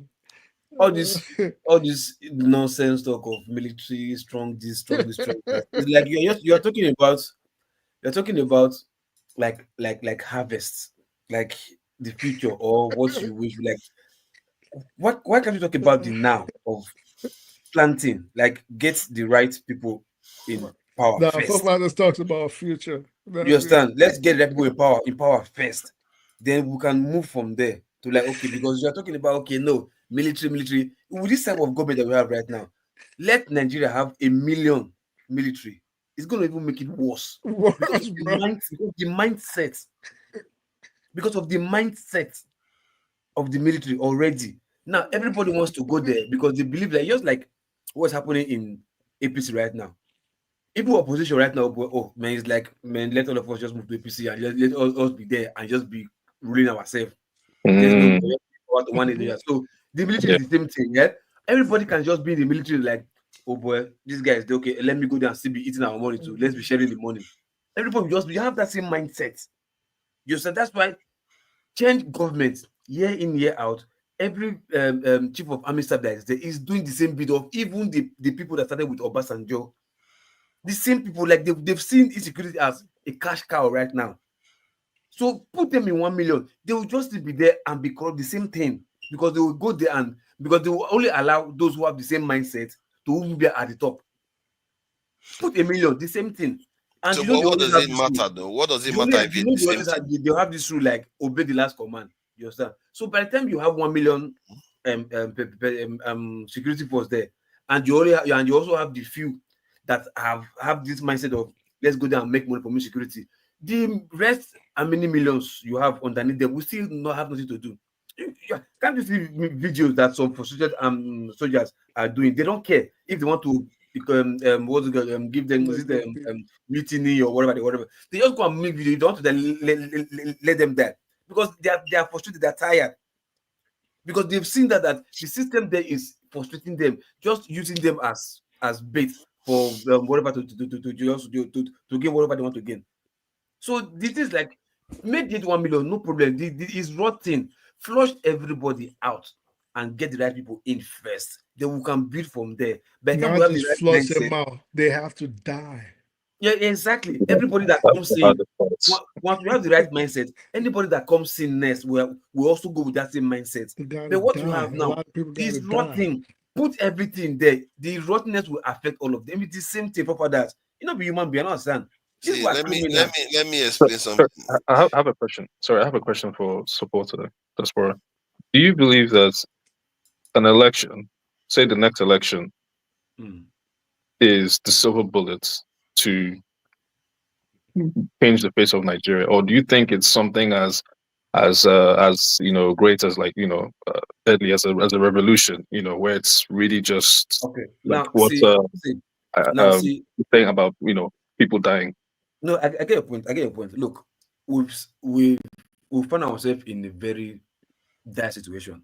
First thing first, no civilian want to die for the country because we have this mindset: I will not go and die for the country. Then you will not be the one to enjoy what I died for. So nobody is ready to put that sacrifice for my neighbor to enjoy. They're not looking at the greater future of the nation. They're looking at their immediate benefit. That's why they don't sacrifice. Then two, we've now had the situation whereby we've given criminals, armed robbers, ammunitions, and call them security personnel. You understand? Those guys can rob you because they have arms on their hand under the guise of military uniform backed by the government. So that is already there, which is another issue. So if you say election, which is by now what we have accepted generally, it's just that same election. Let's use last election for instance. People were not even ready to face people like, let's use like MC Oluomo in Lagos. What happened in Lagos? People were ready to like as small as Lagos. People were ready to like, I bet we'll die here. What did they worry you? If not that, now you heard correct. If you want, let's die here. They were not even ready. Then we also have another set of demographic people from the north who believe that, okay, no, our leaders told us that we should vote for this person because of this, because of that. Let's follow our leaders in the name of religion. We'll do Muslim tickets. So those kind of people who do not have the same mentality with us, I won't see another problem. You understand? So what the truth is here, election for now is number one. The revolution should have been number two, but we are not ready for it. Look, everybody is doing Facebook, like social media, and making money. They're buying houses in Adeleke. Now they now go do revolution, go die. Where you make money. You understand? If so you the ask me, mindset is already we don't have this nationalism, this culture of like it's Nigerian face before us. If you ask me that same question, for me, I'd say Nigeria needs a revolution, but not in the sense that people are thinking about it. We do not need an armed conflict. An armed conflict will be too disastrous for Nigeria. Lagos alone is about 30 million people. That little island has about 30 million people on it. Okay? We don't want those problems. We don't need it. Africa doesn't need it. The world doesn't need it. But guess what we need? We need a total reset of the mind. Those old people there, every single one of them does not deserve to lead that country. They are not astute enough. They have shown it to us. I don't care if it is Tinubu, Atiku, Obi, Kwankwaso, whoever. We don't need them. This is a country that more than half, almost 70% of its population is under the age of 35. We do not need people that do not even know how to use AI. Not saying everybody knows how to use it. We know forefathers does not know how to use it, but we don't need those kinds of people. They are not in tune with our world. Let me tell you something I was thinking the other day. The only way we can change Nigeria is through the ballot box. This is why I wish Simon Ekpa and Nnamdi Kanu, for example, tempered their message in a very different way. Exactly. They didn't. Nnamdi Kanu is the most stupid person I've ever seen.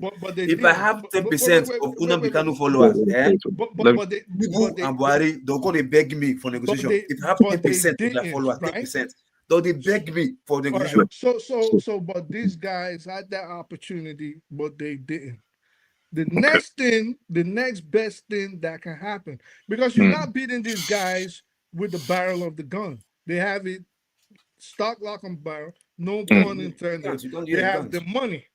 Yeah. If they do not have the security forces with them, they have enough money to fund militias. They have enough. They have enough money to buy some youth at the ballot box. Yeah. You can. If the youth of Nigeria, let's look for two charismatic people. For example, that Anjuri guy that worked with the government as some kind of special assistant. Or we want to, I'm just using that as an example. I'm not saying necessarily him. I'm just saying a charismatic person backed by money. I guarantee you, if they had if they had people to put up $100 million, you have a charismatic person like that, which Nigerians are easily enamored by people like that, right? And then you have a woman like Natasha that is going through something with the Senate president now. And this is just flash of the pan examples I'm giving. We can actually upturn the ruling mechanism in Nigeria. But running now to 2027, look at the people we're trying to put in place. It's between Tinubu again, Atiku, Obi. Are you fucking serious? The same people. Are you see, serious? These men are old. We don't need these people. And see, I speak the truth. The bad thing is even, okay, let those people be there. You said 75% of the population here are youth or whatever. Now, inside that 75%, how many of these youths now have this vision, this whatever we're talking about here right now? Many of them are still even thinking like, let those old people go, let them go there and continue what those people are doing. Many of them are not even seeing like, we can have a nation where we can build things to become better for everybody.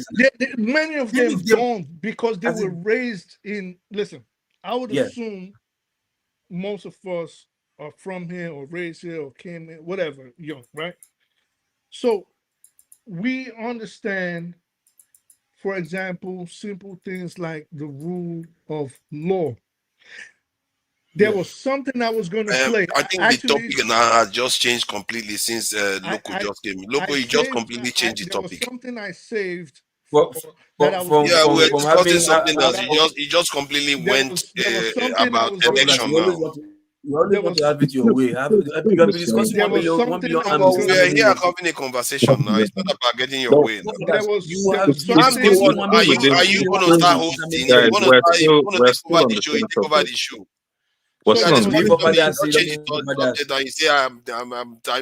You've been talking for 15 minutes. You say I'm taking over the show. So there was something. What am I supposed to do? Just watch you hijack the something. No. So there was something. Other people have been talking to you. Don't ask them to be quiet. Make you quiet, Jare. Stop being rude. You just came here and telling me to be quiet. Show some a little bit of decorum. All right. So there was something. So there was something. You can't just come on a panel online and tell people to be quiet. You are being actually rude. Yeah, so there was something I said thank you, sir, and let it die there. Let's continue. Okay. So there was something I was actually going to play on the show. I was going to show it to forefathers. Now that we're talking, I seen it earlier this week, and it went to show me the mentality of Nigerians. This is why I was bringing up their mentality with something as simple as the rule of law. Now, there was a video going around on the internet where a cop, one of the citizen watchers, the citizen watchers in the United States that always monitors police and watches the exorcists. He went to a correctional facility and he was filming the National Guardsman. He was like, yo, why are you guys here? You are not supposed to be in a correctional facility. Listen, 1 out of every 100 Nigerian that commented was wondering why that guy did not get beat up by the police. They were literally arguing, even with Americans, that the cops should have taken his phone, bastard, locked him up, kicked him in his face, stomped him out. Yeah. This is the mentality we're dealing with. True, but I believe, like every society that has gone through this, New York City went through it. We had Fiorello LaGuardia. In Chicago, they had Dewey. It takes one person, one charismatic person to come through and change the mindset of the people. And believe it or not, as much as we think there are not enough people that share our mindset, there's a lot of them. Yeah. They're just not as vociferous as the ignorant ones. Yeah. You know what I mean? So True. Yeah. we can do it. It can happen, but it will cost a lot of money, and it'll need at least forward-thinking, charismatic people backed up by very, very, very, very wealthy people. But is Nigeria willing to do that? I think it was Kinsley Moghalu that said something about the next generational thinkers, breeding the next generational thinkers. I think he said it when he wanted to run for election at that time. So I think it just, I just remembered that. But definitely we need something like that, really, because, yeah, it's the only way Nigeria can change. Someone charismatic, someone the people will look up to, someone when he or she speaks, Yeah. and someone that will make this old man realize when they step in the ring that they are no competition. All this man putting all these men next to Putin, arm wrestling like I think those people, yeah. I think those people, and the thing is this, yeah. We've already accepted the situation where, okay, it's only through the ballots that would put somebody credible there. Now, why? Okay, I don't know if INEC can be untwisted or INEC can be compared to register a new party, yeah, and let everybody that has this forward-thinking mindsets go to that party, excluding the known ones like the recycled politicians. We know you have the best idea. Please don't come. Just stay where you are. Don't come. We don't need you. Don't help us financially or idea, wisdom. Keep your wisdom because you've been opportune to be there and nothing happened. So don't come and start telling us what we think we should hear. Keep your wisdom to yourself. Let us just start this new party, new idea, new people, new name, and just go from there. That means you will have an ideology. Yeah. And the ideology will just be, regardless of what you want, of what you think, let the ideology be Operation Flush Old People Out. No, you can't do that because you can't put them on their toes. You can't put them on their toes. I think. Okay. You know that's what you're gonna do. You know that's what you're gonna do. Okay, but fine. You're not gonna, you say no, but if not that, because I'm trying to drive at something that when it becomes a mantra, everybody who's that have that same forward thinking mind, like, oh, okay, yes, I think we want to go in that direction because these people have put us in bondage. Exactly. But yes, just listen to this and just move, because Obi tried it, but I think he wasn't having the balls to follow through. He tried it to as in he didn't have the balls because he tried. But guess what? When you think you won an election, this is you thinking it's not about balls now. You're saying I won this election. Your supporters are saying you won the election. But then you get to the tribunal and you don't bring nothing of that nature up. Exactly. I think probably maybe he didn't believe the massive support he would get. I think probably let me just do my thing. He just go with the trend. He got to get like, man, this right is there tells you don't need that as a leader. You couldn't even go there and say, I won. I won. Like MK Abiola. He didn't do things like that. He didn't. He didn't. Yes, because I mean, man. Yeah. And nothing $100 million cannot solve in Nigeria. The young chap now that is supposed to be the one that would think, okay, maybe let's try you. Okay, maybe Obi has fucked up. Or okay, maybe Showore. Can it be Showore? That one is just fucking up left and right. Showore is, I like him. I think he's real smart. He's mad intelligent. I love listening to him.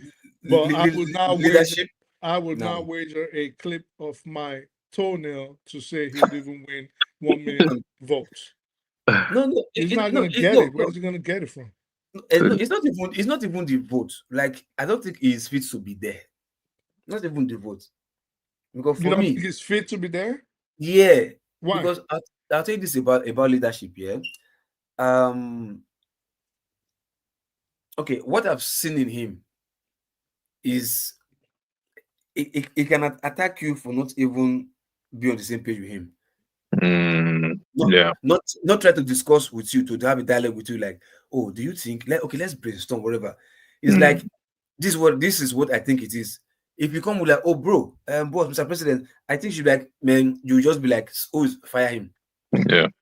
You think so? No, it's trusty. He's that kind of person. Like, he's also a yes man kind of guy. He knows the best. He doesn't see. Think of Showore. Nobody has ever asked Showore any question, something that is slightly different from his opinion. Like he's ever like, okay, yeah, I think. Even he's always like, always condemning whatever you are bringing. Always condemning. I've noticed that. The first I noticed this thing was the time he had this during the first not this I think it was 20 what's the election before this 2023? I think 2020 what's the last election for calculation? 23. Yeah. No, before 2023, the previous one, 2019, yeah. 2019 election. He had an interview with is it Drutoye or this other CBN, this guy has the same CBN surname with Kachuku, one Kachuku guy. Either the Kachuku or the this Drutoye guy. They were on channels, just like debate, presidential debate, whatever. They were asking them questions. The guy answered his own based on plan, this and that. Okay, Showore, you answer your own. He was just attacking the guy. He was like, no, what was your own idea? He was just concentrating on the guy, trying to bring him down, talking down on the guy. Oh, like, probably somebody said irritated him. Like, guy, what's your problem? No, but some people that's how they debate is they attack the guy. Look, for me, I think his best position is like a chief whip, kind of chief whip. Put everybody in line. Like maybe like Bode George. Put everybody in line. Just put everybody in line. You understand? Yes. If you mess up, I give you the stick. Mess up, I give you the stick. Put everybody in line. No nonsense kind of guy. Fine. But when it comes to leadership, guy, man, there'll be chaos in Aso Rock. In fact, they'll set him up in Aso Rock. It won't last. They'll set him up. It's not gonna last. But I listened to him. I think I only listened to him like 2 or 3 times. They were at town hall, and I really, really, really liked what I was hearing. I was like, wow, he's very very straight to the point, and it was very knowledgeable. Yeah. So, I know. Yeah. Not it is bad, it's good, this and that. But like sometimes, look, you're a leader. Yeah, they say uneasy lies the head that wears the crown. Yeah, that you're some best. So you also have you are supposed to have these social skills. This how to communicate, how to carry people, because sometimes leaders do not really have to have the best mind, the best team. It's the best team. How to carry, how to lead people. You're a leader, so it's to lead people. It's not to just about doing the right thing. Lead the people. The people have to be on the same page with you, or else that's the people will be the one to set you up to make you feel. They're like, who is this? You own too much. You own too much. You know, human beings will have this. Not even like, Nigeria. They're trying to oppress me for what? Because like before you start having enemies, like who is this? They'll start planning your downfall. Like that. You go. Just like that. So, like for me, he's good, but he should be in the cabinet to fix things on the ground where he's working on the ground, discipline people. Like an El Rufai. The first El Rufai or this El Rufai. Because there's 2 versions. The one in Obasanjo's regime and this one. They're different. What's the difference? They're different people. Just like the Hope Uzodinma in PDP and the Hope Uzodinma in APC, they're 2 different persons. El Rufai is so smart, right? He's so smart and intelligent, but I'm scared of him to become president. The thing is, because these people, once they taste power, the way they switch this power, it's like this power corrupts absolutely. So like the way they switch this power, you're like, dang, was this guy that was like speaks intelligently? Okay, now look at now that is on SDP right now. You can now begin to hear the sweet side of him. It's not making sense. He doesn't issue threats anymore. Anymore. Because it's not out of power. It's not making more sense. So that's like people like that are like, nah, no. Imagine, So the kind of president we need, bro, goes into the National Assembly the first day. He gives a speech. Speech. We don't Yeah. not too long speech. Like the pressure you Yeah. don't put the people on, the assembly members on. The whole country's watching it. You are going there. You're restructuring the country. The way we choose our judges, that's going to change. How we're going to do law enforcement. Want to know who's a Nigerian citizen. If you don't do what we said within 18 months, you're going to lose your citizenship. We want to know everything. Things like, first of all, you're going in there same day. And then imagine a president goes to the National Assembly first day, puts them to the test. Like, listen, I'm not taking any salary. You really love Nigeria, you do the same thing. Let's work for free. Let's work for the people for free. I'm telling you. Let's do it. Let's do it. Let's do it. Let's see if you really you love see, next thing you see. Yeah, we're going to die. Next thing you see, vote of no confidence. The eyes have it. Vote of no confidence. The eyes have it. And they'll kick you out. That's the truth. They'll kick you out. No, it's not that hard though. But we need someone with balls. We need someone with big balls. The truth is, but that person that the nation will be behind, so that even if the legislative arm are against him, they'll be like, the constituents that they represent are with this president. Yes. And we cannot just, you understand? Because they are scared, man. They are scared of the people. Trust me. They're scared of the people. Yeah. They know that they're scared of the people. If they know, no matter how powerful they are as senators, if they know that they are the people that they represent are behind, they're ready to do anything for this president. Yeah. The senators cannot do anything. They can even record them. If they try anything, they will record them. They will not go back to record them. Exactly. Yeah. They know, because so it's just the people. It's the people. They're not just.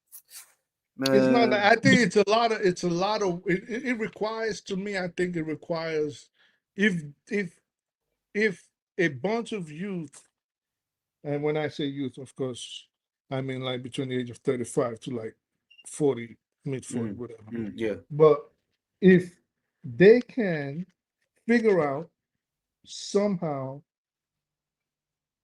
how to raise, say, even $70 to $100 million, because the first step is money. War chest. War chest. You gotta have that. You gotta have that, because you're gonna war. You're gonna have to play dirty with them. Yeah. Because it's gonna be rigging for rigging. When we get in power, we can fix everything. Yeah. You have one MC Oluomo, we have DJ Oluomo.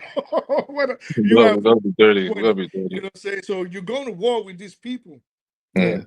So you got the money, you got the people. It's not that hard, but I guess Nigerians, they just want to dance and do TikTok trending moves. And you understand? That's crazy. See, people are not just okay. Now, I'll give you. I think we are going to be closing out in 5 minutes. So we are already 8 hours. The attention is not on him. No, man, and for that, I know him like the back of my palm. Don't worry.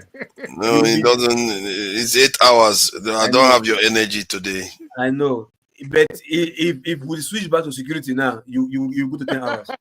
Yeah. Because we were talking about something that I was talking about earlier on, so I wouldn't want to break off the argument. But since you decided to end it, it's all good. It's your loss. Hold on. See, let me tell you what's the truth. There's something you don't understand. You say security. When I look at security, you're talking about this security is just it's like a system. I will end this thing. Move on with your conversation because 5 minutes I will close it. So don't bother explaining. You've already ended it. I like that we are actually ending on a note of leadership and the next vision, because that kind of answers the title. Like, when I first came in about having a strong military mind, it all starts from this leadership. So it is really, this is a really good way to end as well, because at the end it boils down to having a leader with vision and leading the nation, the people, to that strong military mind, strong economy, Nigeria first, our own national interests first, things like that. National identity. Yeah. So But we don't all the but I'll tell you this, and I'll keep repeating it. These old men cannot do it for us. no, hell no. And they're They're not so gonna do it. They're all the same. They yeah. listen, people get mad at me on here, and I know a lot of people don't like me because of that when I say OB cannot do nothing for us. I mean, I don't see him getting in, but even if he did, No, he's not- even if we did, yeah, he doesn't have the balls to face he the does pressure. the North. He doesn't have the balls to face the North. To face the North, yeah. He That's doesn't have. just the thing, you know what I mean? He It's doesn't. He not. doesn't have to It's face the and North. those are the people that, and I'm not saying this in a malicious way.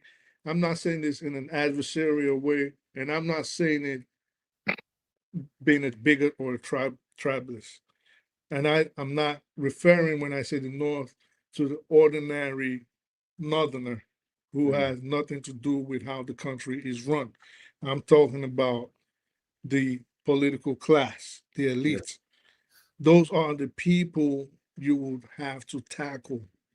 Those are the people you would have to go to war with. Proverbial war. I don't mean necessarily armed war, which they might take it there. They might, you know, but the elite all over the country, but more so the core North. And I'm not saying, you know, again, I'm not saying it like to be inhumane, but I'm saying these are some of our problems, you know. So we will have to tackle them. Now, do we go in the past, for example, like Shore wants to jail this one for the past? I don't know.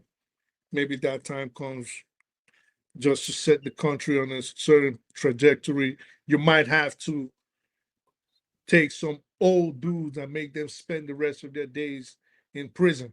You know, you might, those kind of things might be necessary. But are we going to bog ourselves down and focus just on them and their past transgressions? No.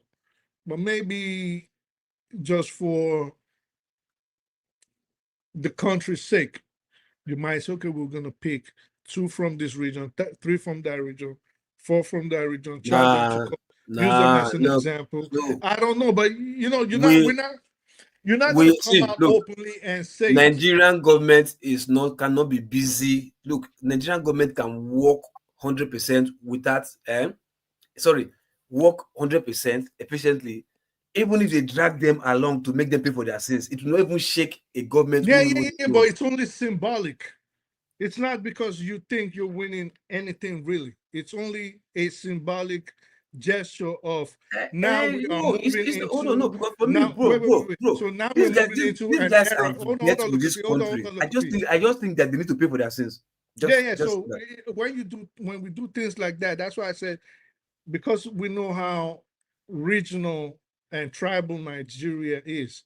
So you can't just pick everybody. So maybe you're making a list with your cabinet. You say, okay, 2 from this region, 2 from this. Each that we know we're corrupt, we're putting them on trial. Just, I don't know, 2, 20, a good 10, representation of whatever. everyone. Exactly, good. A handful of all of them. Just symbolic. We don't want to bog our administration down by chasing after the past. That's not the point. The point is, oh, we're entering a new era. We don't want to be like these people in the past. These are going to be the lessons for the children moving forward. Do not be like these dudes. These are the dudes that destroyed the country. Look, by the time we're done with them, he stole XYZ. We can prove it. You get 100 years in prison. No option of fine, nothing. We changed the whole, all that shit. We changed the constitution. We changed the way we do our laws. Maybe we bring a sentencing guideline. We change the way we get our judges. Do we give them life terms? Do we give them certain term limits, you know? So these are the things, these kind of things we got to put into play. But Regional people have to be control as well. punished. Hmm? Yeah, regional control as well. Regional Like how it was control, back yeah, then. restructure the country. Restructure, yeah. Police, To be new republic.